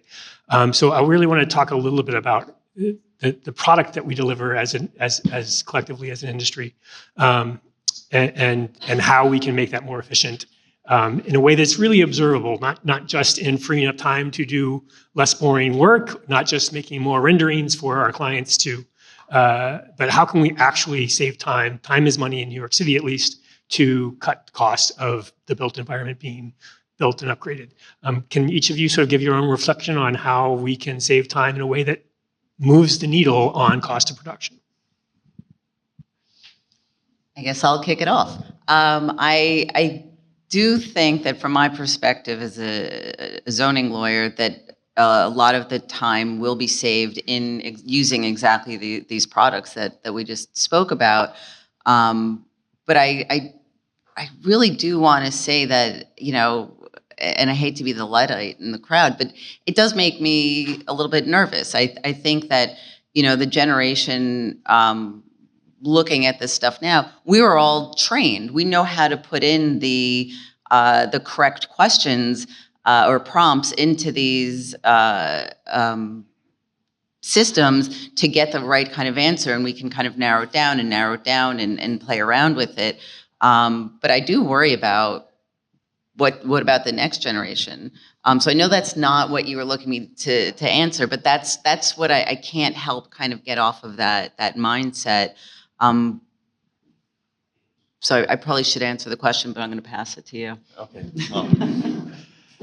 So from my perspective, you know, being a practicing planner, both in New York City but also across the East Coast, I mainly deal with sustainability and climate. And what I'm seeing on my practice side is that we're able to get through the analytics work faster and get to the strategies and solutions quicker before, and we can iterate faster with both our communities and clients too. So I think that is offering an opportunity to, you know, get to the important stuff faster, but, you know, we can reduce the amount of time spent there, but you can also reallocate it to answering even more questions or coming up with more other solutions that you wouldn't necessarily be able to have during the duration of a traditional project or planning exercise. Yeah, it's a great question, first of all. And I think that I agree with there's a degree of anxiety and there's a degree of we're going to have more time. I look at it from the lens of how I've spent the past 20 years practicing architecture, which is not as an architect, but as a real estate developer because of the limitations of the profession of architecture. And these moments when there are great technological surges and a lot of new tools, oftentimes it is in service of a lot of the existing structures and call it administrative burden that exists. And so it's just ways to save time to do the same thing. Other times there are moments when paradigms are shifted relative to risk assumption and how things are done where really actually things change and get a lot better. And so my excitement and also a little bit of fear is that there could be wonderful moments for us to get out of some of these loops of a lot of excessive technical work that is not that value accretive. It's just part of the process that we're all assuming is normal. And that's where I would love to see some of the, not so much tools, but some of the adoption and integration from a community standpoint relative to where the boundaries are, where the risk is being assumed, what okay is and what good looks like, mature into places where actually it's not just about doing it faster, but it's about thinking of the process different to get to these shared end goals where we all have the same goal about making beautiful space for people and homes in the built environment. And like, let's use the tools correctly is like my hope. That brings up my audience participation activity, and I'm going to go ahead and move that up earlier in the agenda because I think it's informative. That thread that's come up a lot today about accuracy, good enough, and liability, which was mentioned a couple of times. So I'm going to ask my panel and everyone else in the room, I'm going to ask you to raise your hand for one of two options. You can only pick one. You have to pick one. And you can't raise two hands. I'm going to read both options. Wait until you hear all of it before we do anything. And I'm going to keep track. So the first test is, can you actually listen to the instructions? Both instructions. Yeah, your vote doesn't count if you can't handle it. Okay, so option A. The city of New York doubles the salary and head count of the Department of Buildings, Fire Department plan examiners, HPD, DCP, pick 5 other agencies out for the alphabet soup. We hire more humans to do the work faster of reviewing and permitting your plans. Option A, don't raise your hand. That is currently something they can do but refuse to do. Kidding, I'm kidding. As you can tell, these are fake options. I'm using them to illustrate a point. Option A, more humans, more faster interaction with you. Option B, we hire some of these great products. It may take me a while to build them. I throw out DOB Now. Don't applaud. Throw out DOB Now and replace it with applied AI. We can use any one of those products you just saw and combine them, but you have to use it. It is not an option. And then we audit 10% with a human prior to TCO.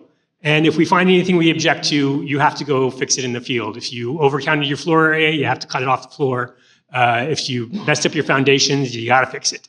And the RDP gets put in the penalty box for 3 years or whatever. I think you're pushing people into a specific... A little bit. This is illustrative. So my point is, if you are willing, you, AJ, is willing to take the liability of good enough accuracy while we audit 10%, because we have to make sure that these buildings are safe enough. So if we find something, we have no option to look the other way from government's perspective. Is that, what do you want to do? All right, raise your hand if you want me to double the plan examiners in the city of New York. Raise your hand if you want me to throw out DOB Now and replace it with AI. I think that's half. That was half. If that's half, what am I going to do from government's perspective, right? We have to figure this out. Okay, folks, thank you for that very illustrative. We do not have consensus in this room about whether we are good enough now or whether we will be good enough in the foreseeable future.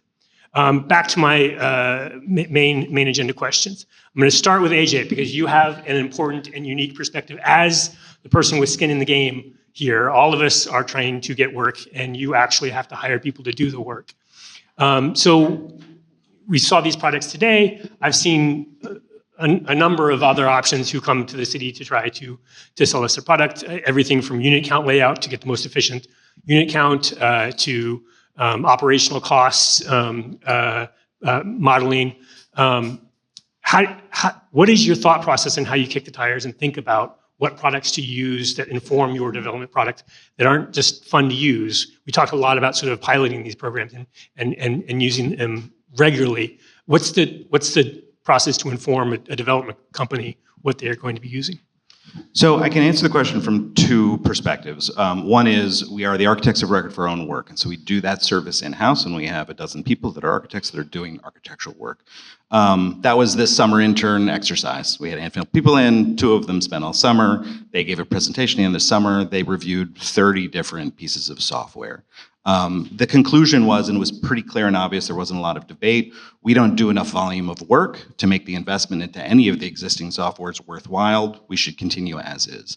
That may change as the software gets better, but for us, we're not a huge firm. Architecturally, we're not doing a lot, so it's just, we didn't have enough of the recurring tasks to make it worthwhile. On the development side, all of the products that are relative to the service models are not ours to choose yet. They're coming through in entities and service providers that are assuming the risk. So we're largely indifferent from that perspective. Oh, if you can do your EIS for less money and faster, great. I'm still going to look to you if there's a problem, not the underlying software behind how you got there. That I think is a great opportunity relative to, if you look at the code analysis, if Bill Gates were to put his credit behind a code engine and work with the city to say they have accepted my engine and I could pay him $1,000, and he said, and if it's wrong, me and my credit will stand behind it. That's the kind of shift in how we go about work that would be like, that's interesting. That's faster, and somebody's assuming the risk, like, and they're accepting it. I would do that, like, sure. We're obviously not there yet, but I do expect that we will get there in certain tasks, and that will be disruptive, I think, in a productive way. But the last piece of the kind of answer to the question, I think, is around how we think about where we can add value, where insight comes from relative to making things. And what I am enjoying now is a lot of the incorrect work that is coming out of a lot of these tools that is generative, that is interesting, because it is naive and unthoughtful and spitting something out that you wouldn't normally think about. And that is compelling. It's I equated it on a different discussion, like having a drunk intern. You know, it's kind of like, hey, you don't know anything and that's wrong, but like that's kind of interesting. And that has been valuable to us in just a kind of in a playing way, you know, in a generative way. Great, thanks, very, very insightful. Vivian, you're next on zoning. So December 5th, 2024, 14 million pages of the zoning resolution were changed almost overnight. You and I are relearning our deep knowledge that we've gained over our careers. What is the right use case for AI in the world of zoning, where is someone had mentioned somewhat vague language from time to time? No one? And perhaps complicated. So when can you use an AI generative tool, and when do you have to look it up yourself? When do you actually have to crack the book? I think that it's something that we will get to be more comfortable with. But first of all, you know, as an attorney, I can never give up the liability. I can't push that onto anybody. So even if the program is incredible, I still have to go back to, it's not a book anymore, but I have to go back to the online zoning resolution. And it's, in some ways, you know, when we think about with the internet, right? When, you know, I started before the internet was as ubiquitous as it is now, and we had to sit with the books. And if you wanted a historic zoning map, you had to go down to 22 Reed and make an appointment and pull up the old zoning maps. And now, you know, we can go on Zola, we can toggle a special district on and off, but I still go back to the map. I don't rely on it. And I will say that Zola is an incredible product that has made my life a lot easier, has made my bills a lot smaller, but I still have to go back and look. I think that, you know, I would love to start, I haven't done it, but I would love to start kind of playing around with, you know, having AI write some of the background. I mean, we've already talked about these amazing programs, but just, you know, sort of stepping into other areas of what a zoning lawyer might use it for. You know, when we're writing these ULURP applications or Board of Standards and Appeals applications, et cetera, a lot of that writing is, you know, using the same kind of language you've used before. You're giving, you know, descriptions of things that you could probably pull up. And, you know, it was really interesting the way that you were describing, even pulling like the LPC stuff. You know, that would be helpful in pulling up old planning commission reports and things like that. So I think that's where, so to answer your absolutely first question, that's where it could, you know, help us some of that time. And I do think that, you know, sort of a positive spin is if we can get 80% as a lawyer, 80% comfortable with what we're getting from the AI and saving that amount of time, we can focus on the more creative parts, the strategic parts. Mm-hmm. What are we gonna do? How are we gonna do it? And I also think there's opportunity there when we start thinking about the stakeholders, the community board, the elected officials. You know, then you can use these data sets to kind of look at things in a much quicker way and start pulling information in a more creative and quicker way to think about how what our proposed project is can be really beneficial to the neighborhood and to the city. That's great. Andrew, I'm going to use my question to self-promote a little bit and say thank you to VHB for working with myself. I co-authored a report with Paul Saloma at Cornell Tech last year on using computer vision for transportation analysis. And I appreciate that VHB brought their expertise to the table, and particularly the expertise of being a national firm that works outside of New York City. So many of us are very geographically centered. So can you talk a little bit about, have you been exploring technologies for probe data for transportation planning, connected vehicles in other locations around the nation? Obviously, New York City is the best place to work and live, but maybe I'm being a little too dry. But what works here in New York City, and are there things that are easier to do here in New York City for AI deployment and don't work here in New York City? Well, in terms of VHB as a whole, we are continuing to do that type of work in New York City with Intersect, but we're also doing that, throughout the East Coast as well, especially from my experience at VHB in the Southeast and with the city of Orlando, where we've been consulting them a lot in terms of how to really adopt a lot of their smart city policies as well. When it comes to really thinking about how do you find these test beds for AI though, and really building off of that, it really comes down to where the data is. Right now in New York City, we're very lucky that we have had a very thoughtful approach to open data here, led by OTI, but then also it comes down to legislation too. A lot of the open data here is made possible by laws that got passed to require it, which is very unique compared to other municipalities you can look at as well. Moving into the future, I think, it's a great conversation we're having right now about how AI can be deployed, but just as important is how healthy is their data overall, because that's really the backbone of having any meaningful deployment of an AI technology as well. And for the room who are not transportation planners, probe data is commercially available databases that track usually cell phone data, which is often connected to your car, and how sort of Google uses to judge traffic. So there's lots of available big data sets out there, and we are always struggling with how to apply those available big data sets for applications that work here, which is different from computer vision, which you saw earlier, which is really about setting up an automated recognition, which are very, very reliable. Probe data is not. It has pros and cons. That's why another big part of it is how do you take multiple data sets to cross-reference and check each other too. So you can get more accurate trend casting off of that. And I would also share my lived experience having worked at city planning a long time ago and been very familiar with the data fields of Zola, that a fair amount of that is garbage, particularly the owner field and the year built field, which can be very critical and can have a huge swing in the value of your property or who you're talking to. So be very careful what you rely on OTI to provide you as a data source. All right. Great.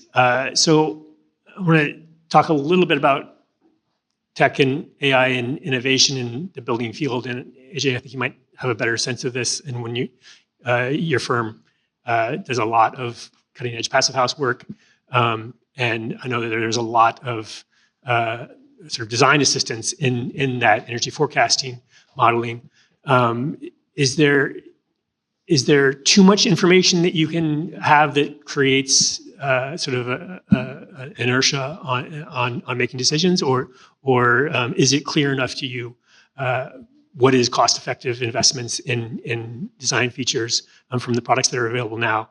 Is it helping, or is it just flooding your brain with too much? Yeah, it's a good question. I mean, I can only answer it from how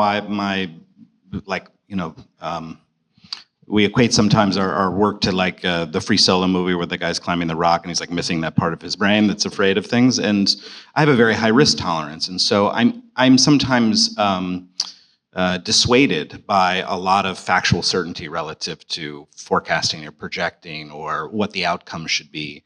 And most of the work that we all do is about a future that doesn't exist yet. And there's a lot of unknown in that. And sometimes the lack of information is helpful. It's liberating. It's, well, we don't know, so let's try this. I think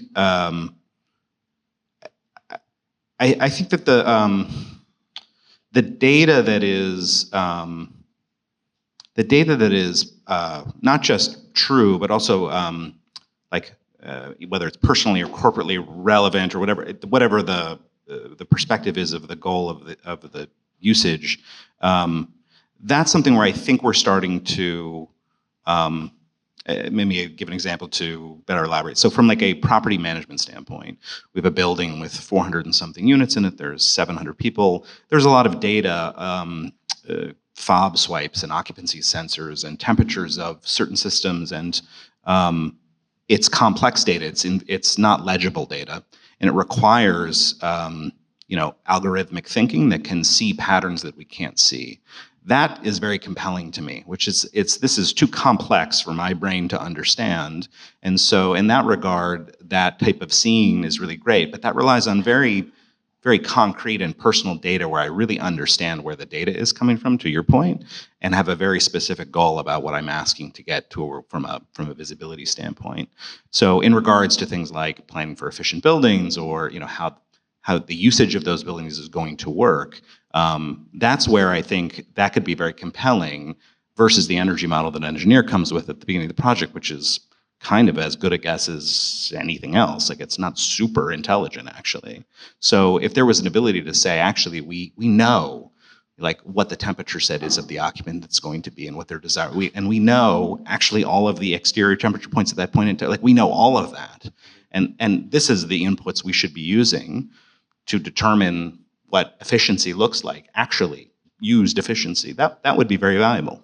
And you mentioned predictability. Does the chaos of the market and industry and alleged tariffs make these automation systems more or less useful or reliable? Do you question their validity because you don't know the future? Or at least No. I mean, again, I believe that we're more an outlier in that regard. We appreciate we're interested in the risk assumption. We appreciate the uncertainty. We're looking for opportunity, and when all of the rules are fixed and everything is known, there's no opportunity to take risk, and there's no opportunity to make change. So the lack of certainty is a good thing. If I could just jump in, I think that's where. Here comes the attorney, by the way. I think that's where the fun part of this comes in, and I think the creativity and thinking of it from sort of the city's perspective or just a planning perspective, it's taking all of this data and then being able to apply it in a way that we can't. And it's I'd love to see, and I'm sure it's already happening, but love to see it applied to thinking about how to think about what to do in neighborhoods, in boroughs, in the city as a whole. Looking at ththings that our eyes just cannot really see and that our brains are not going to be able to process. And they think that's exciting, but as a lawyer, it's also terrifying because where's this information kind of coming from, and how is it being analyzed? And something especially like zoning, which has such a dark history of racism and classism and just all the isms. It could go terribly, terribly wrong. But I think there's also really great opportunity to correct some of those wrongs and to really be forward thinking and forward looking using these kinds of opportunities. I will, again, my day job is to help the government maintain these efficient systems, and it is difficult. There is an enormous cost to maintaining our data systems. I don't know how people are planners outside of New York City where you don't have access to these data sources, but it is only possible because we spend staff, hours, server farms, all of that. My colleague from New Jersey mentioned earlier, the procurement process of government can never keep up with technology, particularly IT technology. There's obviously books about this, but it is very difficult for us to make that available for everyone to use in a way that is efficient and timely, keeping up. So that's just me complaining about how hard my job is. Andrew, so in your field, if you are able to save time through automation, what do you augment? What do you do in your spare time now that we have made things go faster? Take a walk around my neighborhood, enjoy the sights. Honestly, in terms of being able to do that, I feel like you just get more time to really work with your client in terms of developing strategies, or even thinking about what was that other part in this project that really needed to happen that you at first weren't scoped to do because you thought it would take so long. You just have more opportunities to make a better product and have really influence a better outcome in terms of that. So that's like the most practical answer to that. Otherwise, there's lots of opportunities to continue developing these tools and softwares. Well, that's where my kind of technologist hat comes on in terms of how I practice. So, for instance, we've been working with AI to try to deal with the. We're working with AI right now with the Major Transportation Authority to do license plate reading through deploying document intelligence technologies. And the initial ask is pretty simple in terms of how they want us to classify vehicles driving around a facility and understand where they're coming from. But what we're able to do, because we've been able to kind of shave time off as opposed to the traditional method, which was counting it from the video, we've actually been able to continue building this tool so that it can actually start really understanding the actual subclassifications of vehicles as well. Yeah. So you get to build a better product at the end of the day when you have more time. To nerd out a bit more with you in front of these folks, no apologies. One of the things we were struggling with was these computer vision cameras are much better at tracking and counting transportation, even ability to identify which ones are buses and cars. That's been solved at this point in time. What we were looking at 5 years ago is now 99% accurate. We are struggling with those machines. Are they doing edge processing and providing just the data sets of the counts, scrubbed of any identifying information of individuals, because that is very problematic if the government is showing where people are going, and creeps people out also, which is another thing we could touch on, is humans' perception of the use of AI. While that undermines our ability to rewind the videotape and look at it again, because we have now scrubbed off all of that information that we've summarized. So there is a push-pull there of we want to have it, but we also don't want to spend the time of managing of these videos and having someone actually go through them. So it was a tough nut to crack. I will take a minute to say a joke that I said I wouldn't say, particularly in the seeker world, about ChatGPT's explosion and whether or not we have come to the point where chatbots are spamming public hearings. Maybe this is something the next committee next panel can take up, and even more importantly, whether consultants are using ChatGPT to respond to chatbots that are spamming hearings. Has that happened yet or not? And I think that's a point where someone should raise their hand and saying, like, guys, this is getting kind of stupid when we've seen robot on robot violence, but we are also seeing bot on bot comments in a public format. Then what are we doing here? Yeah. And finally, a personal story. I think we all the panels have touched on sort of the disruption of industry, and particularly in the architecture field, which I think has a different take on it than the planners who don't have to be professionally certified the way you guys do. So there's a little bit of differences in this room here. But my daughter started 6th grade last week, and at their orientation, the principal stood up and said, "Welcome to the school." And 2 of the parents stood up, and their first questions were, "How are you preparing our kids for the future employment world?" And these are 6th graders. She's 10, and they're talking about how is she going to be prepared in college for this world that is changing so fast. And I think the people in this room, there are many academics here who think, and people who are hiring interns at that level, but let's take that back another 5 years and think about how our high schoolers are being prepared for, and I am certainly trying to teach her to be a planner. She doesn't know it, but she's going to be a planner. How do we create career paths, and what skills do we need to start building? So maybe each in your respective fields, like what would you say to high schoolers today about how to be ready in the next 5 years?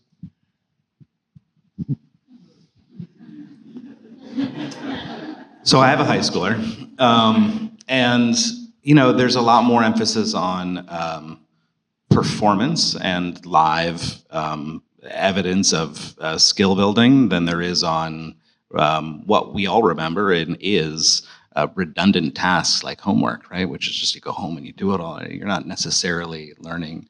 And I think that's to a certain extent right, which is there's a lot of change. And so content is becoming less, content mastery is becoming less important again than higher level thinking and analysis and strategy and performance-based thinking. But I'm going to go also back to kind of where I always like to speak here at the Center for Architecture, which is relative to the entrepreneurial opportunity that architects have, because it's such a great education and skill set and typically value set that we have as architects. I'm just speaking to the architects in the room, sorry, which is the necessity for entrepreneurship that these types of moments require is a great opportunity to get out of some of the patterns that are laboring your current occupation. And so I would just encourage that high school student that wants to become an architect or the practicing architect to think of it as an opportunity to mix things up a bit and to try to embrace that. Lawyers? I really don't have a good answer to this. I really think that content learning is still incredibly important. And I do think that as we progress, as we develop more programs, there will be things that we get used to and will be positive. But I do think that you can't just get rid of that altogether. And it's the sort of dumbing down of society without having that basis. But I don't want to end on a sort of negative note like that. I do, we've gotten used to, Google. I don't think there's a problem with that. We've gotten used to all of these things, but at the same time, we now spend 3/4 of our day responding to inane emails, right? So, it's really important to not just get rid of the basics that children should be learning and being prepared for in the real world. You took part of my answer at the Google comment, but I think there's like an expectation right now, which is kind of a misinterpretation of AI, where it's supposed to be able to magically one-shot a problem, and it's obvious that it's not going to do that anytime soon. I think we're at like one of these stages where it's like the early days of Google, where you have a completely new technology out there, and we're all kind of learning how to interact with it and work with it. And I think I heard a comment at another session earlier in this one, where if you're using your traditional ChatGPT experience, it's like a intern that's like 60% right most of the time. There's still going to need to be kind of a partnership with this type of technology where you're both working together iteratively, but it's never going to get you all the way there. So I would encourage my future high schooler someday to really learn how to, one, build subject matter expertise, but to embrace the technology, because it really does expand your reach, especially in areas that you may not necessarily be specialized in, but it is going to allow you to be at least somewhat more aware of it overall. But at the same time, you need to work with people who are experts in that area to catch the 40% times that's wrong. Yeah, thank you. Okay, I think we have 10 minutes for questions. We want to. I see you back in the, yep. Hi, my name is Vicky Sharma. I'm a designer with New York City Planning. Hey. So I'm so excited to be here today. All talks about zoning and secret land use. And I also graduated college 3 months ago, so I used all these softwares throughout my thesis project. And then as soon as I got to the workplace, I started implementing GIS prompt-based softwares and things like that. And then council came to me and was like, no, don't use that just yet. We haven't checked where these image generations are coming from, like whether we can upload our own proprietary hand drawings to these softwares. And then when I work with OTI, I'm like, hey, we should get a subscription for this software. I talked about Zelvus, I talked about other ones. And I just feel barriers from the liability and the trust in public government to advance at the same rate that the private sector does. So I guess, do you have any? Is there a question there, or just sadness, sad trombones? No, Does yeah. Edith know you're here? I don't want to out you. I think, oh, that's That was a joke. He's not well, joking. I guess my question is, how do you see public servants advocating for technological advancement within government? Great question, and like you said, something we struggle. Like I said, and you are correct in repeating that we struggle with one sort of trust in these technologies, and I've spent half hour with each of these product builders before, and had that time and interaction. Also, keep in mind that we not only have issues of trust, but as government, we have procurement responsibilities to the taxpayers to be fair and impartial in how we build and select our service providers. I can't go to Kevin and say, I want to hire you because I like the product, or even I want to invest in you building your product, because that is not fair government, and we have rules about that. Someone mentioned Recoding America earlier. So, I think so, but definitely a book I recommend, sort of talking about the government's role in digital delivery and why our traditional procurement processes are completely out of whack with the technological innovation process. We have a process of creating sort of these RFPs, these requests for proposals, these standards, and then you guys have to come respond to us. It doesn't work because we're never right. Another shared story from my personal life, we're building ADU process, and we're trying to provide some homeowner support, and just our ability to build a website that has calls to our own open APIs to our own open data sources. But we have to use third-party website builders in order to do that, and then there's a whole safety and security review. So just basic little teeny things, which you guys can use your own AI to build your thing. It takes me 6 months to contract a builder to then have a long conversation with OTI. So that is not like a hope for the future of the next generation of planners who are asking me for this question. And part of it is about accountability. Is the people of New York have to understand that government needs to be more flexible in this modern environment. And these rules that were set up in place were from the Tweed administration, right? Like these are put in place in order to prevent things that happened a long time ago. So there needs to be a reset of that accountability and a change in our procurement process. I will say that right now, government following processes and rules is kind of comforting, so it's nice to hear it from you. I do not associate myself with the federal government's red tape cutting efforts. If I could just make one comment as well. I do want to say that, I think there has been a lot of really positive progress in seeing where these programs are going. I mean, I remember some of the first zoning platforms were almost like the zoning handbook of platforms. They, could really only, you could say, I have a lot that's, 100 by 100 and I'm in R72 district, and it could give you an envelope, but it couldn't tell you about a special district or a split lot or what's recorded on ACRAs. Have they sold the development rights? Is it ULURP and blah, blah, blah, blah, blah. Where now I really do think that, like what Pablo is doing is really remarkable in being able to do that. So there has been, just in the last few years, I think, tremendous progress. And let me also add, if you have questions for the first half of the panel today, please direct them at us and we will pass them along to Pablo. Yes, sir.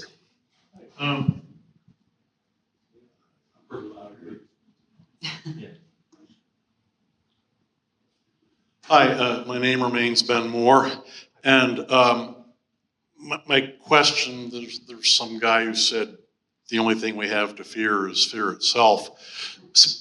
Maybe the only thing we have to fear now is AI. Speaking of government, today has been a lot about great things we can do with AI, but if I were to ask everybody to put their government hat on and retake the quiz with which this panel opened, I would modify it thus: you can choose between doing everything with AI and taking the chance on the consequences of mistakes, or you can double the staff of the city agencies. What I now want to do is make you a city agency, make you the government, which means that you can replace everyone with AI, but ultimately through your taxes you will still have to pay them a salary so that they can eat and have homes and so forth.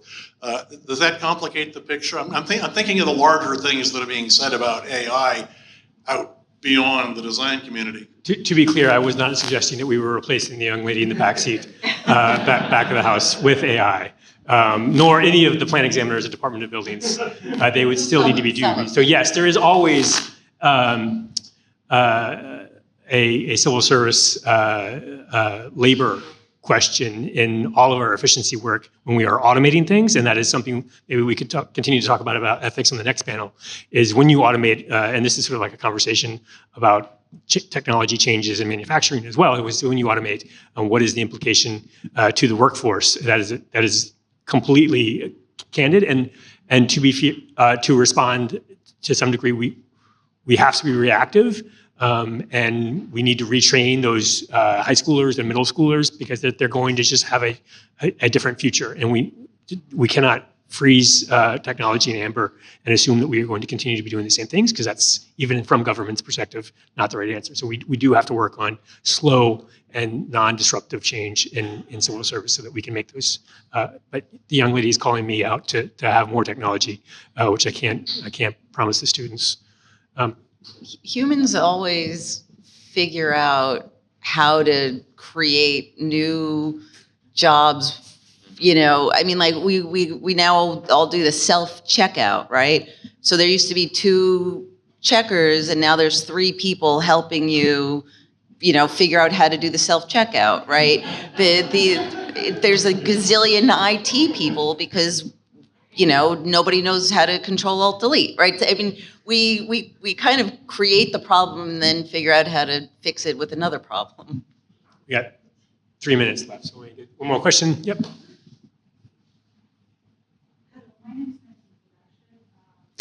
I'm actually a teacher, a high school teacher. Oh, perfect. And currently, this year I started a new course, which is biodesign and bioengineering. I have a medical science background, but also I coach around 70 students. We have this mastery learning system program where we allow students to navigate their own interests and run throughout the whole 2-3 years working towards their own interests. I work at Avenues, the World School, and Gretel over here, she's also a teacher. She has an architecture background. But to your point, I'm so happy that you raised this question about what are your recommendations for schools. You mentioned so many amazing points. I think the idea of we still need content. We are at an advantage because we know and we are able to create and evaluate. And we're thinking now, how can we push that that content, but to an earlier, years in middle school, so they have that content. But you mentioned something super important, which is what are the technologies out there? What are the tools out there? And that's why I'm here today. I have no idea about architecture, but I learned with my students about tools. And basically I wrote down every single tool, took pictures to kind of give them access. But you mentioned, like, the most important point is, like, they need also to see, like, people.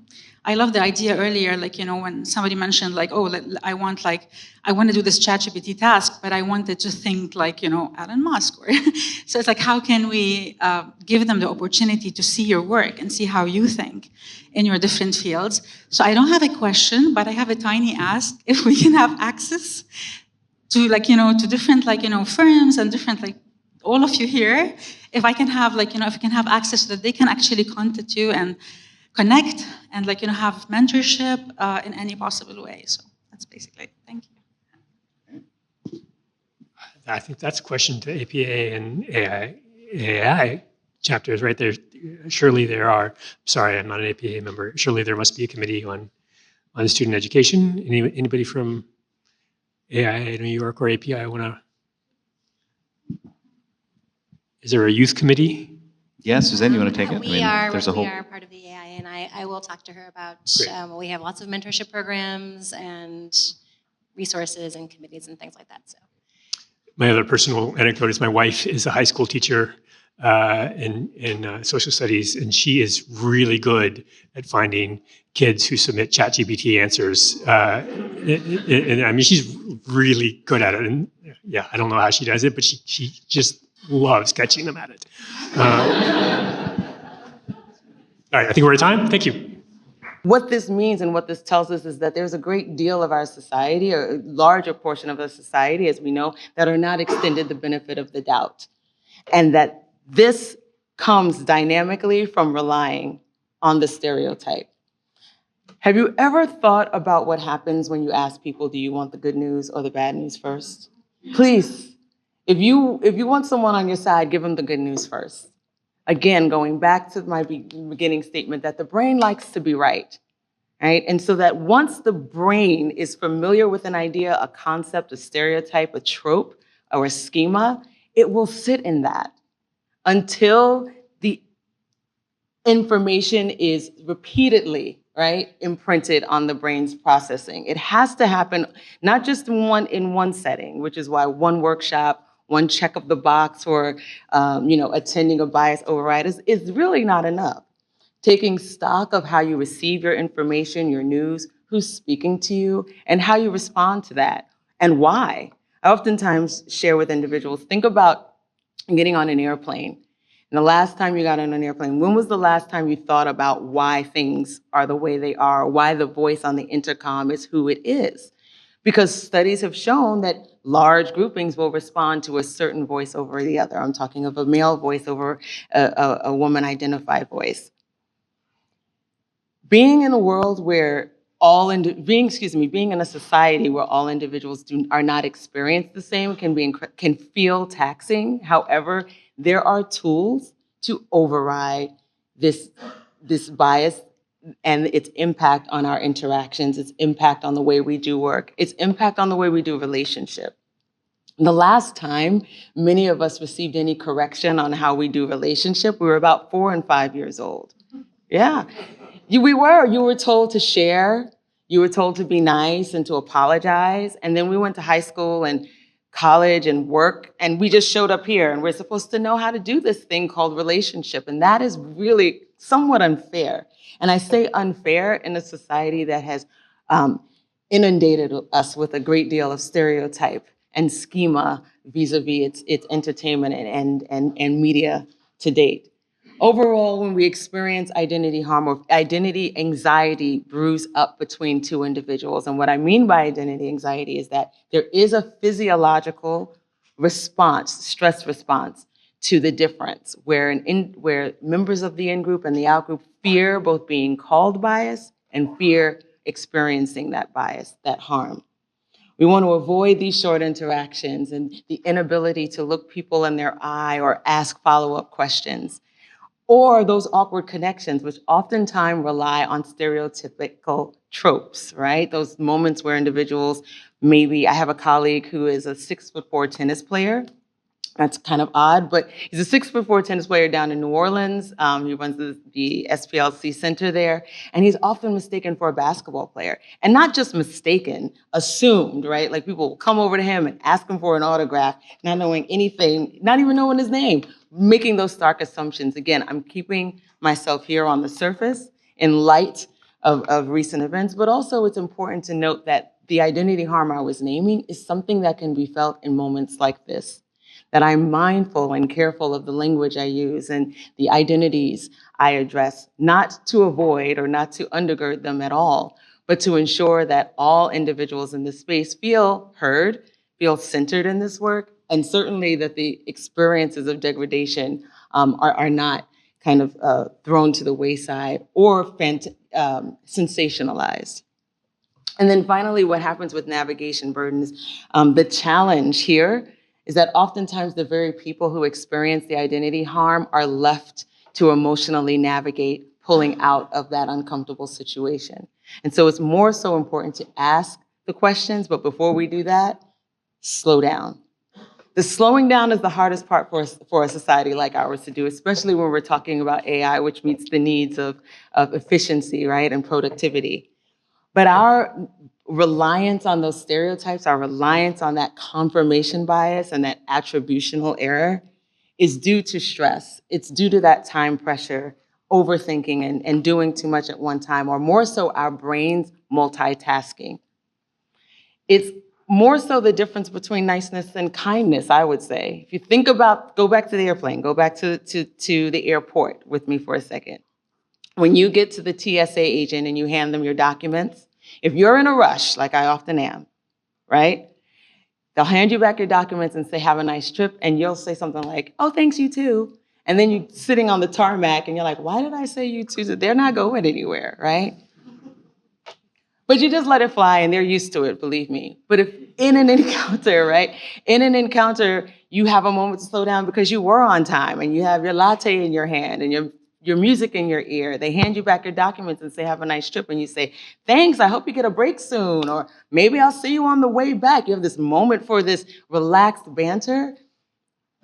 That is a very interesting moment and difference between niceness and kindness, but more so your brain slowing down. It takes us back to that Stroop task. It's the difference between reading and stating the color on the text. The same thing, again, happens in our interpersonal dynamics, but we move so fast through the world. So many of us are so used to relying on the stereotypes we have about individuals, the ways in which our brain skews for that information. And this informs more so our work. I often share with people, I'm not going to change your mind, right? I don't want to do that, right? You are who you are, you've lived where you've lived, you've grown, but informing how we do our work moving forward relies on this, ensures accountability to healthier, safer, more aware communities. And we get there by identifying very clear protocols that impact all individuals the same, right?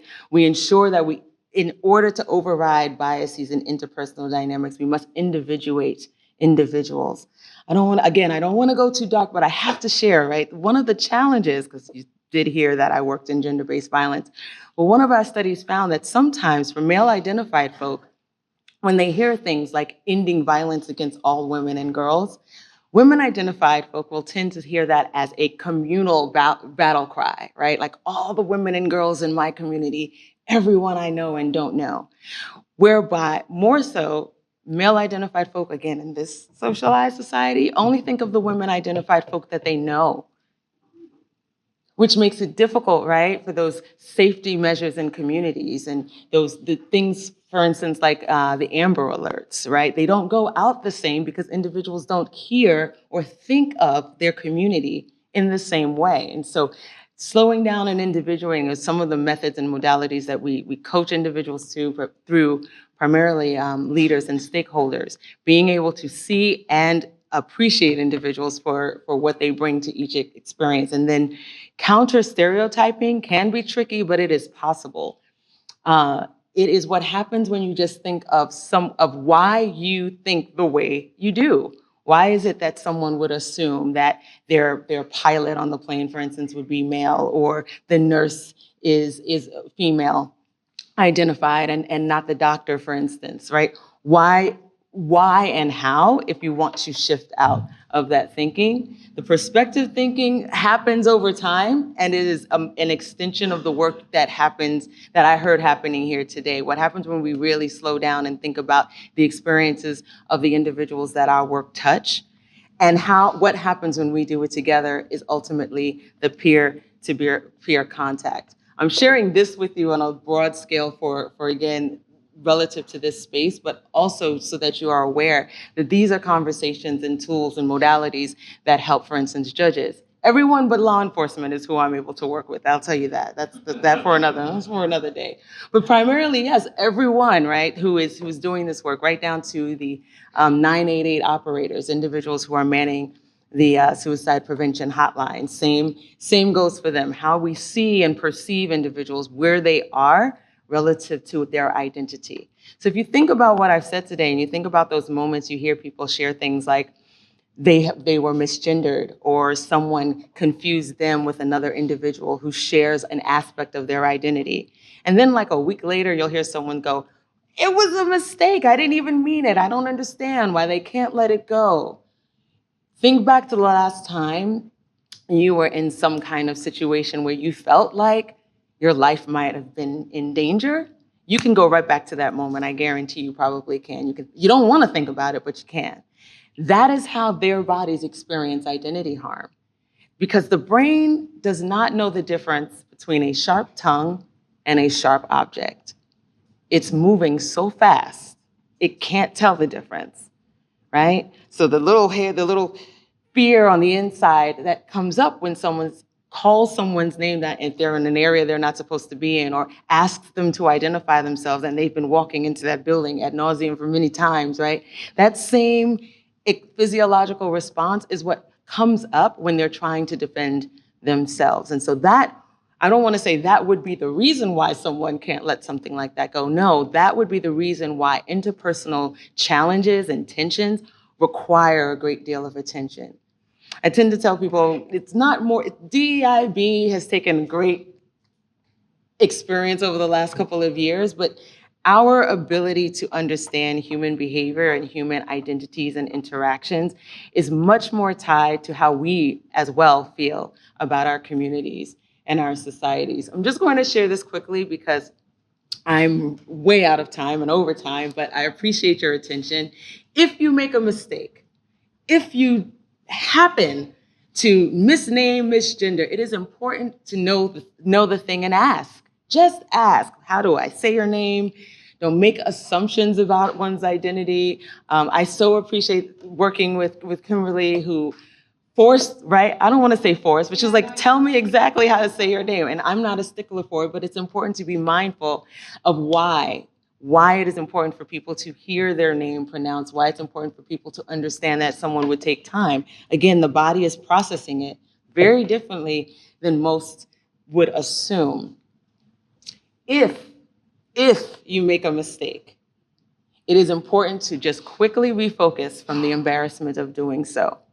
I worked with some trans folk during the pandemic and asked them to send me experiences of theirs in emergency rooms across the state. And some of the best feedback I got was that when they were experienced as just normal, when the apology was as though someone had stepped on their foot, it made their day. Because ultimately we all want to feel as though we're normal, right? Kids, teenagers, they just want to go to school and just blend in. So ensure that you apologize, emphasize the apology, and skip the justification as to why it happened. We know why it happened because you're human and you have a brain. But in order to get past it, you must explore that accountability with that individual. How can I make sure this doesn't happen again?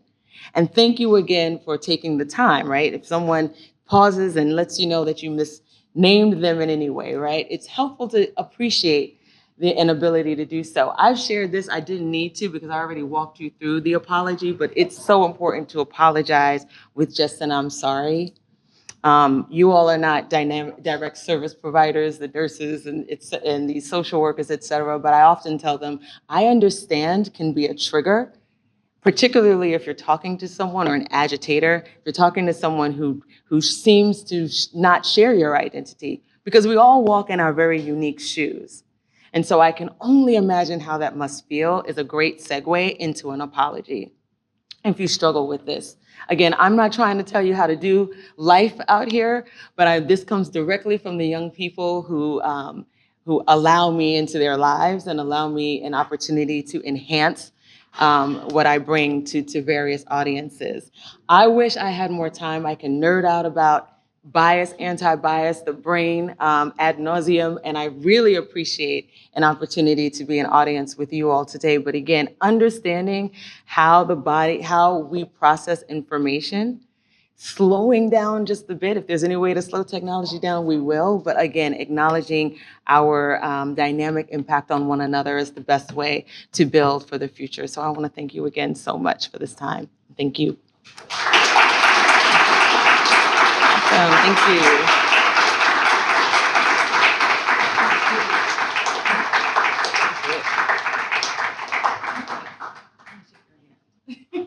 Thank you. Thank you, Efua. What an incredible day full of thought-provoking sessions. I'd like to take a moment to recognize the contributions of a few people. So first, I'd like to recognize and acknowledge the efforts of the members of the conference organizing committee. If the organizing committee members could please stand, let's give them a round of applause.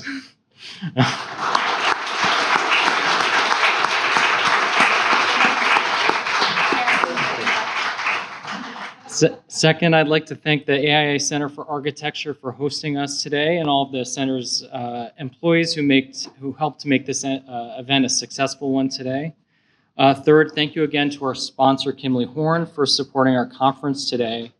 And finally, I'd like to thank all of you for attending this conference. Your active engagement and questions throughout the day helped us make this event a success and explore the future of AI for each of our disciplines. It's gotten us thinking outside of our professional silos. If you'd like to stick around and continue the conversations we've had today, we'll have a reception here from 5 to 6:30. And a final ask, if you really enjoyed today and you want to be part of planning the conference next year, our organizing committee would welcome your involvement. And so we'll start planning for the 2026 conference in January. Feel free to talk to anybody who stood up. Thanks again.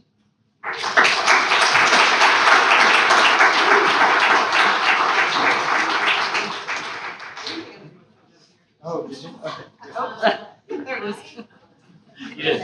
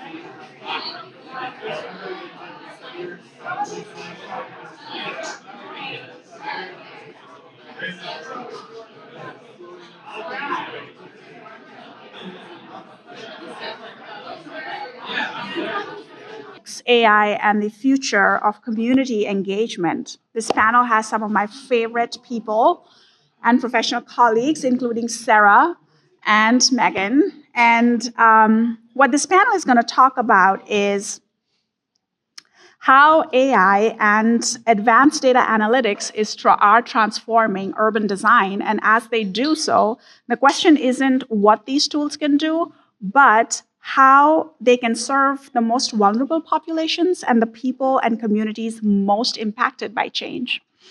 The panel will explore how technology can be harnessed to strengthen community voices, advance equity, and shape more inclusive, resilient urban environments. And the panelists will share with you real-world examples where tech-enabled approaches have supported participatory design, improved access to resources, and how to build trust between communities and decision makers. They'll be discussing strategies for ensuring that innovation doesn't actually widen the chasm, but instead it enables more responsive, transparent, and community-driven outcomes. And with that, I want to just introduce Megan Marini, who is the session moderator. Megan is the founding partner at 3x3, which is an inclusive innovation agency. She leads there the community-centered design initiatives in technology, equity, and regenerative governance. She has over 15 years of experience where she has guided organizations in centering lived experience to shape more just systems and spaces. And previously, she has designed programs and led stakeholders engagement for organizations like the Earth Institute, United Nations, and the World Bank. And Megan has also extensively lectured at Columbia University, Parsons, IIT, and Johns Hopkins. Megan, I'm going to invite you over to introduce all the panelists and kick us off. Thank you.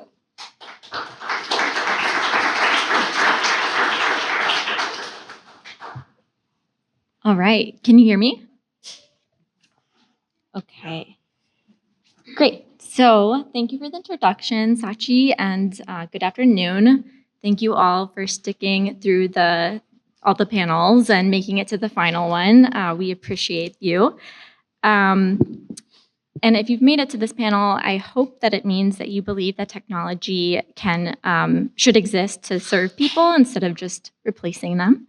And today we're going to just talk about just that. So also we're going to zoom, if you were here for the whole day, we're going to zoom out a little bit from just the practical applications of AI and think about the broader ethics and principles that we need to think about when we're actually putting it into use. And we'll be looking at about that in the context of declining trust in public institutions, the urgency of climate change, and the need for continued equitable and responsible community engagement. So without further ado, I'm excited to be joined by this incredible group of panelists who bring diverse expertise and perspectives to this really important dialogue. So I'll start with introducing Gayatri Kalra, who unfortunately couldn't join us today due to illness, but we're going to do our best to bring her perspectives in public interest technology and its applications to both the public and private sectors, and what are the kind of emergent applications of AI in the context of civic engagement. So Gayatri is a PhD in UX researcher and educator whose work explores the political and social implications of emerging technology in cities. And she holds a PhD in urban economics from Columbia University, where she combines political economy, sociology, and data science to study digital technology's impact on urban governance. Next, we're joined by Jamil Ellis. Jamil is a technologist and social entrepreneur committed to leveraging innovation for climate justice and equity. He is the founder and CEO of Unified Ground, a climate justice company connecting networks of community organizations and businesses to impact investments. Through Unified Ground, he launched Flood Chat, a multi-language AI chatbot that helps New York City renters prepare for and respond to flood risks. Jamil also co-founded AI Empower, a collaborative initiative with CivLab, NYU's Peace Research and Education Program, and community-based organizations that equips frontline groups with the knowledge, tools, and governance frameworks needed to use AI safely, equitably, and effectively in advancing climate resilience. He also co-produces the Ellis Conversations podcast with his father, exploring race, law, and history, and advises Women in Energy at Columbia University's Center on Global Energy Policy. Previously, he served as CTO at the NYC-based clean tech firms Bright Power and Block Power, where he developed software solutions to decarbonize buildings nationwide. We also have Nika Sobers, Nika Sobers is a civic technologist and urban designer who builds tools that transform community imagination into more human and responsive urban systems. Working at the intersection of systems design, product development, and participatory co-design, she turns community-centered research into digital tools and programs that help people more easily access and shape city services.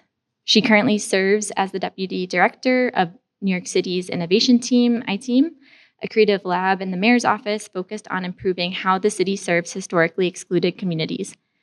Previously, she was the Assistant Director of Product Development at the Jacobs Urban Tech Hub at Cornell Tech and a Product Manager at NYC Planning. Nika received a Master's in City Planning from MIT and a Bachelor's in Urban Planning from Virginia Tech. We also have Rajesh Sankat with us. Rajesh is a program strategist at 3x3, where he leverages his transdisciplinary approach located at the nexus of inclusive design and urban placemaking to translate community insights and aspirations into strategy development and the built environment.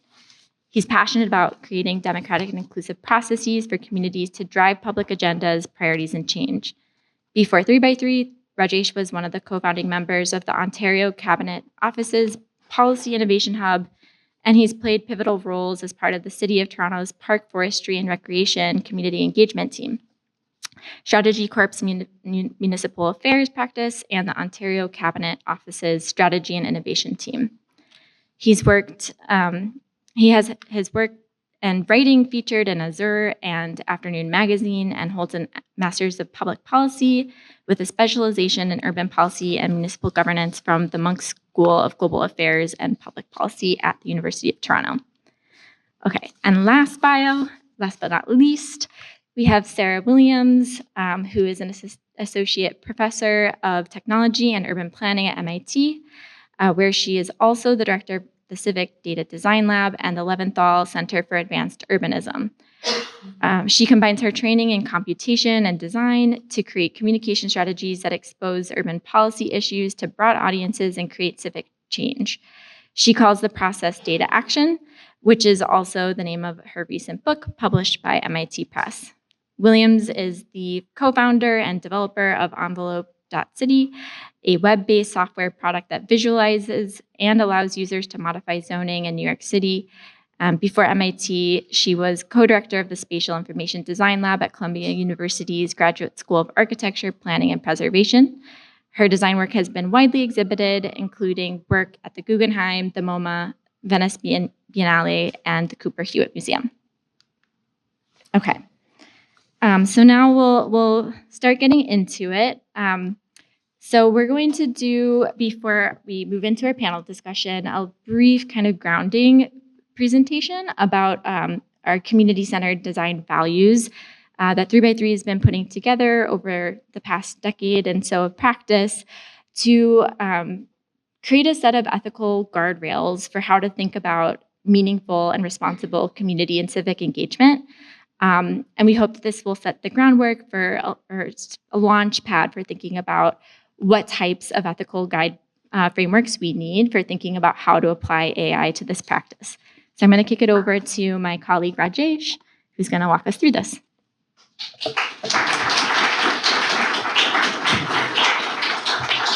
Is it this one? Is it this one? It's both? It's both.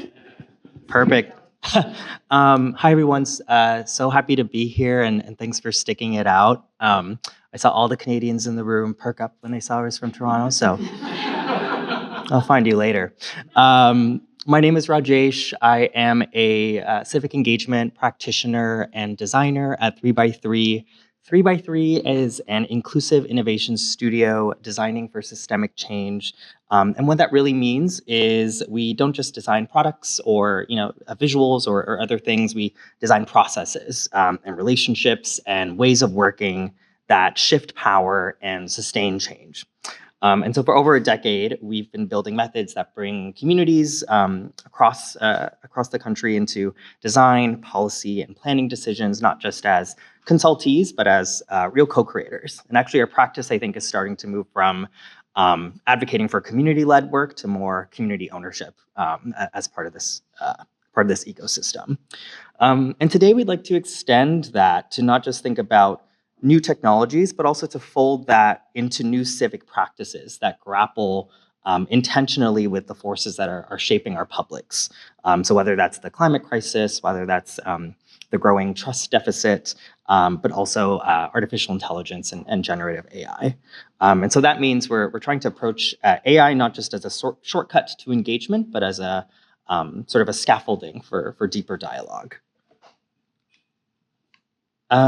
So wanted to take a step back and maybe set the tone. I know that there's a lot of folks from different fields here, but this illustration we love because it captures a lot of what engagement has historically looked like, extractive, a little superficial, and a little performative. So designers show up with a pre-baked idea on the far left. They ask questions that are quite narrowly defined, and then communities end up being asked to validate rather than really co-shape or co-determine or co-govern any type of key decisions. And that's what leads to typically a trust deficit, no sort of feedback loop, no sort of meaningful involvement as part of this process.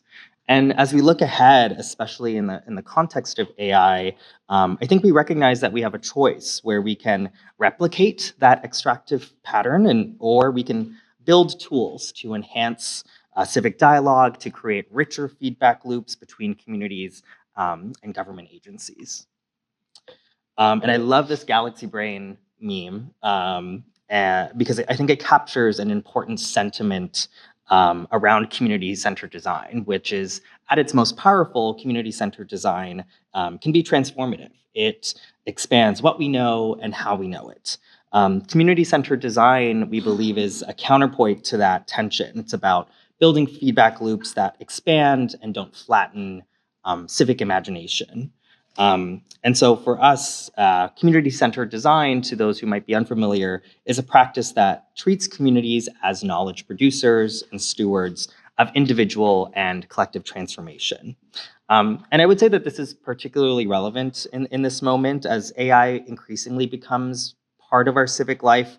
I think the question is, how do we ensure a tool like that or tools expand and honor community knowledge rather than reproducing extractive or homogenizing ways of working.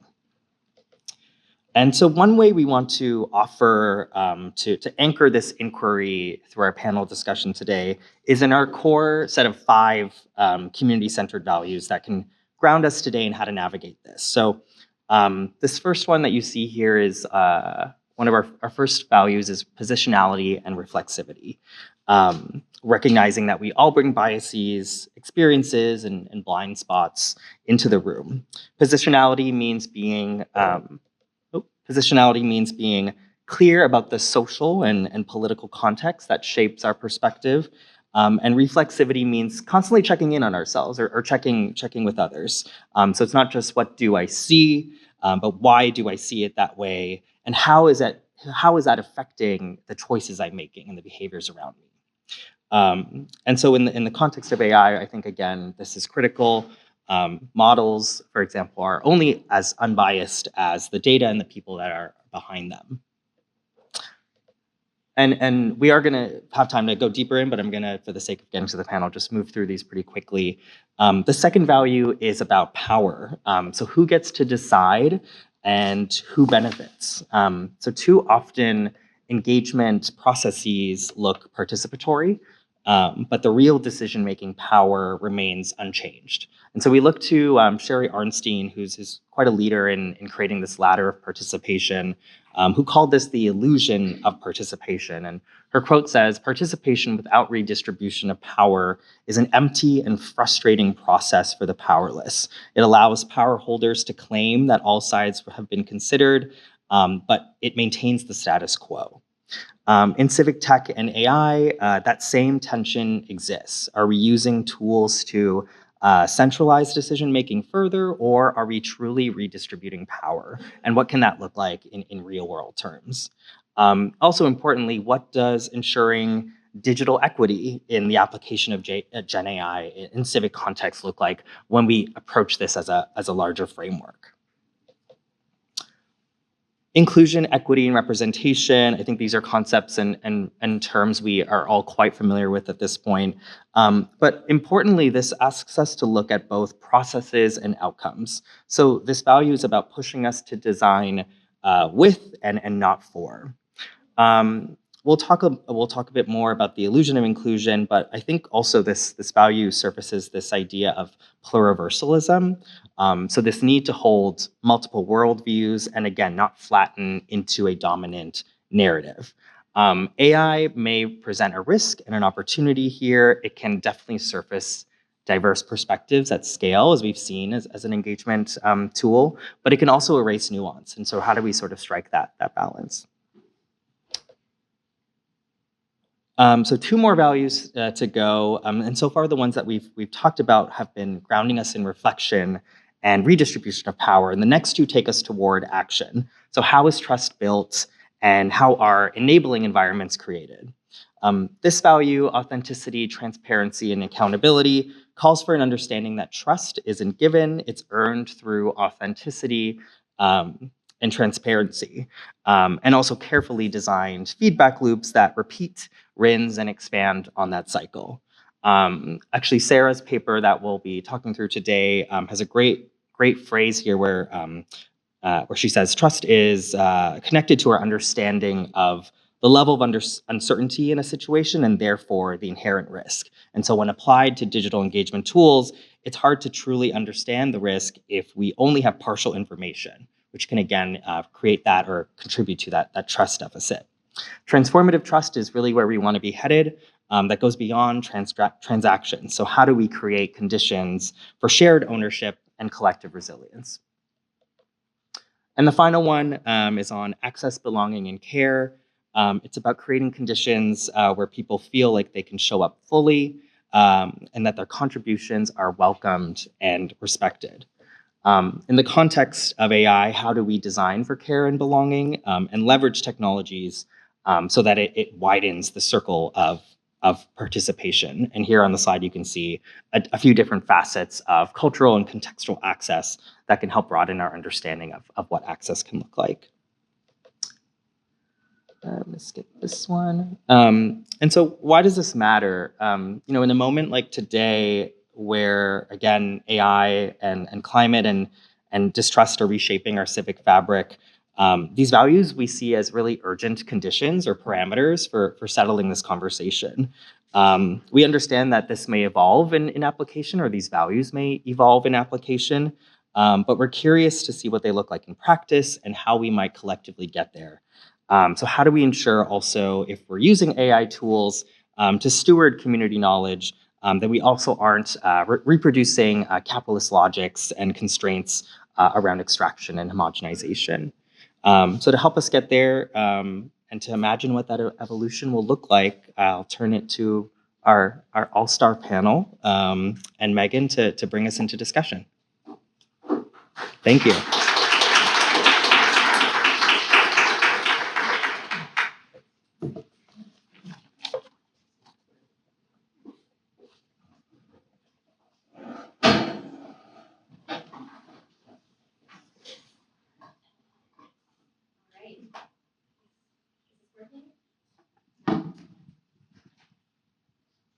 How about now? All right. Thank you, Rajesh, for walking us through the framework.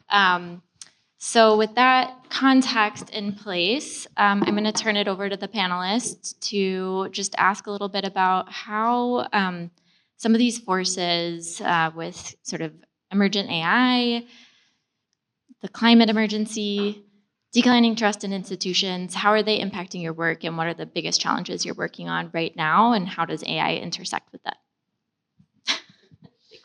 Wow, that's a big question. Like, oh, everything, all of my projects, all of the things. But maybe I'll focus on the work that we are doing with the AI. And thanks for quoting the paper that we wrote, People-Powered AI. And one of the things that we've been doing at the Leventhal Center at MIT is collaborating very deeply with the city of Boston about the potential of using AI in civic engagement. and thinking about the ways in which really prototyping different examples and using it with the city and the community in a very collaborative and open way, and trying to be transparent about that work. So, and I think that through that process, we really learned that the dialogues that we have with AI have to be the same kinds of dialogues that we were just seeing on the screen above. And that in working with the communities that we have worked with, having deep discussions about the questions we ask AI, the answers that we get back, and what kind of input needs to go into an AI system to really make them reflective of communities' interests, values, and concerns.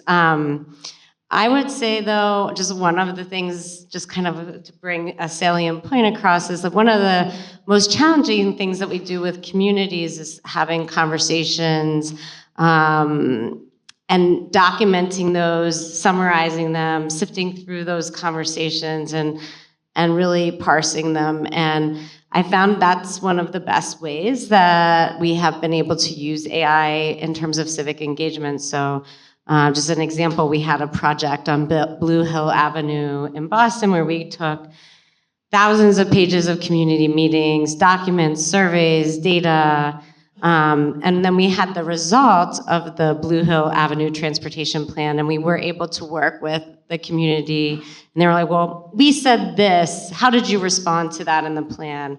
And we were able to create a kind of small model that allowed us to pull out the places in the community transcript where we were responding to community, direct community action and interest and conversations that then you could see in the plan. And so making those kinds of relationships, I think, let's say, open up the trust that we want to see, and use AI to begin to open up that trust system. Instead of thinking of it as like a black box that we're trying to get information for, maybe taking the information we have and helping us build upon it. Hi, hello. So one of the things that's interesting, I think, about what you see from in that rings of communication is that is not the way most AI systems are actually designed, with that transparency, that ability, that power shift. And so I've committed my life to making sure that technology is used for good, but that only comes with intention. So we need to, from the standpoint I started my company to, bridge that divide in the climate crisis, things that are affecting frontline communities.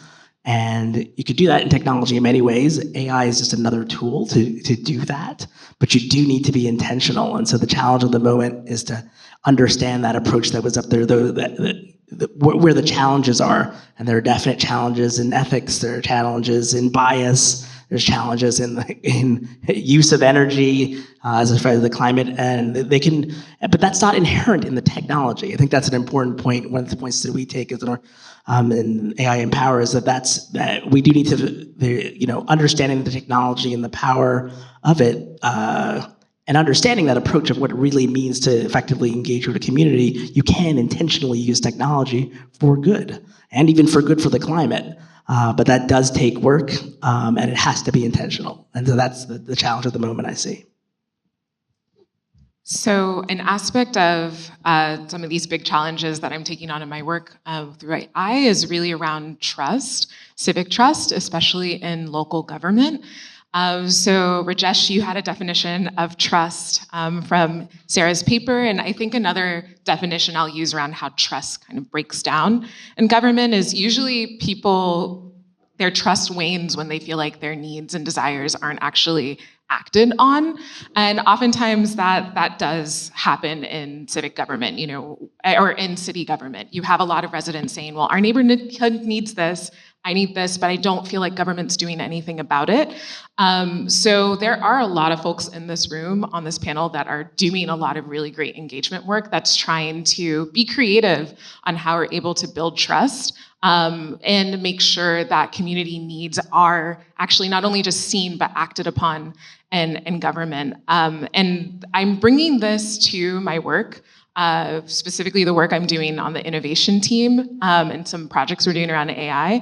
But we are really interested in how can not only we continue the legacy of very responsive civic engagement, but how can we make sure that decision makers, the people who ultimately have to sign up on projects, also are responsive to the needs of residents. Because something, my team, the innovation team, we're essentially a creative R&D lab within the mayor's office.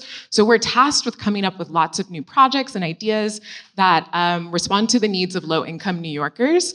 And our work does include the stuff that Sarah mentioned. Like, we are out there in the field, meeting with lots of residents, understanding their needs. Then we're synthesizing all of this data, whether it's input directly from the community or other quantitative data we've analyzed, and then we package it into a report and hope that the head of this agency really reads through every single point, because there's lots of really good information in there, and then they can design that new program or that new service that government's going to implement. But we realize that even in our reports, which are well-written, really well-designed. Fortunately, we're very talented there. There's still something lost. There's still some nuance lost in terms of what we heard in the field. And ultimately, that comes down to the fact that a lot of the decision makers just weren't in the room when we were talking to that mom trying to find childcare for her child in Brooklyn. So something that my team is doing as a way to bridge this gap and try to bring decision makers into the ideation process and even the engagement process of our work is we are designing this research pilot called Public Sense, which essentially is an AI model that does take quantitative and qualitative data, specifically to one of our projects we're working on, Universal After School. And instead of just having this fact sheet or these insights based on our research on how New York City can implement Universal After School, this model, you can actually ask it questions to just give some feedback on some early ideas you have about Universal After School, how to roll out that project. Like, for example, we want to, in the first year of Universal After School, provide 5,000 more slots for low-income families in childcare. So you can ask this model, we're thinking of putting all 5,000 slots of after school in Cobble Hill. Is that a good idea? Does the data point to that? Does public sentiment point to that? Or maybe 30% of those seats could be in Inwood, Manhattan. We don't know. You can get that direct feedback. And so that's kind of one way we're trying to at least make these insights, whether it's qualitative or quantitative, just come to life and be part of every single phase of the decision-making process in government. And hopefully that's one way we can be more responsive to the things that we're hearing and seeing in the city.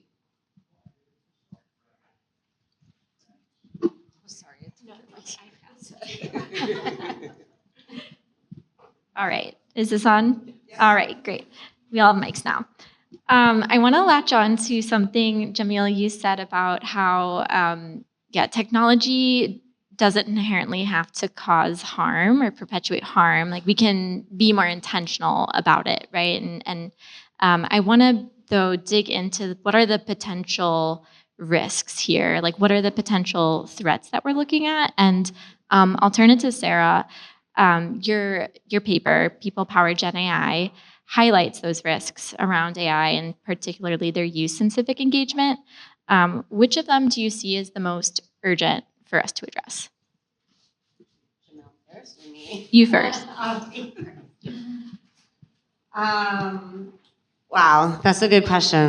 Kind of some of the things that I discussed in terms of like urgency was, where does our data actually go? Who controls it?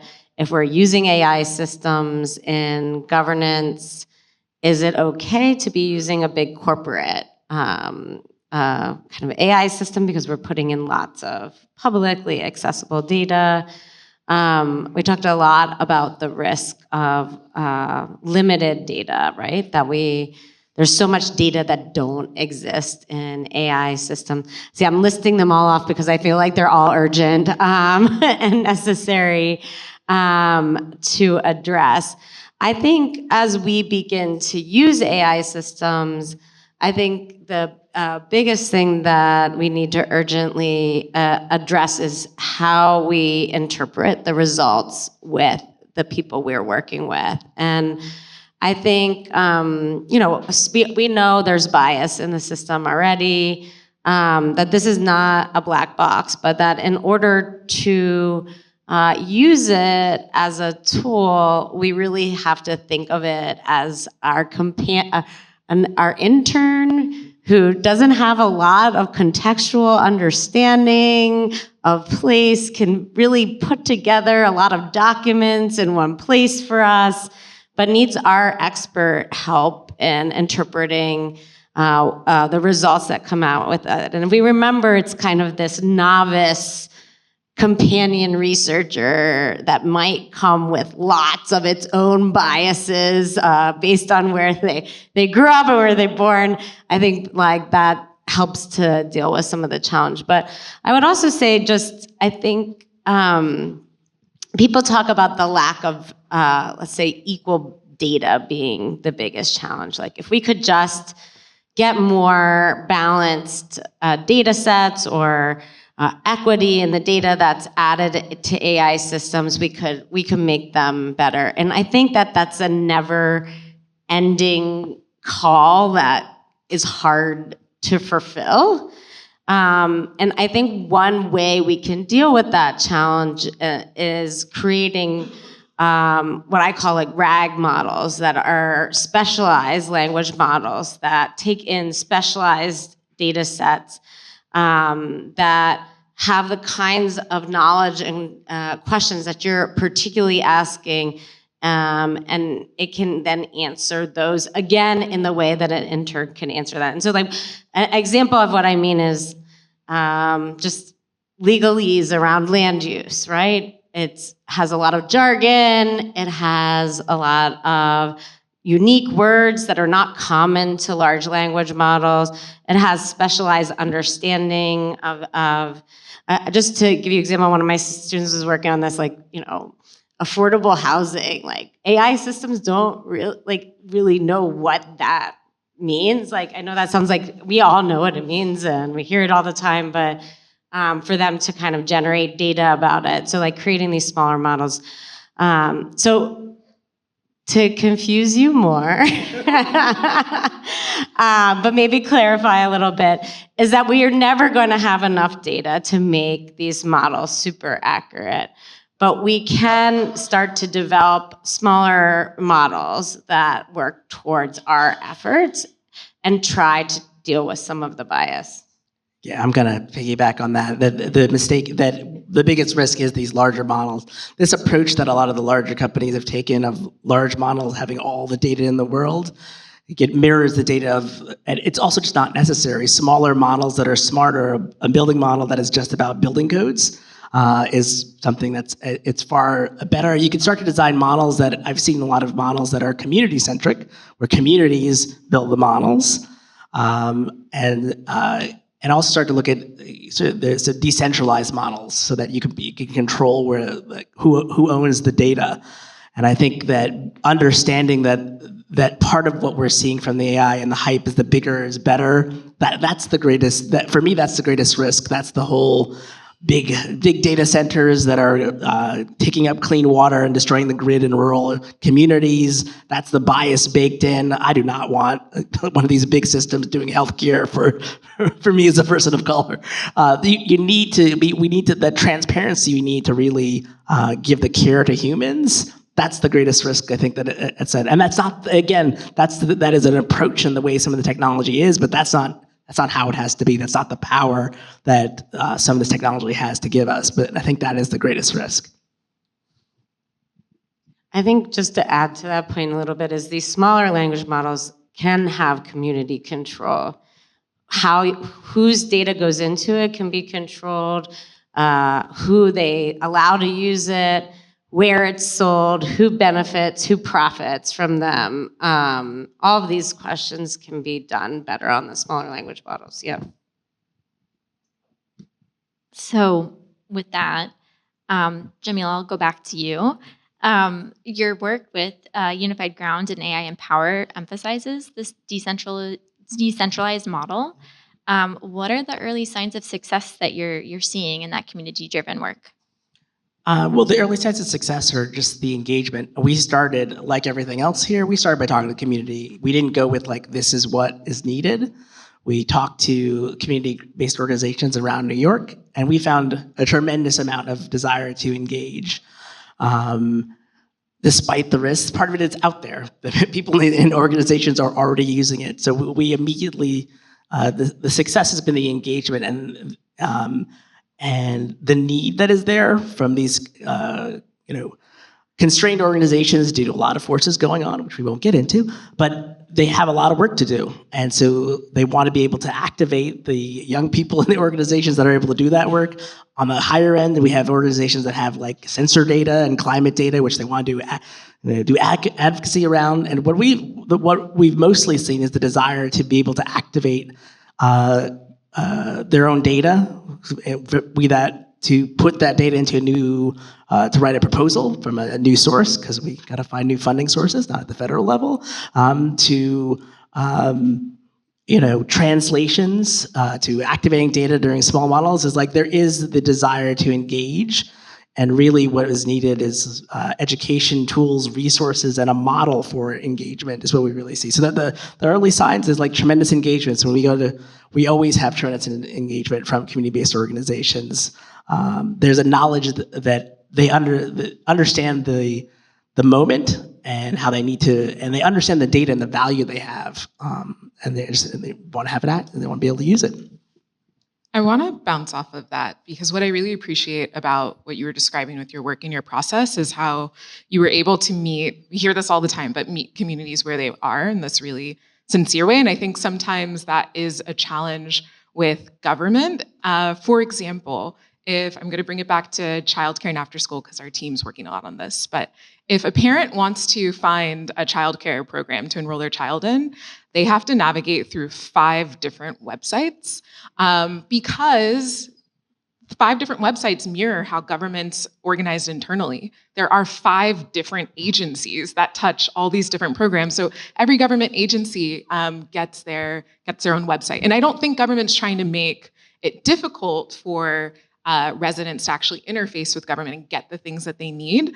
But I think that what's really important is, in addition to engagement, when we're thinking about designing to meet people where they are, it's about trying to be intentional about what those touch points are and making sure that it's intuitive, it reflects a process that is what the community wants, rather than reflecting like how government is organized internally.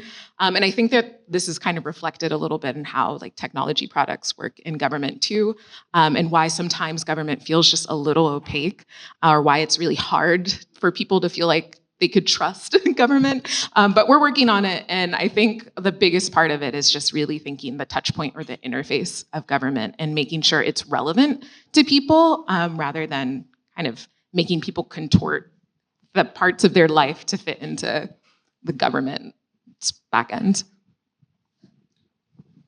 Right, so kind of the idea, like, how do we meet people where they are? How do we make things intuitive? And you also talked a little bit about feedback loops. Is that something you could expand on?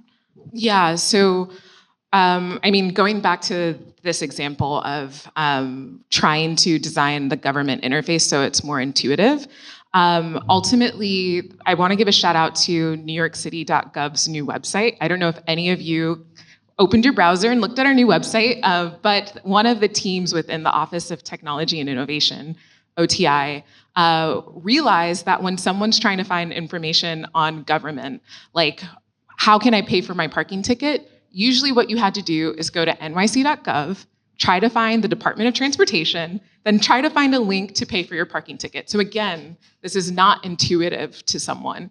But the Office of Technology and Innovation, they spent the past few years trying to go out and find how people are learning about where to access basic things in government, like trying to go buy parking meters and seeing if anyone is trying to figure out how to pay for their parking ticket. And ultimately, they redesigned a whole web experience that when you go to nyc.gov now, it's actually organized by questions, like how do I find my parking ticket? And then it takes you to the right information. So that at least demonstrates this feedback loop of one, understanding what's intuitive and relevant to people, and then trying, like, yes, the government still, there are many different departments that touch parking tickets or touch childcare, but we're not necessarily changing how government's organized internally, but we're at least creating an interface, in this case, this website, that is responsive and intuitive to how people want to navigate and interface with their city. Sure. I was going to just talk, I was struck by the last talk about that time you have left. Once you get rid of all those repetitive tasks, that's the time where you now have more time for feedback with community. You always say you don't have time for community. Now you do have time for that very intentional interaction with community that can happen, and creating those feedback loops. Because there's the beginning, as you hear from all of us, the approaches that we start with community, but you always need that feedback loop sooner. You saw from the slide. It's like, how do we get that? How do we find the new creative problems? And I think, and for me, my mind got going. And there's even new creative stuff in that. I think in the last talk we were talking about building codes, and I think someone brought up, I think Vivian brought up something about, like, we know that building codes have like redlining baked in them. It's like, which ones do? All of a sudden I started wondering, it's like, wait a second, I can start to ask that question, like which building codes and districting codes have redlining in it, and then I could try to rebuild trust with these organizations, because maybe that's part of what we need. We bring people in sooner, understand, break down what's in the codes for a project. And the real open up is not just being able to, is the beginning. So some of those software companies, the heavy lifting, they've already put together those data sets. Now you can make that accessible as a tool, as a feedback tool to actually interact, translate that into all the many languages. If you're dealing with a place in Queens, you have really, and that's where my mind goes to be thinking intentionally about those feedback loops to build built environments, build better technology. That's the opportunity of the moment. I'm going to build on that and turn it to Sarah. So I think feedback loops also offer more opportunities for folks to shape things earlier. So how do we use those to sort of shape the solutions and applications that we're building? I know, Sarah, you've been doing a fair amount of prototyping. I was wondering if you could speak to that work. Yeah, I spoke a little bit about the Blue Hill Avenue work that we did in Boston, but we've also been doing other small projects, and one way that this shows up in terms of feedback loops is actually we can look into this historical data set. So one of my students has been taking old zoning documents, land use documents, and then scanning them and then kind of chunking them into a small language model to begin to ask and extract questions from it. So like in 1964, how many housing documents did we approve, this many housing types, and kind of recreating data sets that we didn't have before. And she's doing it on current documents too. But what I think is nice is you can start to ask maybe some of those questions. Where were trends happening in places where we don't have, let's say, the traditional data set for those trends. But I do think what that does is it allows us to make government more transparent. And that's what we're getting back with these feedback loops, is like, how can we create more transparency in government to increase trust and meet citizens where they are.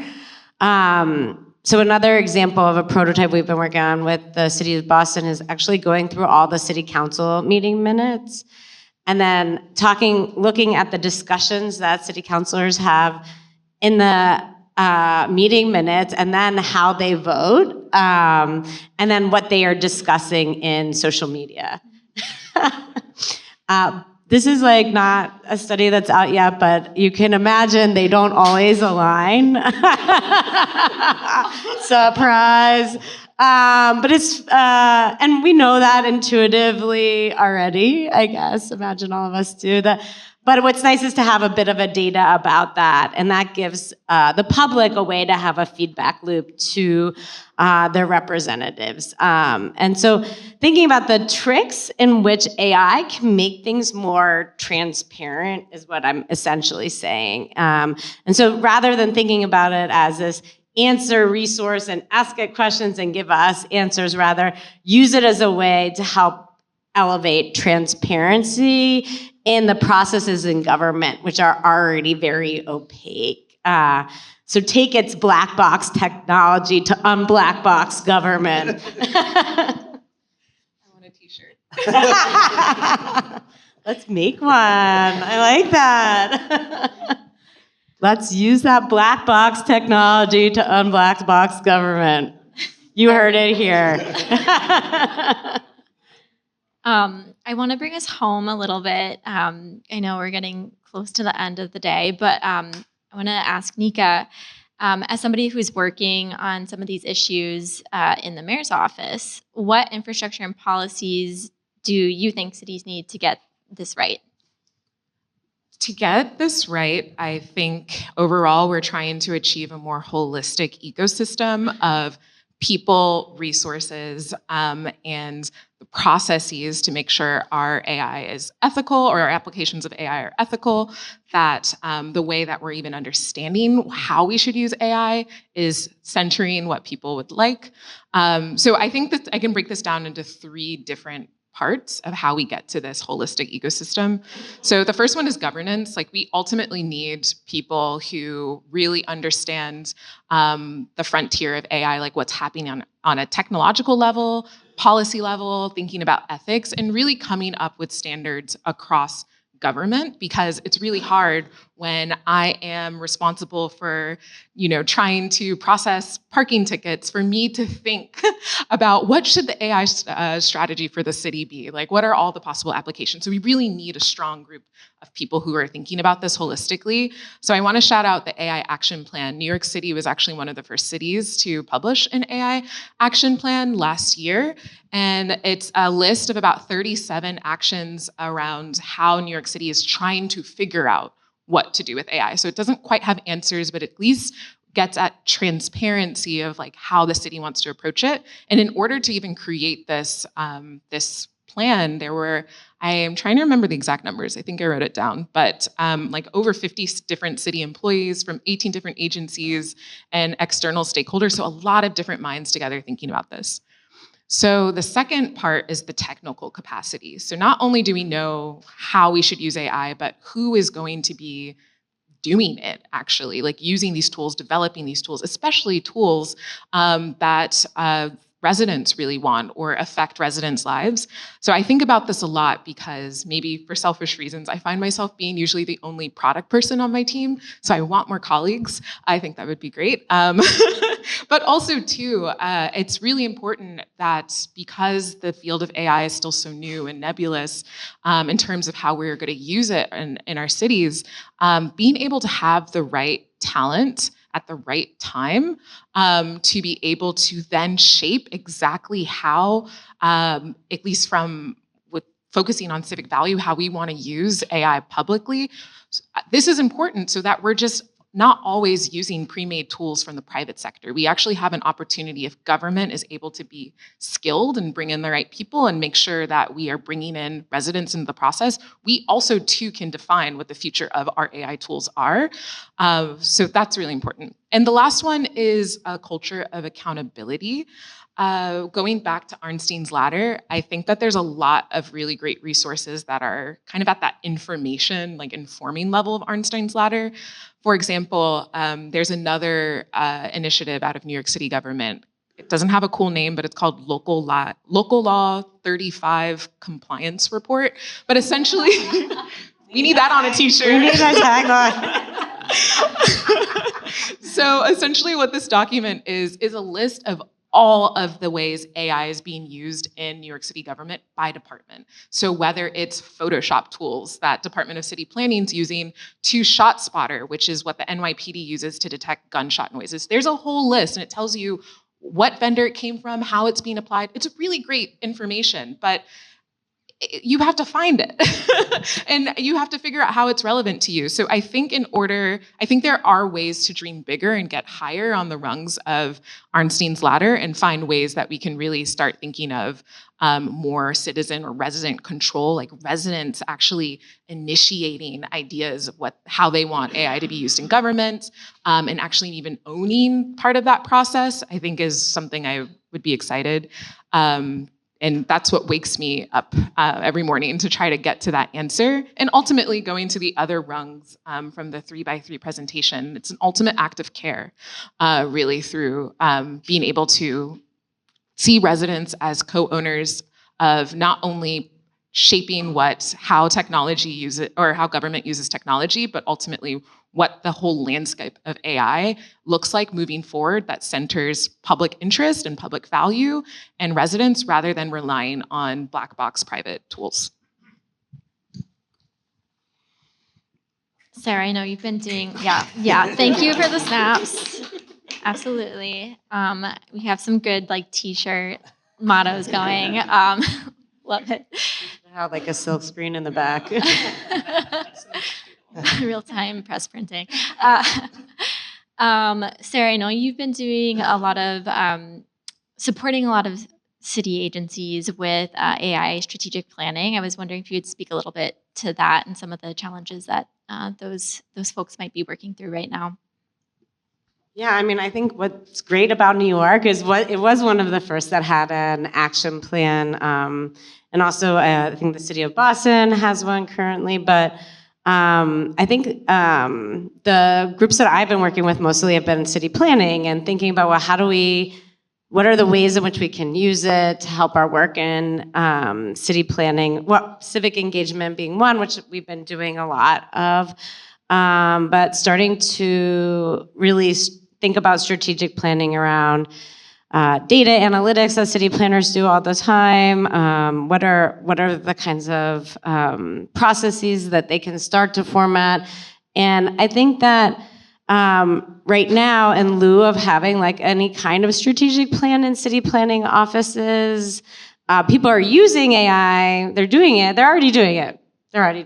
And it would just be nice to have some guidelines and ethical guidelines for our city planners as they're doing that work. So, is it okay to put that GIS data into ChatGPT? Should you be using an open source tool instead? What are those open source tools that are available to you? What happens to the data that you put in? Because in lieu of having some of those ethical standards, we're doing it anyways because any city planner can access that. And I think that we don't know what ChatGPT and other companies are doing with that data, so it would be helpful to have. But also just kind of tips and trips for thinking about when we're using it for data and data analytics. What are some questions that you need to be asking yourself? In what ways can you use it to build that data? And again, as I said before, I think it comes down to using it as an assistant and remembering it has lots of errors, but having those guidelines for city planners are going to help them a lot, I think. And that's the action plan is the first step, and then each department probably needs to have its own methods, which is what I've been working on. Thanks. So I think we're going to turn it over to the audience for some Q&A. Before we end, but I see a hand over here. Can I just speak? I love that part when you said, all of you were talking about smaller data models and not the large data models. Thank you. No worries. And I was wondering if you could, elaborate on that a little bit more in terms of what is already happening. It's a very, very interesting idea. And elaborate on it in what would be then the framework to potentially have several of these distinct smaller models, and what would be the guiding framework that you think cities could adopt, and then private consultants such as myself. I'm a planner, I have a small practice, community-centric, urban design practice. So how should one be thinking about it? And how should one be thinking about adapting it for the next project or next plan or the next, question? So it's like from like a private consulting practice, but also for the city. So from our private practice, I would say there are a bunch of open source models. So the basis of a lot of which computationally, execution-wise, are pretty good, and you get to know what's going on with your data. So the first thing I would say is get involved with the open source community. Hugging Face is one of the big companies behind that, and we need to support that because that transparency is key, I think. And so that's, as a starting point, it's being involved in the open source. And the way we're approaching it for climate is we need to have more people engage in the open source community and have templates where we can build on professional. Those are going to be better models. The non-determinant aspect of what you get is, I don't know if anyone looked at the stats. All the models, OpenAI, they get less and less accurate over time. That is designed because they're trying to handle everything. And so when you get to looking at smaller models, you get to a place where you can get more and more accurate. We were talking about RAGs, the right smaller model, open source, gives you just what gets you more accurate, gets you that expertise.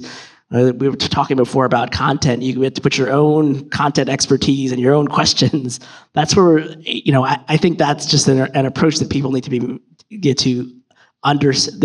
to engage in and to really support the open source community. Should there be a framework for scalability, and what is the appropriate framework? Or should we not even try? Because it's a city scale. It doesn't have to be a large data set.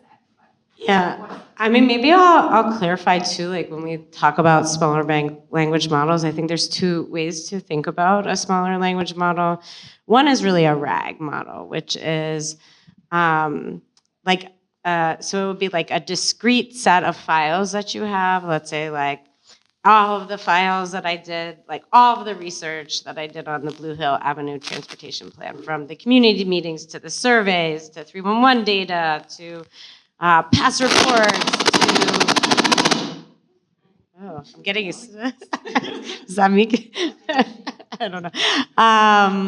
So I feel like it's like some other, the RAG model, I don't know. The robots are coming. But you can put all of those into a space, and you can do that in OpenAI or Gemini or Claude. They have like playgrounds that allow you to take the power of a large language model and apply it to your discrete, let's say, data set. And that's something like anyone can do right now. And I think sometimes when we talk about smaller language models, we're talking about RAG models, which we're saying like, and so what it's doing is like all of the knowledge and learning that it's done in order to like predict what word's gonna be next is now applied to your discrete set of data. And it does a better job of answering questions on that discrete set of data.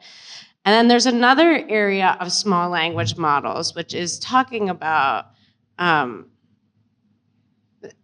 that me?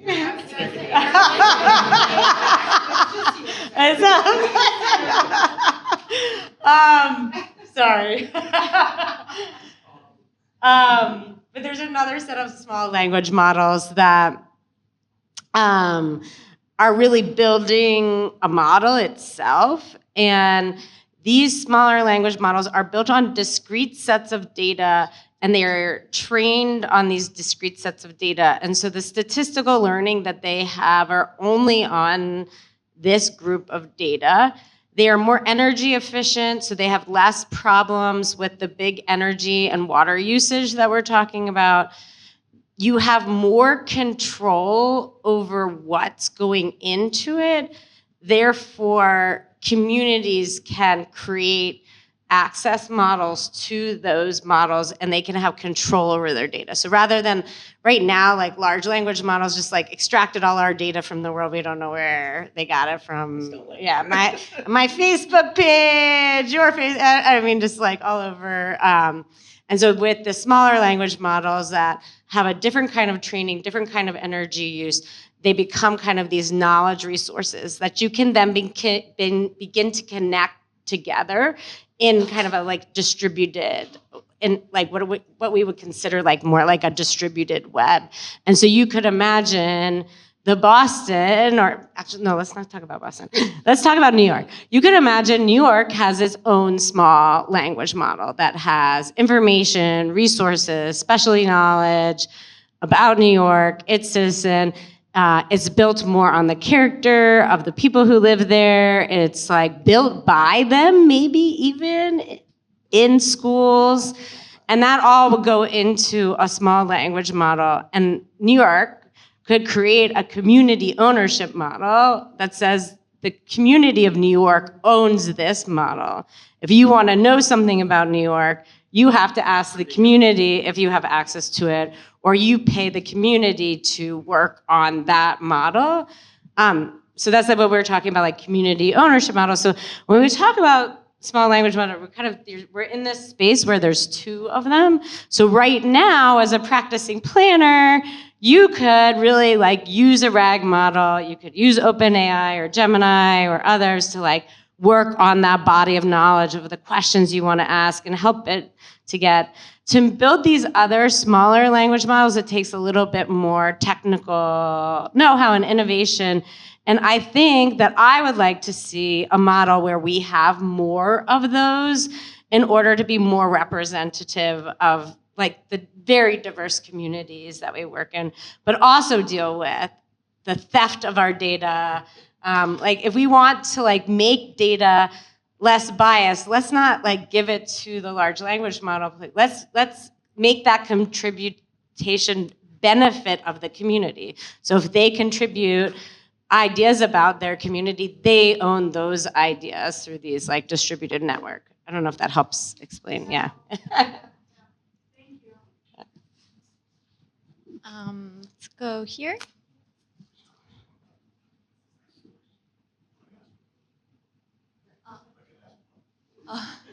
Somebody behind you. Hi, how are you? I'm a landscape architect from Stanford. I just have a question about like, we're talking about using the AI to help the government, or maybe as a designer, we like to get help to be more efficient and more making more informative decisions, helping the government making more informative decisions, improve the efficiency of the government. But on the other side, I guess maybe as part of the community, sometimes we don't want the government to know all the things. Like we want to keep some boundaries, like have some ambiguities there to allow the growth of diversity. Like because government is not always right, and like how AI can do that. Like AI, sometimes AI kind of designed in a biased way. Like it's been trained to satisfy making a decision of helping the user to like satisfy the decision, trying to satisfy the users, design the way to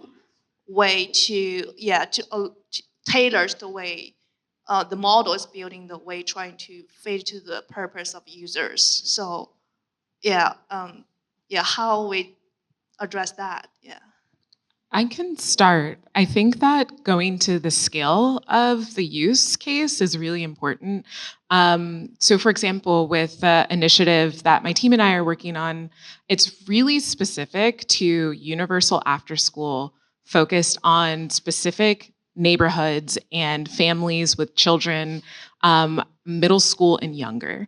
And we're going through our normal engagement process. So pretend AI wasn't even in the picture at all. It's the same way that any engagement team would want to think of how are we actually correctly right-sizing our problem of like how we should approach universal after school in New York City. How do families feel about it? What are their experiences? So it's the same. So we're not interested in building some universal model that understands all facet of New York City life, because I think that's when we start getting into this ethical gray area, to your point, of boundaries, and also maybe sometimes incorrect information. I think this is also when we start getting to some other issues around like technical issues and environmental issues, like how much information do we need? Is it sustainable to be able to query something specific about a project we're designing in government? So yes, for the purpose of my team, we're not interested in anything universal. We're just trying to find ways of synthesizing very specific information about a very specific project and making sure that the right people, like the people who are actually making decisions on this, have a little more understanding of what we're seeing in the ground, because they might not necessarily have the time to really read through all of our engagement reports. But these are good questions to think about, be in the city more broadly. And I think, again, making sure that there is more conversation across many different city departments about like what our use cases of AI are and the proper scale and what's ethical is important, so that no one team is kind of making all these big decisions in a vacuum.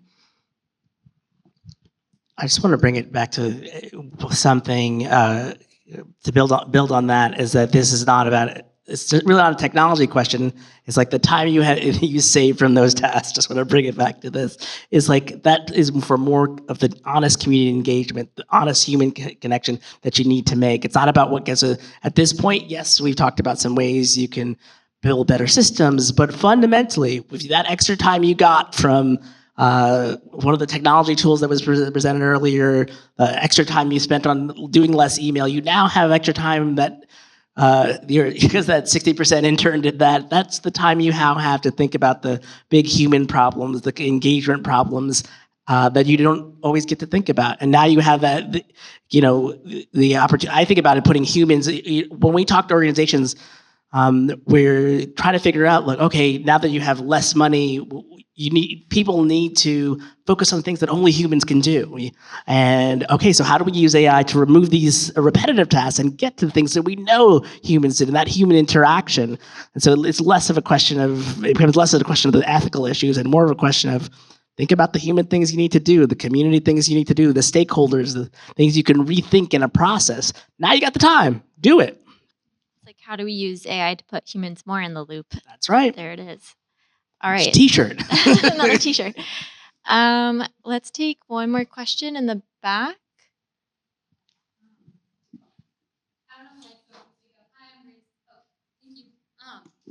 I was just curious, also having done a decent amount of work in this space, I feel like a challenge that I see, even with having worked with some of the governments you've mentioned, is just understanding where people are in their organizational journey towards equity, and sometimes the dissonance between saying, we want equitable practices, we want to embrace technology, but then not actually living that and kind of reverting back to this organizational top-down hierarchy where they want to hyper-control the message and they're not actually open to that collaboration and the sharing of power and decision-making. So I guess I was curious how you all have navigated that challenge, especially when it comes to technology, just given how much history there is of data being used as an instrument of harm when it comes top-down with communities. I can start again. That's a very real challenge that even our team has faced sometimes. I think this is even something that happens outside of government. Ultimately, it's a question of culture and collaboration. And if our team happened to be consultants, for example, it's this question of, before we start working on a project together, let's just see if we're aligned in principles.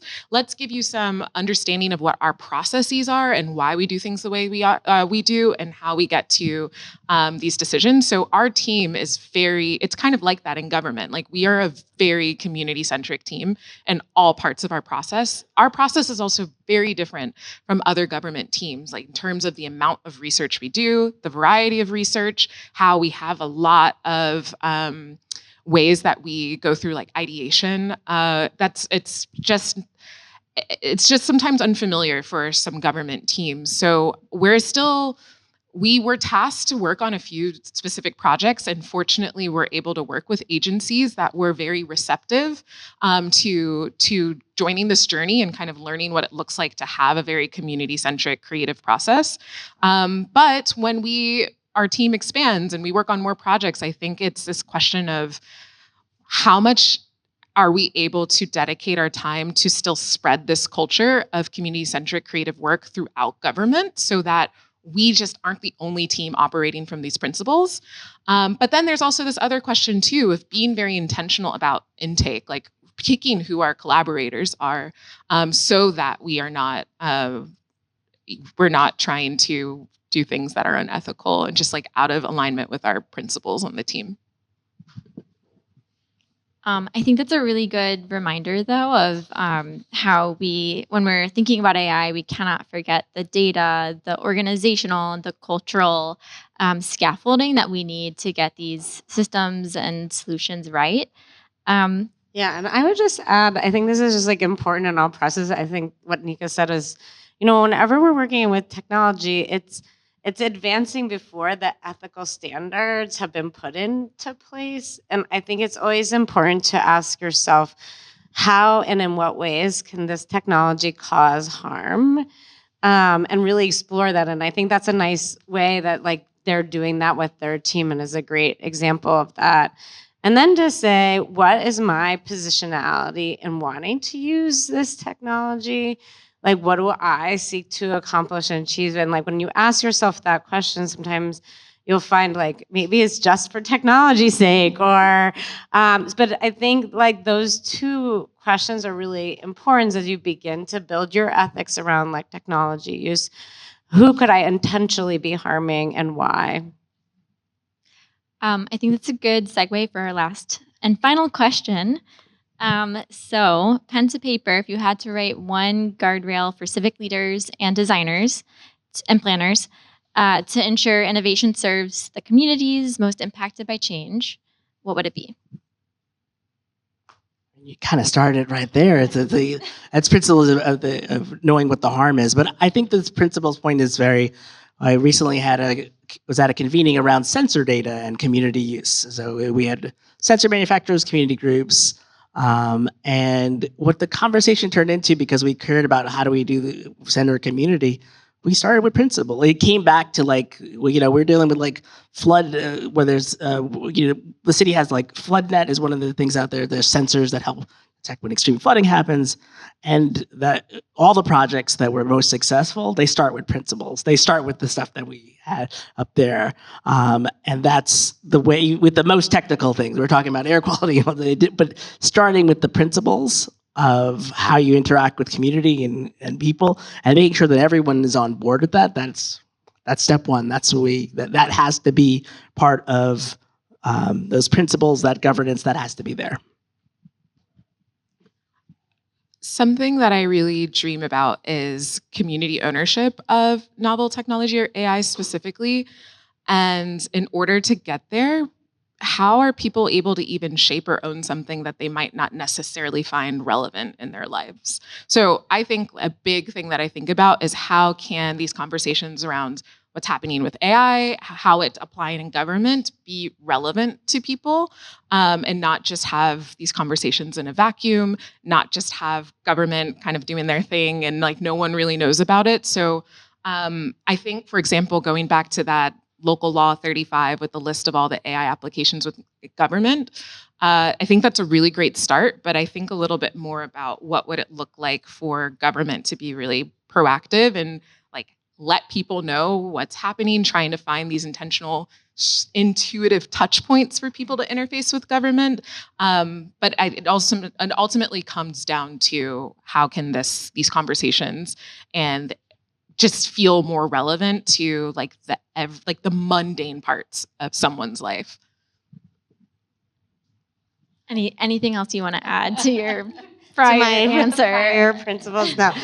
I think just really thinking, but maybe I'll add to what Nika said. I think community ownership of technology is super important, but that is the biggest challenge. I think, we could also get like, why would I want to participate, or why would I care, or why would I vote in contributing to it? And I think that, you know, like if we're gonna make AI systems unbiased, they have to be community owned, but then we can't get community buy-in unless they see a benefit to it. And I think that's something that I would like to make a call for. What is the benefits of like having a community AI ownership? I feel like if they have buy-in to the model, they can see, let's say, a profit from it in some kind of way, in community action in their neighborhood. But building those, let's say, profit incentives are hard. And so I think maybe where we need to start is start small, like on projects that you're working on, thinking about after school care or thinking about climate, starting to think about those ownership models at a very small scale, see if we can make them work, and then we can spread them out. And just an example I'm thinking of is there's a professor at MIT that started this thing called iNaturalist. Has anybody heard of it? Yeah, right? And it's very much a community ownership of creating data about the environment that is community contributed. This is like, so, you know, this is like bugs, butterflies, grass. That's pictures that community members take, they contribute, and then that's what are used for vision learning models. But because it has a community-owned model, everybody who contributes to it benefits from anybody who accesses and uses that data set. So rather than having a data set that's built by like the large language model, now you have a data set that's owned by this whole community collective that sees the benefit of protecting their climate for themselves. And I would really love to create a city kind of model, right? Because there's so much in the city that we don't have data of, that aren't recognized, that we don't have ability to collect. And what if every New Yorker was able to collect that and co-own it together? And then they could see the benefit of recognizing the New York City subway stop, or recognizing a certain kind of architectural feature because they built it together, and then they decide who accesses it and uses it. So I think that's an example of what you're talking about, like how do we create that community ownership? So if we can look at climate issues like iNaturalist and others as inspiration. Community ownership. I think we'll leave it there. Thank you so much to our panelists. Really appreciate your effort, and thank you all for sticking with us through to the end of the day, and we'll call it a wrap.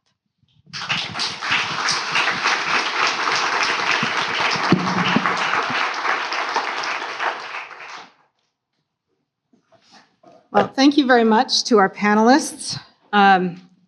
I have to tell you guys, I love being around smart people, and particularly those that are really passionate about it. I don't begin to even pretend that I have a complete knowledge of all of this, but it's one of the reasons I really love this conference, this cross-disciplinary conversation, bringing people together from our community across all disciplines. It's really been a privilege to serve as a chair this year for this symposium.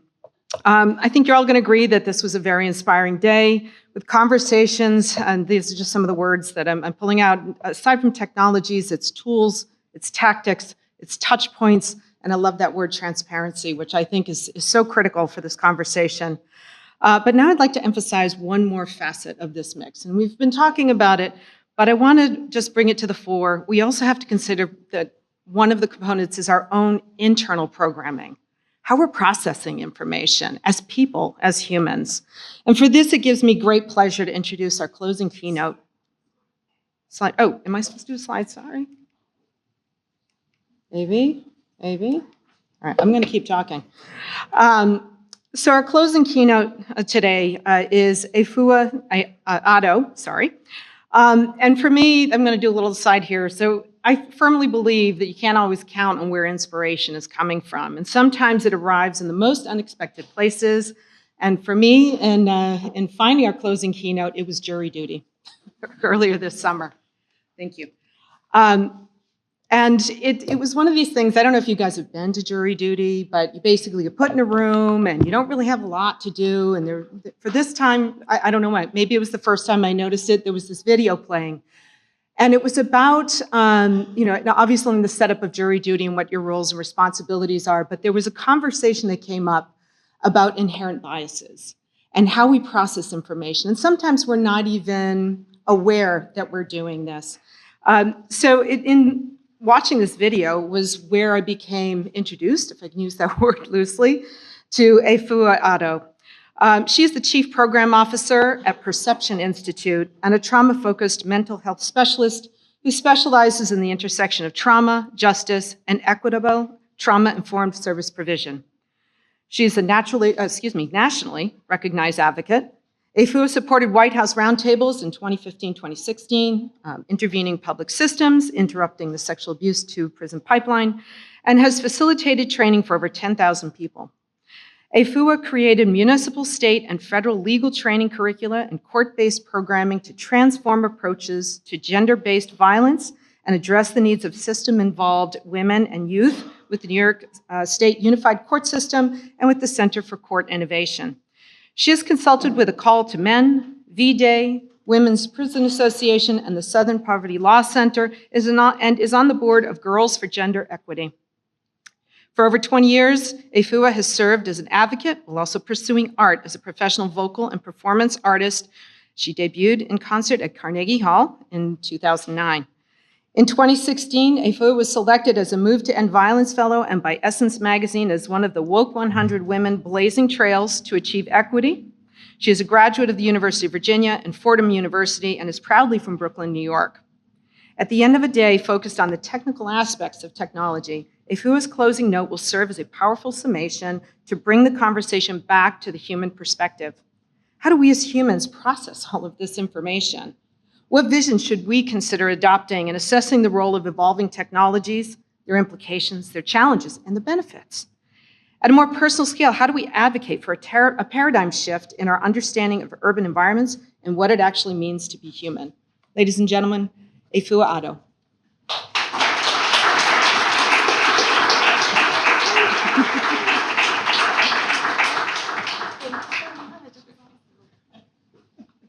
Good afternoon, everyone.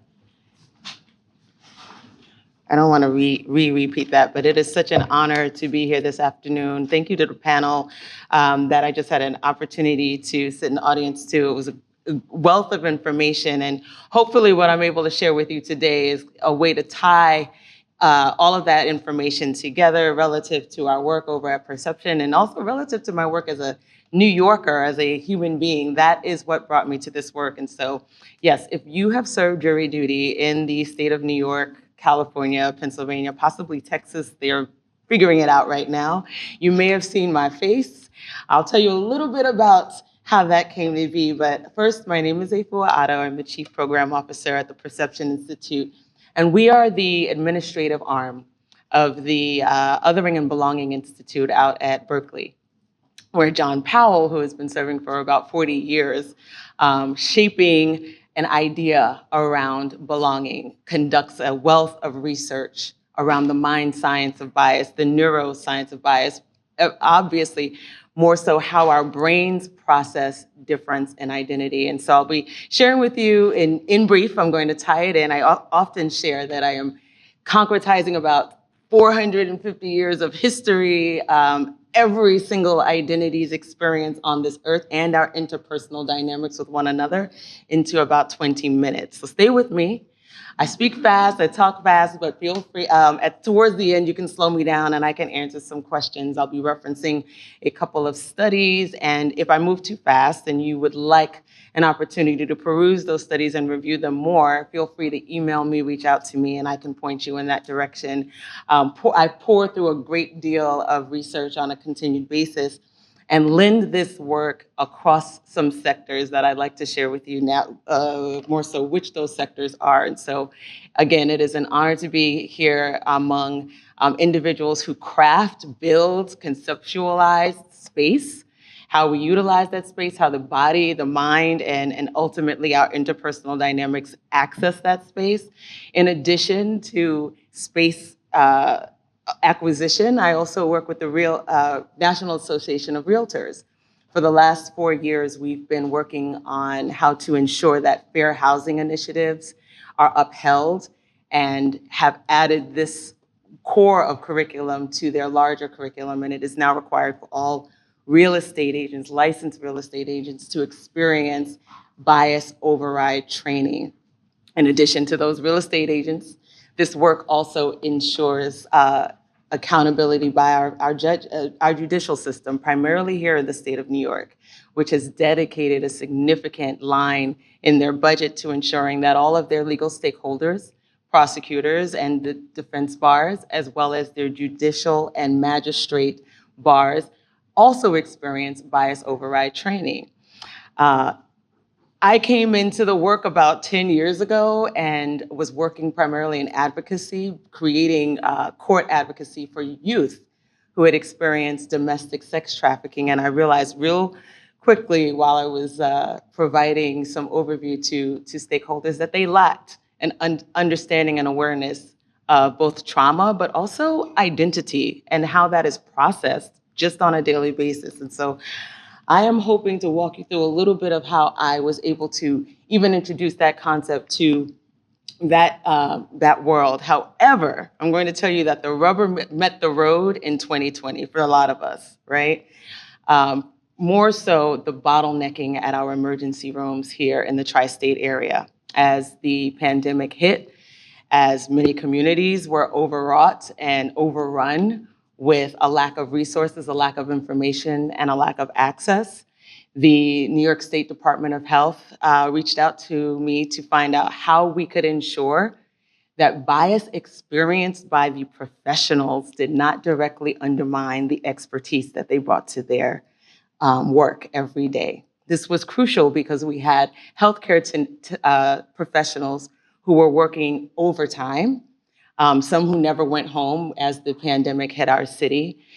And studies dynamically highlighted that if an individual, any individual in their position of expertise experiences an identity harm, their expertise is undermined significantly. We needed to make sure that individuals came into these healthcare facilities safe and returned home safe. We needed to ensure accountability to a safe and healthy community. And what we did and what I had to do was get up every morning and ensure that grand rounds incorporated anti-bias conversations and training. I ensured that all of the nursing administration teams across the city incorporated a case conferencing that centered the voices of all of their staff so that individuals, you and me and all of the professionals touching, engaging clients and communities themselves were aligned and felt assured to do their job. And so what does this directly have to do with anything? That last piece that I just named. When we experience identity harm relative to any aspect of our identity that is most salient, we dynamically experience an undermining of our expertise. We tend to dial back, we hide, we cower. We don't bring our best selves to the work. But in the process of it, we believe we're doing the very best we can.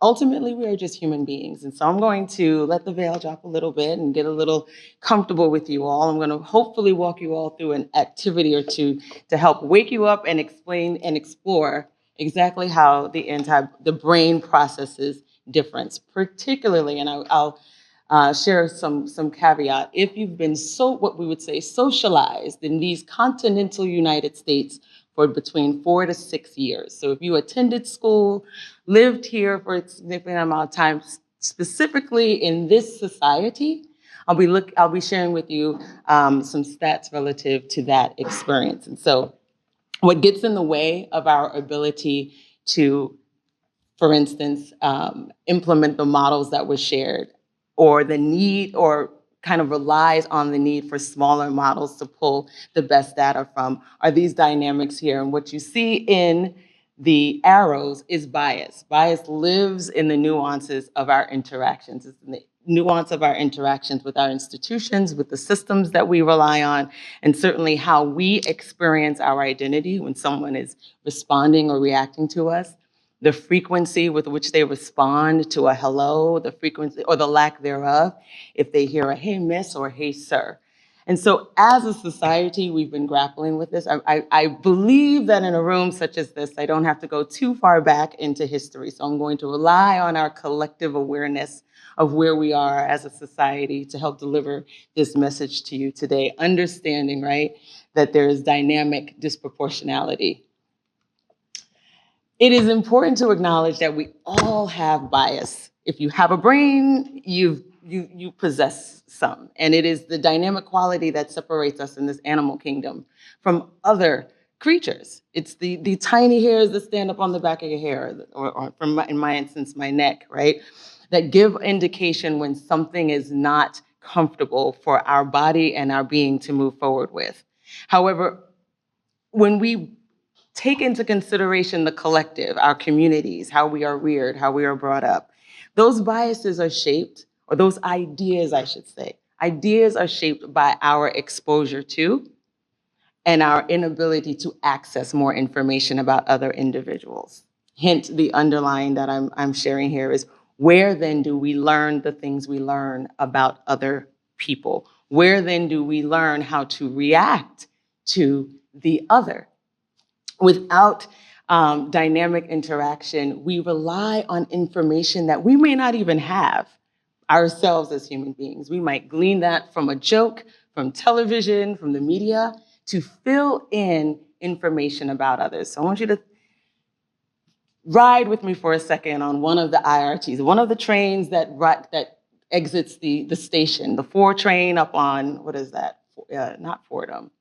The J train out in Brooklyn. What's that? The F train in Brooklyn. Help me out. The 7 train. Come on, New Yorkers, help me out. Where are the trains outside, right? So if you are sitting on the train platform at about this time when the sun is incredibly strong, right? And there's a glare that casts across the majority of people on that platform. Studies tell us that if an individual is walking toward you, and you are unable to identify that individual, your brain skews for 3 very important characteristics. Can anyone just feel free to just yell it out. Take a gander at what the top 3 characteristics are your brain starts skewing for. Thought? Gender's in there. Size, not quite, because you can see, you're gauging size. But information about maybe your measure of safety relative to that individual. How fast you can move away or toward that person. How would you know that? How would your brain figure that out? Who said it? Buy yourself a lotto ticket tonight. You got it.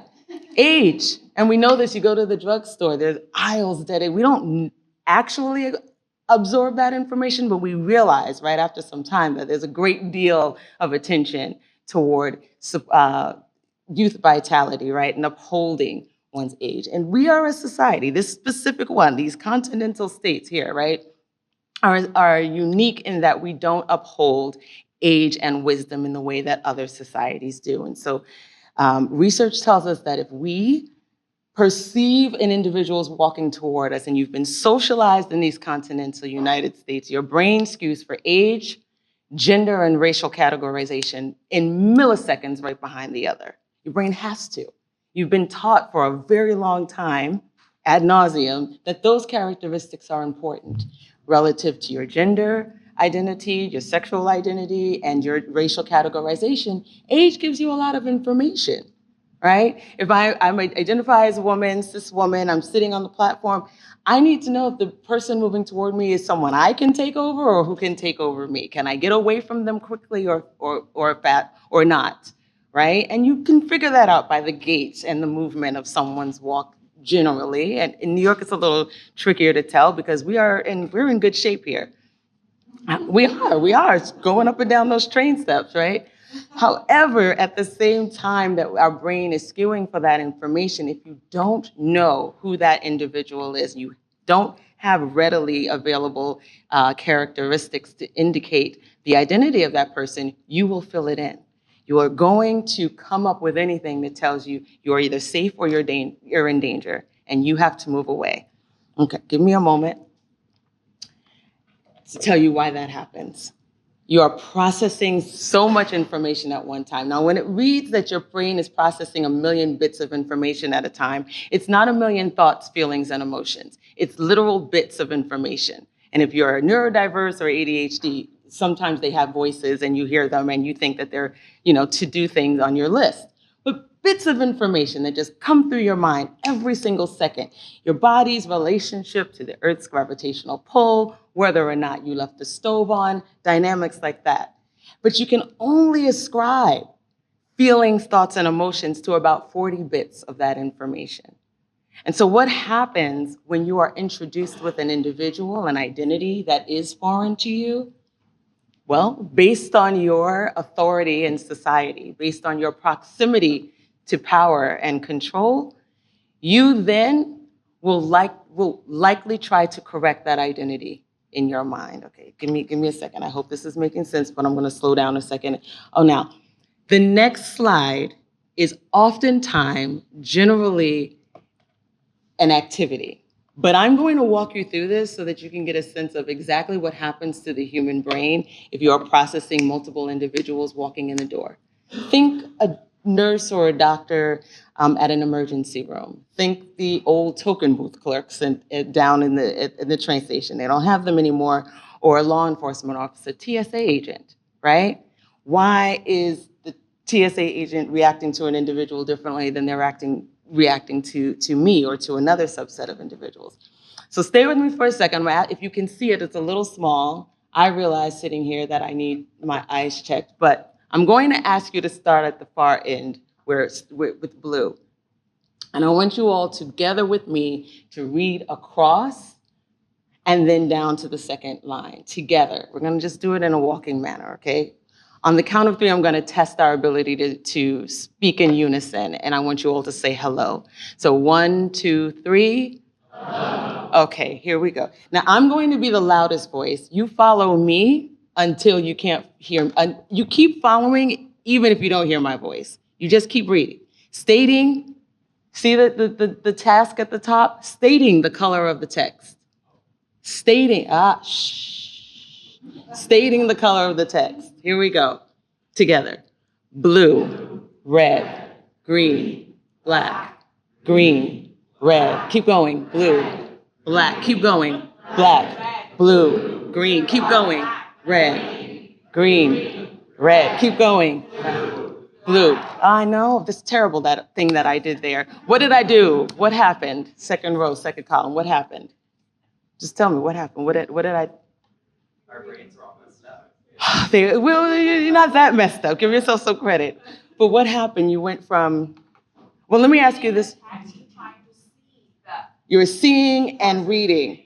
Do you remember what you learned first? Did you learn how to read first, or did you learn your colors first? You know that moment where your brain just went, did everyone have, right? Well, but you were about 6 months old when you learned colors and words, and well, when your vision came into view. Here's the challenge. You learned your colors. You were learning the sky was blue, this is an orange. People were happy to be introducing you to those concepts as a baby. And then something really interesting happened when you started your ABCs. Does anyone have a toddler in their home right now? Yes, every single time they can read, there's excitement, right? And so their body is experiencing and releasing a little some hormones and enzymes, and the community is going, oh my gosh, they can read, right? We ask them to sing the ABCs at every moment that you interact with someone else, right? It's a moment. And so what that child, that baby you experience was something called a social reward.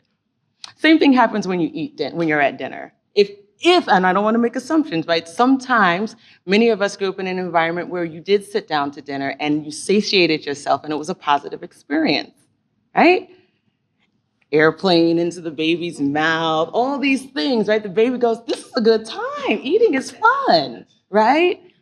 Same thing happens as we were identifying and reading. Now, what happens though is reading replaces color identification over time. And color identification just kind of falls in line with like rote human behavior.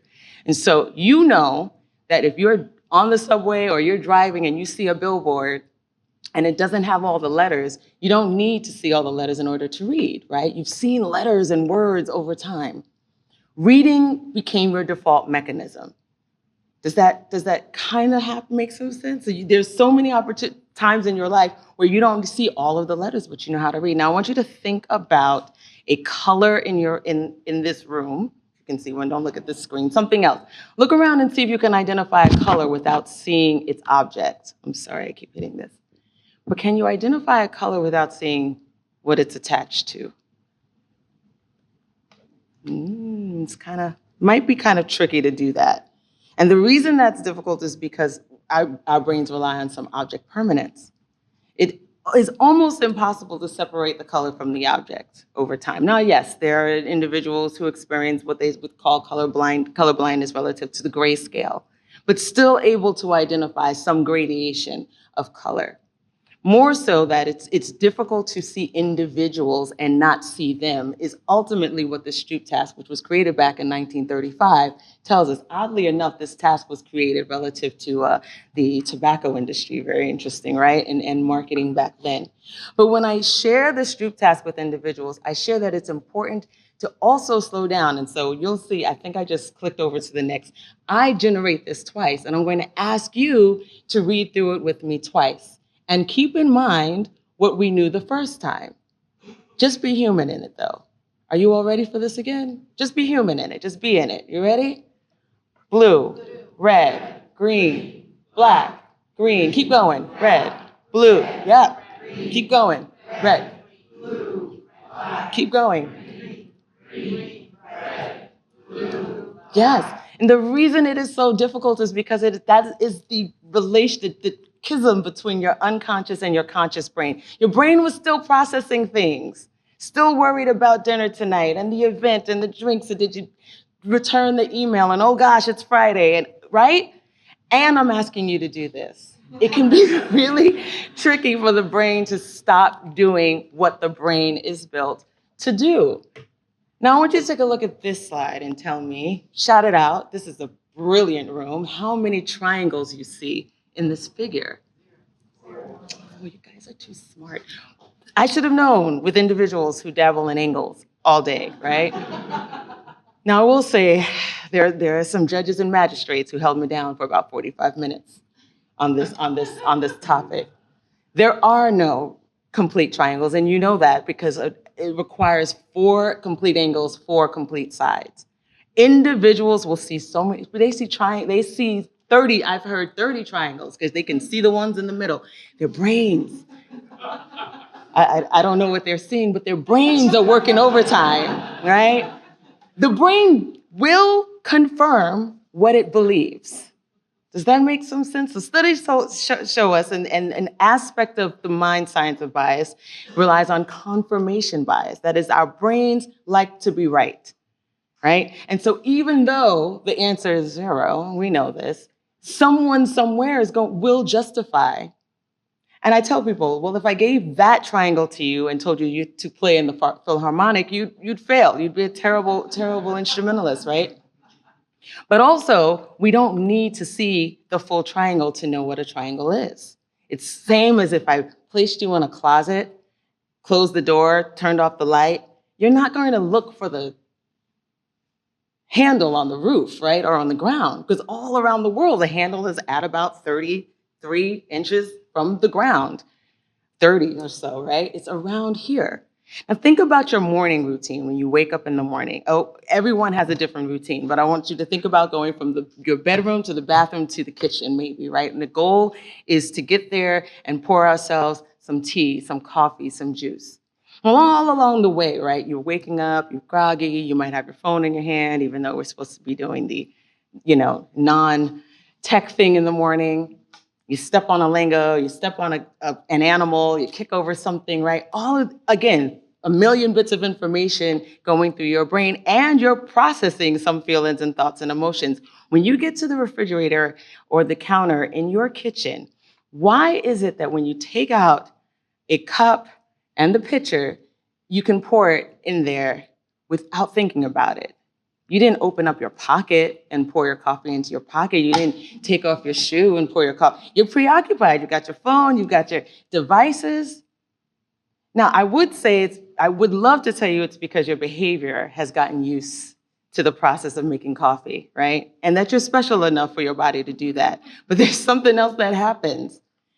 Our selves, in this society, have witnessed the stereotype of coffee, witnessed the idea of coffee being made, as well as the stereotype of it being made. I believe Walt Disney's Fantasia, 1939, I believe, has dancing coffee jumping into the coffee cups. And so no matter where we've been around the world, if we're reading books or cartoons, we know that the hot liquid goes into the saucer and the cup.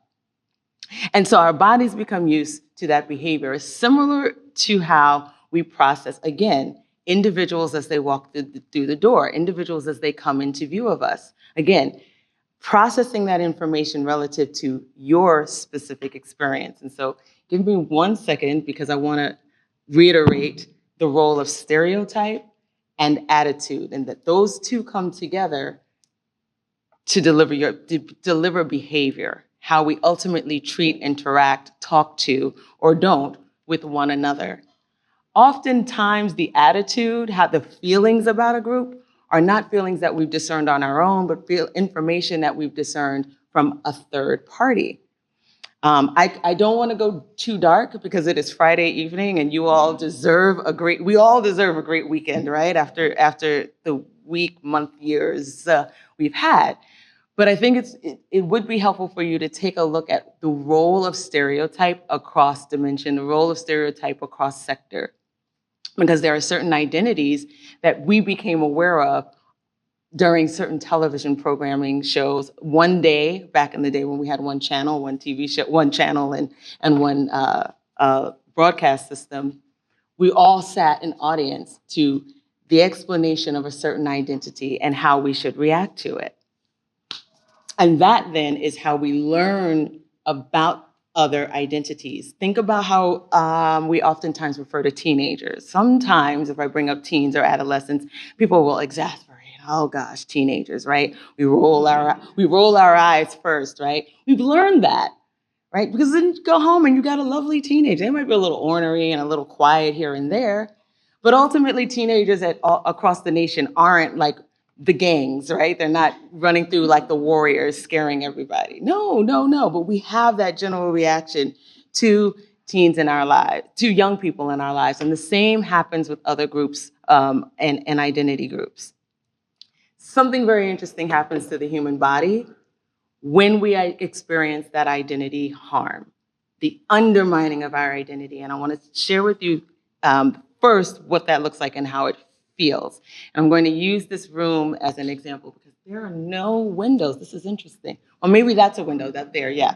Okay, I oftentimes use the example of like a rogue pigeon, large pterodactyl-sized rogue pigeon, right? We gotta be scared in this moment. So I'm thinking of all of you in this room. Can you just, those in the front, just turn around and look and see how many are in the room, right?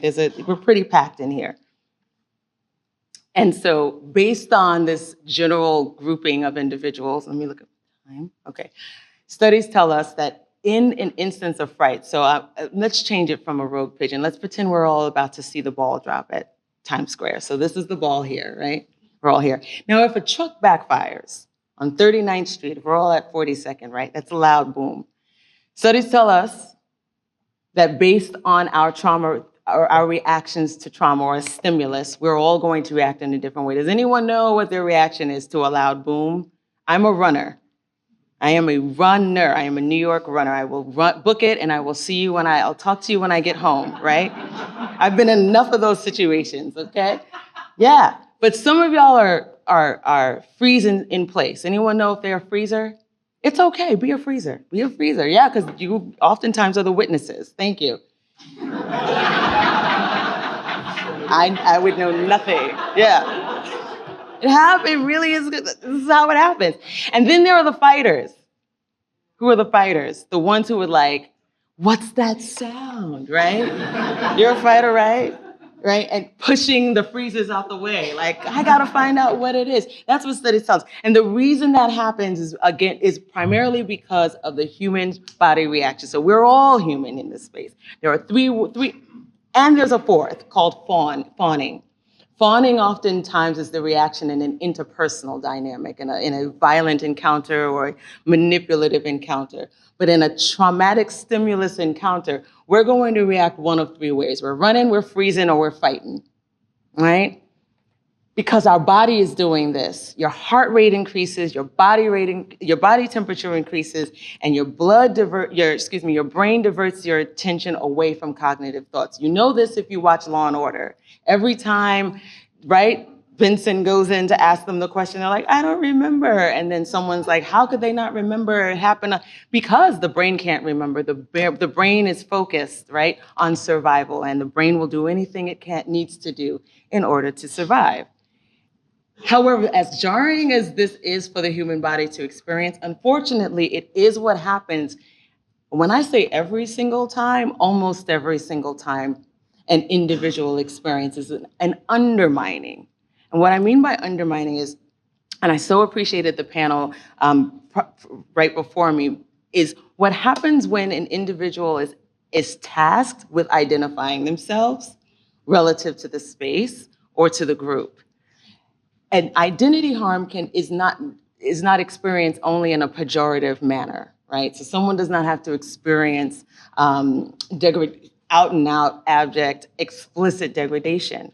There's a series of studies that tracked for stereotype threat, which is what happens, as I said before, when the identity is in a space and they feel as though the environment is not welcoming or they do not belong in that space. And this particular study looked at every single identity outside of racial categorization. It looked at every single identity, and it found, particularly then, now this is interesting, it looked at male graduate students who were preparing to take their math final. And because of the stereotype that these individuals would not perform at the level of their Asian counterparts, they were asked to fill out demographic information before the examination, take the test, and then asked to fill out that demographic information after the examination. And what it found is that they underperformed when their identity was accessed prior to the examination. In addition to this, individuals who are entering into spaces, again, relative to their own identity, speaking about one's own identity, entering into spaces where they believe they will be in the minority or they believe they will be outnumbered, have different social goals, right? So some individuals in some studies find that their goal is to be liked. Oftentimes, and again, this is the study sharing with us, those would be individuals who identify as male. And that for women-identified folk, they oftentimes enter spaces where they are looking to be respected first, primarily because of the stereotype of who belongs and who doesn't belong. I was so enamored, right, to find what leadership here looked like and how different that is from the traditional expectations of leadership. However, these same dynamics track for racial categorization, again, just in these continental United States. Outside of this society, there are other characteristics such as religious affiliation and age that seem to that more so rise to the top, and are the first characteristics one skews for. I do think it's important to understand what happens to the human body and why decisions need to be made to ensure that there's healthier accountability to ensuring equitable processes, not just for accessing and for utilizing certain technologies or modalities or methodologies, right? But to help individuals understand that the very individuals, the very stakeholders that are crafting and coordinating, building a great deal of these models, they too require identity safety, right? They require a sense of belonging in all aspects in order to avoid what happens when the brain relies on stereotype. When the brain relies on stereotype, when the brain leans into it because it doesn't have access or doesn't have interpersonal experiences, we tend to attribute negative behavior to of individuals who don't fit in the particular mold, individuals who are not perceived as members of the in-group, we tend to attribute their behavior to their character or personality. However, for individuals who are perceived as members of the in-group, their negative behavior is often attributed to situational or external dynamics and factors. What this means and what this tells us is that there's a great deal of our society, or a larger portion of our society, as we know, that are not extended the benefit of the doubt. And that this comes dynamically from relying on the stereotype. Have you ever thought about what happens when you ask people, do you want the good news or the bad news first? Please, if you want someone on your side, give them the good news first. Again, going back to my beginning statement that the brain likes to be right, right? And so that once the brain is familiar with an idea, a concept, a stereotype, a trope, or a schema, it will sit in that until the information is repeatedly, right, imprinted on the brain's processing. It has to happen not just in one setting, which is why one workshop, one check of the box, or attending a bias override is really not enough. Taking stock of how you receive your information, your news, who's speaking to you, and how you respond to that, and why. I oftentimes share with individuals, think about getting on an airplane. And the last time you got on an airplane, when was the last time you thought about why things are the way they are, why the voice on the intercom is who it is? Because studies have shown that large groupings will respond to a certain voice over the other. I'm talking of a male voice over a woman identified voice. Being in a world where being in a society where all individuals are not experienced the same can feel taxing. However, there are tools to override this bias and its impact on our interactions, its impact on the way we do work, its impact on the way we do relationship. The last time many of us received any correction on how we do relationship, we were about 4 and 5 years old. Yeah. You were told to share, you were told to be nice and to apologize. And then we went to high school and college and work, and we just showed up here and we're supposed to know how to do this thing called relationship. And that is really somewhat unfair. And I say unfair in a society that has inundated us with a great deal of stereotype and schema vis-a-vis its entertainment and media to date. Overall, when we experience identity harm or identity anxiety brews up between two individuals. And what I mean by identity anxiety is that there is a physiological response, stress response to the difference, where members of the in-group and the out-group fear both being called bias and fear experiencing that bias, that harm. We want to avoid these short interactions and the inability to look people in their eye or ask follow-up questions, or those awkward connections, which oftentimes rely on stereotypical tropes, right? Those moments where individuals, maybe I have a colleague who is a 6'4" tennis player. That's kind of odd, but he's a 6'4" tennis player down in New Orleans. He runs the SPLC center there, and he's often mistaken for a basketball player. And not just mistaken, assumed, right? Like people will come over to him and ask him for an autograph, not knowing anything, not even knowing his name, making those stark assumptions. Again, I'm keeping myself here on the surface in light of recent events, but also it's important to note that the identity harm I was naming is something that can be felt in moments like this. That I'm mindful and careful of the language I use and the identities I address, not to avoid or not to undergird them at all, but to ensure that all individuals in this space feel heard, feel centered in this work, and certainly that the experiences of degradation are not kind of thrown to the wayside or sensationalized. And then finally, what happens with navigation burdens? The challenge here is that oftentimes the very people who experience the identity harm are left to emotionally navigate pulling out of that uncomfortable situation. And so it's more so important to ask the questions, but before we do that, slow down.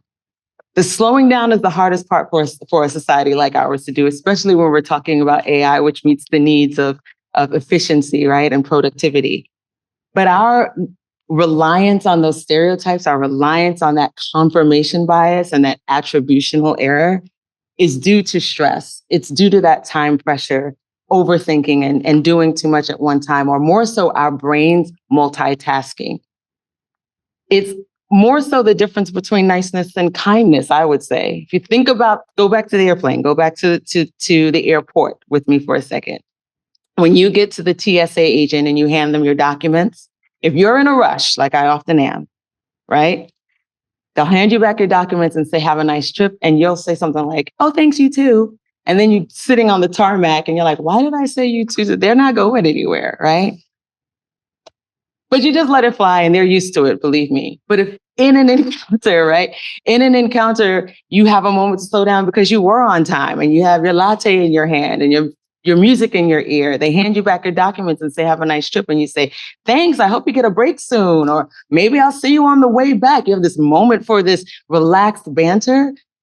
That is a very interesting moment and difference between niceness and kindness, but more so your brain slowing down. It takes us back to that Stroop task. It's the difference between reading and stating the color on the text. The same thing, again, happens in our interpersonal dynamics, but we move so fast through the world. So many of us are so used to relying on the stereotypes we have about individuals, the ways in which our brain skews for that information. And this informs more so our work. I often share with people, I'm not going to change your mind, right? I don't want to do that, right? You are who you are. You've lived where you've lived. You've grown.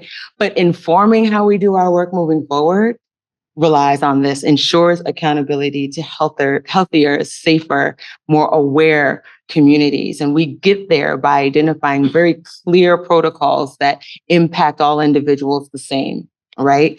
We ensure that in order to override biases in interpersonal dynamics, we must individuate individuals. I don't want to go too dark, but I have to share, right? One of the challenges, because you did hear that I worked in gender-based violence, but one of our studies found that sometimes for male-identified folk, when they hear things like ending violence against all women and girls, women-identified folk will tend to hear that as a communal battle cry, right? Like all the women and girls in my community, everyone I know and don't know. Whereby more so, male-identified folk, again, in this socialized society, only think of the women-identified folk that they know, which makes it difficult, right, for those safety measures in communities and the things, for instance, like the Amber Alerts, right? They don't go out the same because individuals don't hear or think of their community in the same way. And so slowing down and individuating is some of the methods and modalities that we coach individuals through primarily leaders and stakeholders, being able to see and appreciate individuals for what they bring to each experience. And then counter stereotyping can be tricky, but it is possible. It is what happens when you just think of why you think the way you do. Why is it that someone would assume that their pilot on the plane, for instance, would be male, or the nurse is female identified and not the doctor, for instance, right? Why and how, if you want to shift out of that thinking. The perspective thinking happens over time, and it is an extension of the work that I heard happening here today. What happens when we really slow down and think about the experiences of the individuals that our work touch, and what happens when we do it together is ultimately the peer-to-peer contact. I'm sharing this with you on a broad scale for again, relative to this space, but also so that you are aware that these are conversations and tools and modalities that help, for instance, judges. Everyone but law enforcement is who I'm able to work with. I'll tell you that. That's for another day. But primarily, yes, everyone, right, who is doing this work, right down to the 988 operators, individuals who are manning the suicide prevention hotline. Same goes for them. How we see and perceive individuals where they are relative to their identity. So if you think about what I've said today and you think about those moments you hear people share things like they were misgendered, or someone confused them with another individual who shares an aspect of their identity. And then like a week later, you'll hear someone go, "It's a mistake. I didn't even mean it. I don't understand why they can't let it go." Think back to the last time you were in some kind of situation where you felt like your life might have been in danger, you can go right back to that moment. I guarantee you probably can. You don't want to think about it, but you can. That is how their bodies experience identity harm, because the brain does not know the difference between a sharp tongue and a sharp object.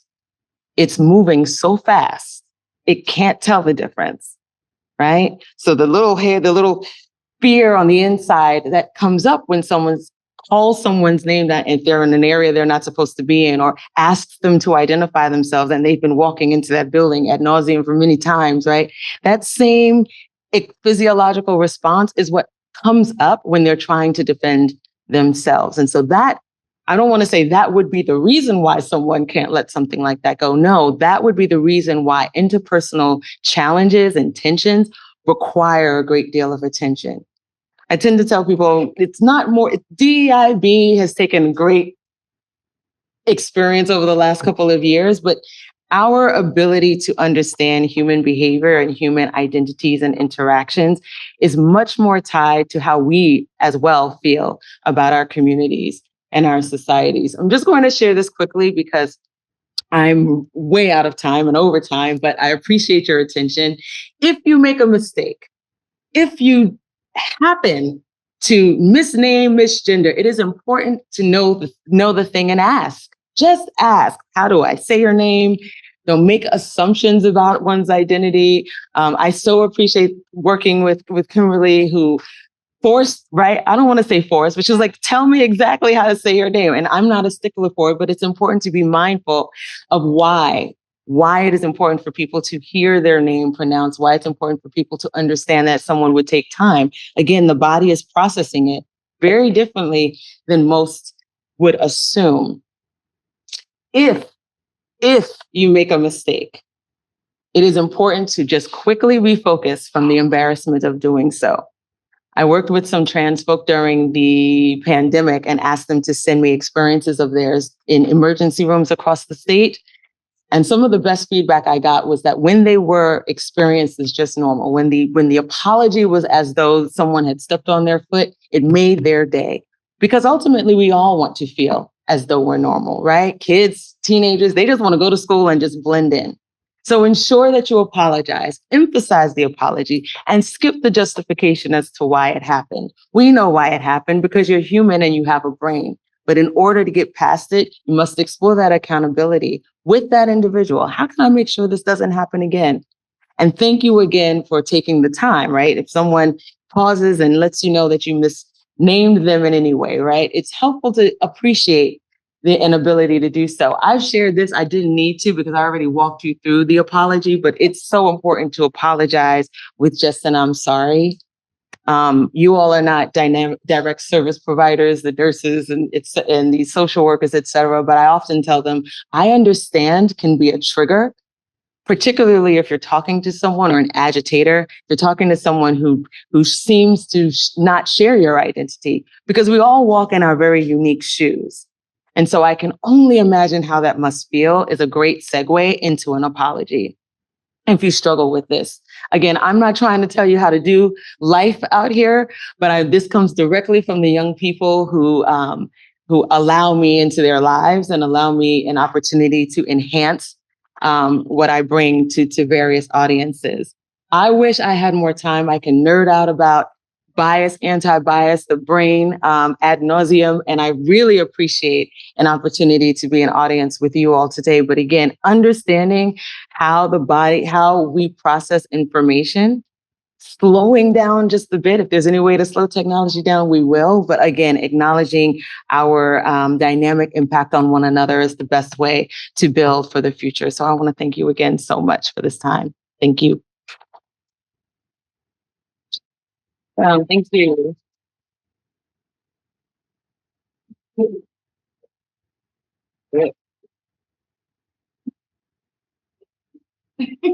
Thank you.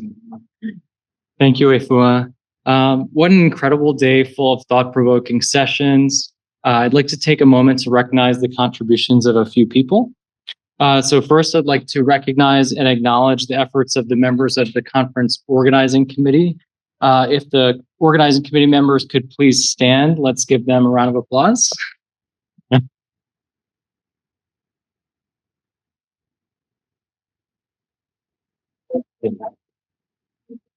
Second, I'd like to thank the AIA Center for Architecture for hosting us today, and all of the center's employees who helped to make this event a successful one today. Third, thank you again to our sponsor, Kimley Horn, for supporting our conference today. And finally, I'd like to thank all of you for attending this conference. Your active engagement and questions throughout the day helped us make this event a success and explore the future of AI for each of our disciplines. It's gotten us thinking outside of our professional silos. If you'd like to stick around and continue the conversations we've had today, we'll have a reception here from 5 to 6:30. And a final ask, if you really enjoyed today and you want to be part of planning the conference next year, our organizing committee would welcome your involvement. And so we'll start planning for the 2026 conference in January. Feel free to talk to anybody who stood up. Thanks again.